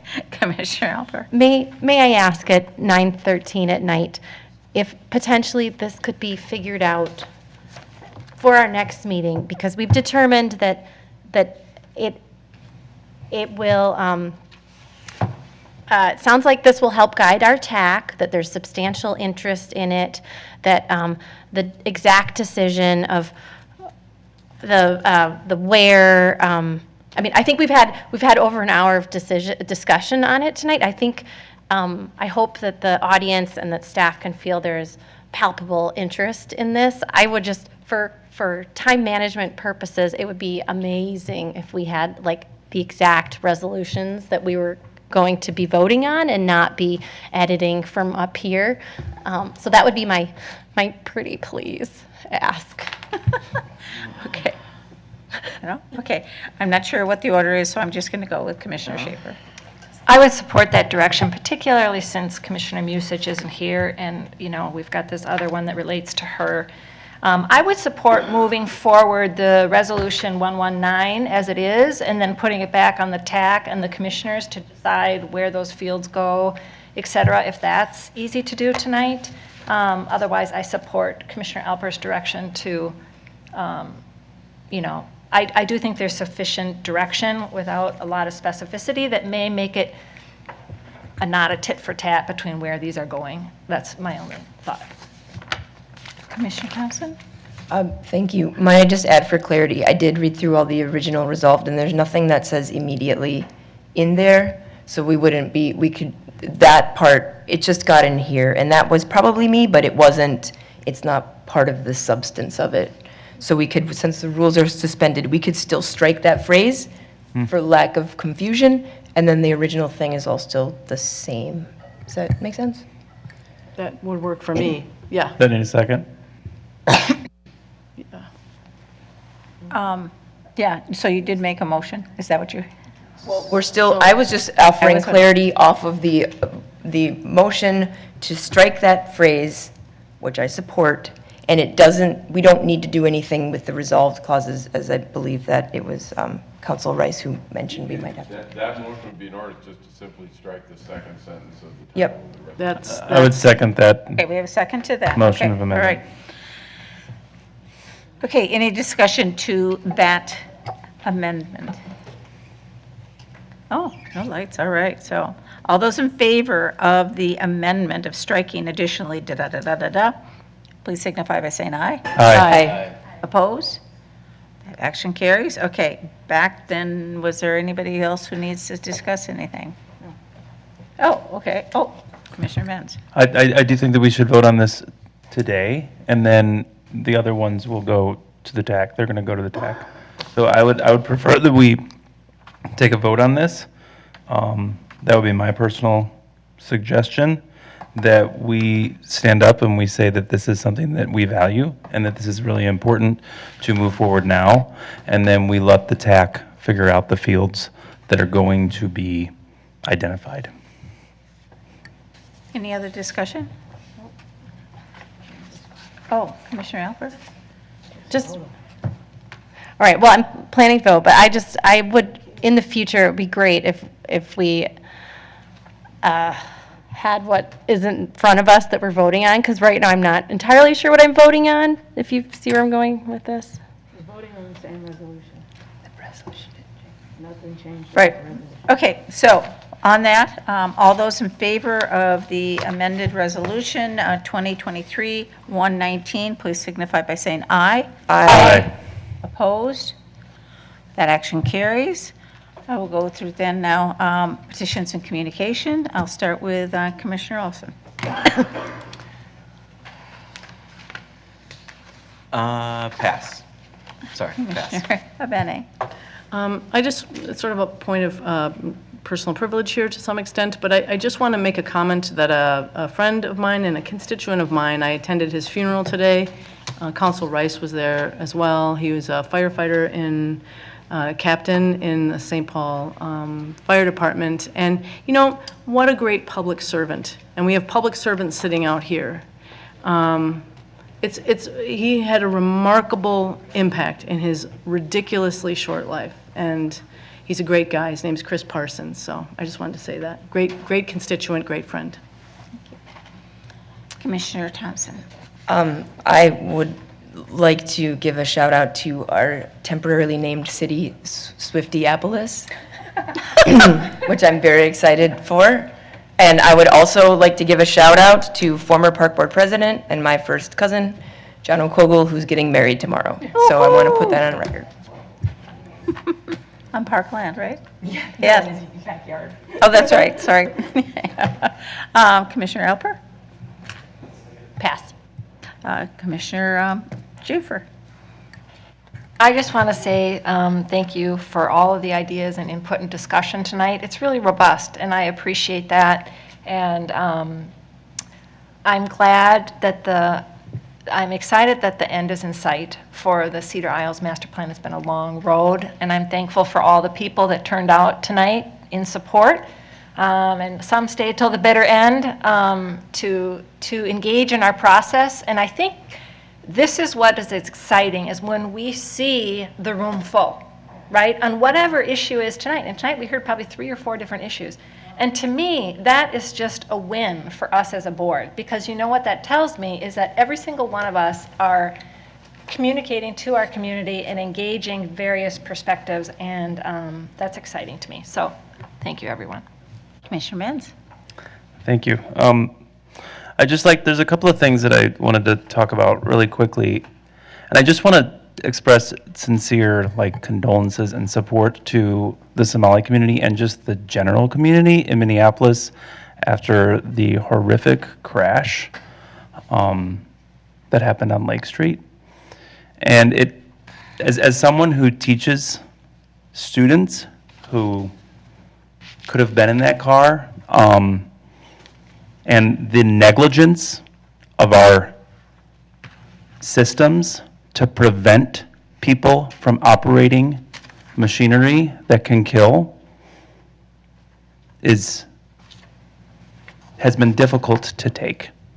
As someone who tries to help foster young people in a city where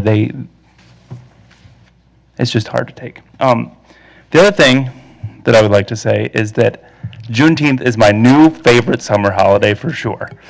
But it was very educational. So the fact that that this was the first year that we had Juneteenth as a holiday in the state of Minnesota made me personally very proud of our state, and also made me a little uncomfortable as a white person. I did not know how to celebrate, but I do know that I talked to a lot of people, and I've taken our vice president's action role of just learning more about how folks celebrate Juneteenth and what we can do as a park board as well to support even future celebrations. I noticed that we didn't have anything on Juneteenth because it's a holiday.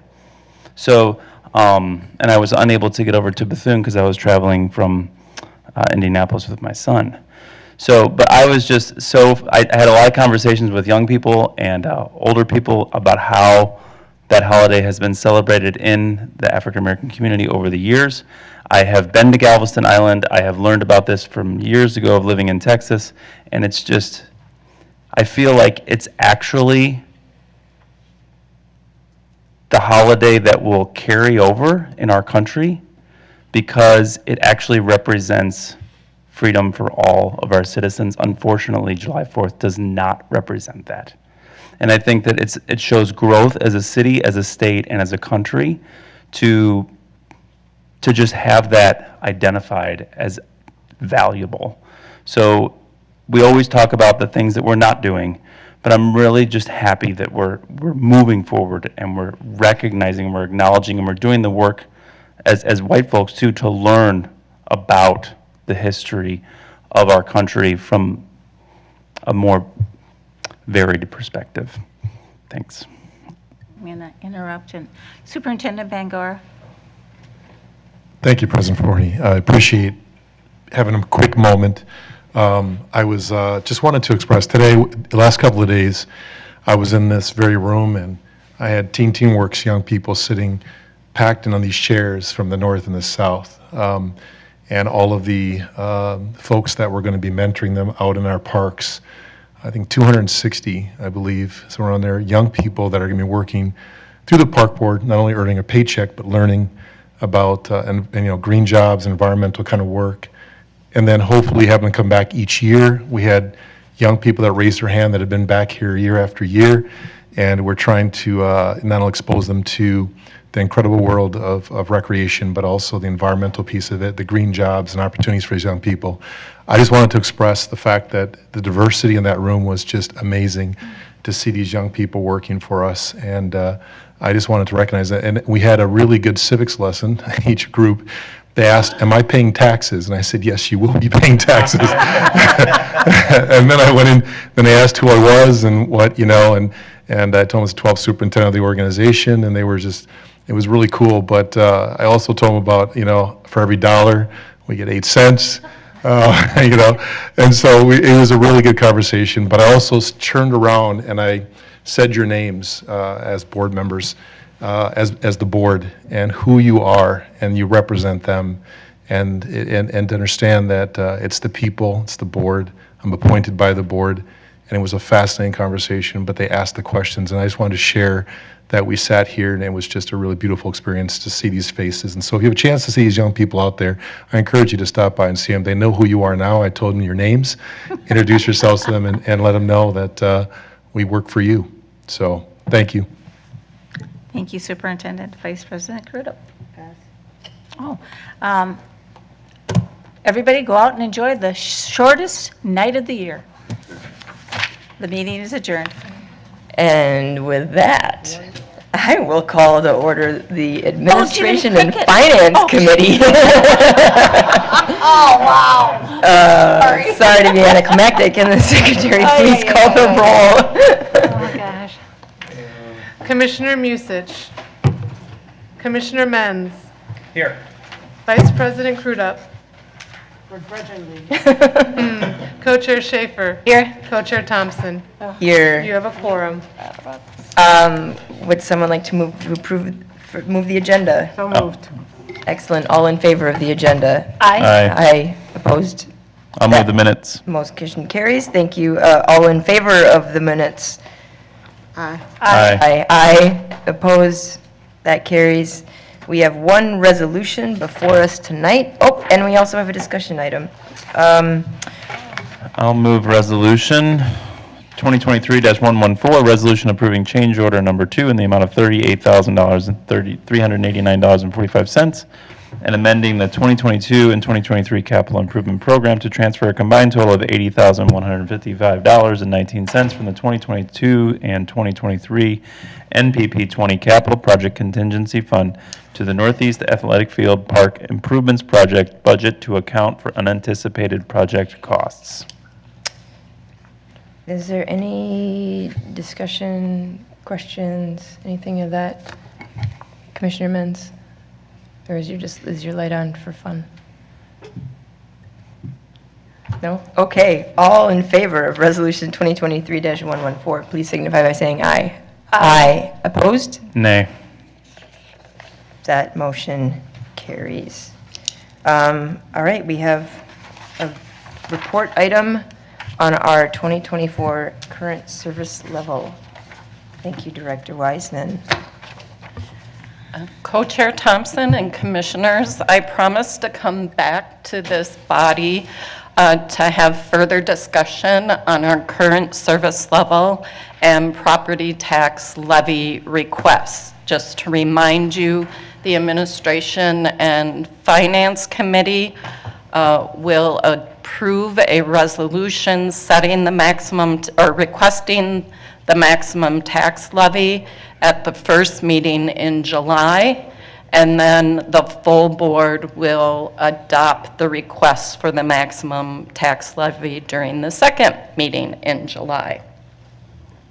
So since we last spoke, the legislative session closed, and the MPRB had its most successful legislative session in decades. You've received many reports about that.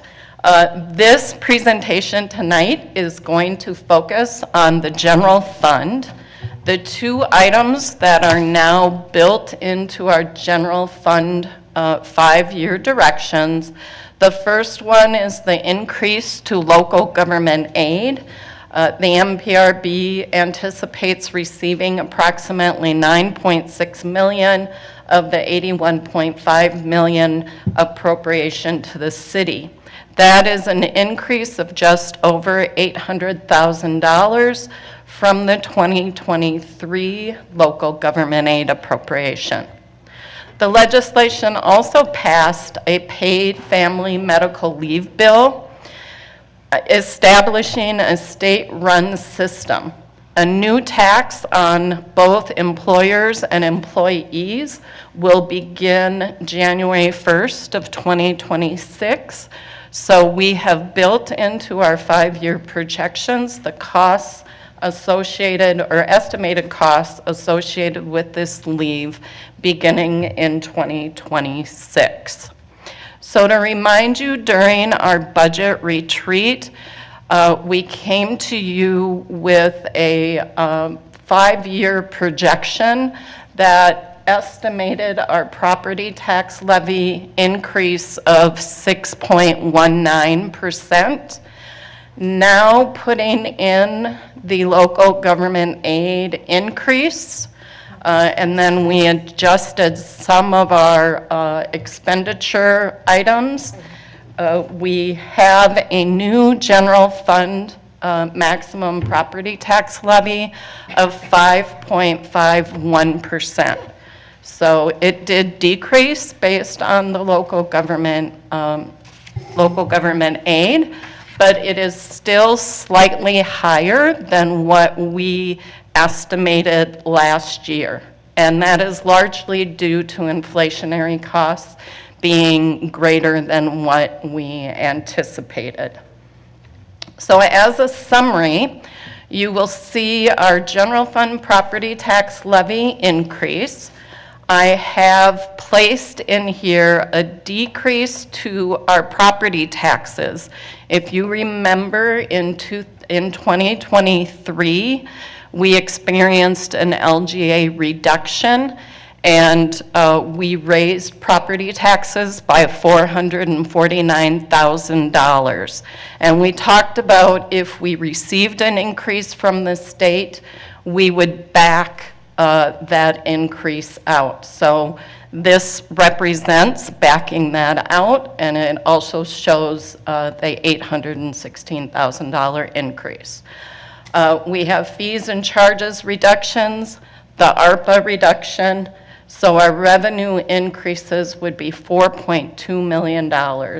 And you can see how we're allocating that out between wages and benefit increase, our provision for contractual services, utilities, and material supplies, inflationary increases, city fee increases, and then the board supported strategic direction D. And again, as a reminder, that is a strategic direction and addition that this board requested last year be placed in our maximum tax levy, and it was ultimately not supported by the Board of Estimate and Taxation, so we are putting it forward again.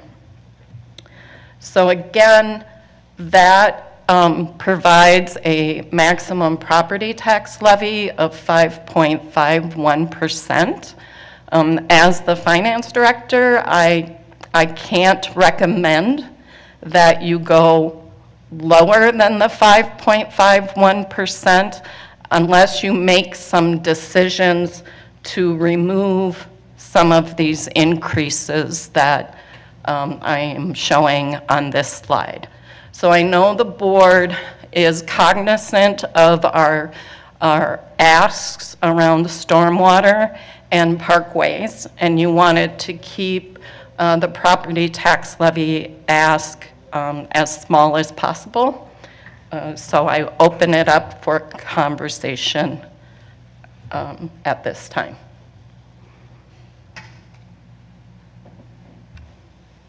Does anyone have, Commissioner Menz?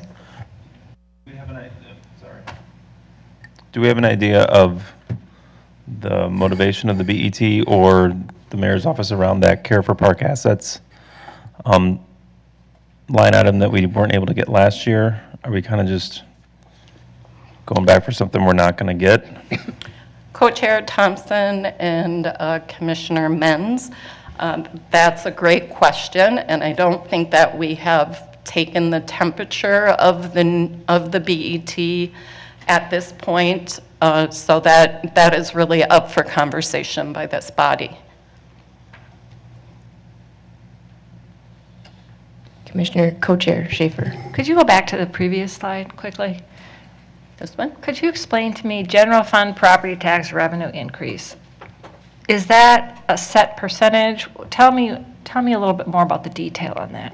Right. So actually the 4.7 million minus the 449,000 is the 5.51% property tax increase.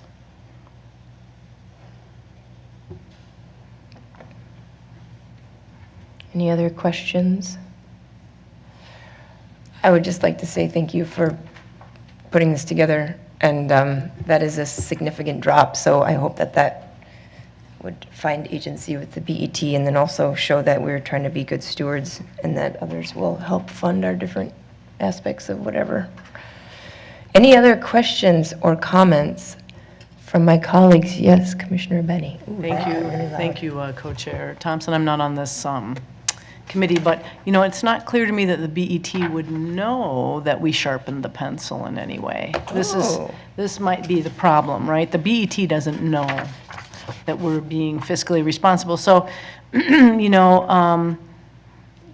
I don't know how that's articulated, and maybe there's a chance when there's a presentation that will go before the BET to say, I think it would be really important to keep it simple, but to show that we started out here. The commissioner said, what can we do to tighten that up a little bit? And we had the opportunity given these other sources. Really point that out. So, because we're negotiating with ourselves at this point, right? Mm-hmm. Mm-hmm. Yeah. Commissioner Menz. Yeah, I do worry about the temperature of the room, and even a 5.5% seems, I don't know how that's going to be received with the amount of funding that we're asking for from other places, but I hear there's movement on the parkways, and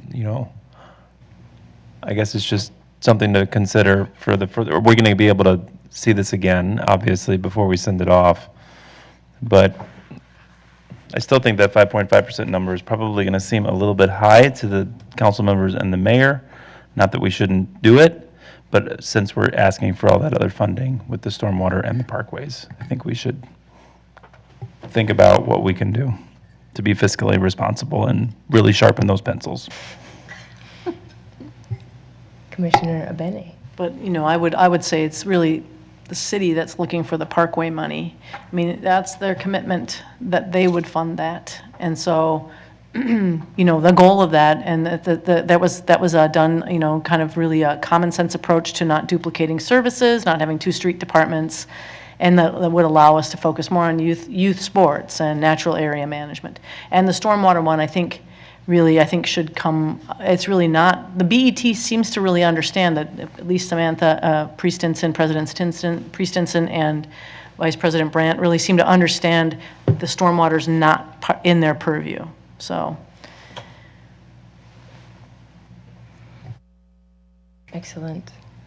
Well, thank you so much for preparing that. I'm sure we'll have more things to discuss, given that it is the solstice, unless there's something else. Co-Chair Thompson, I have one slide, Please. More slide, unfortunately. Please, no, don't, it's not unfortunate. I did want to provide an update. I have placed an updated budget calendar on the Park Board website.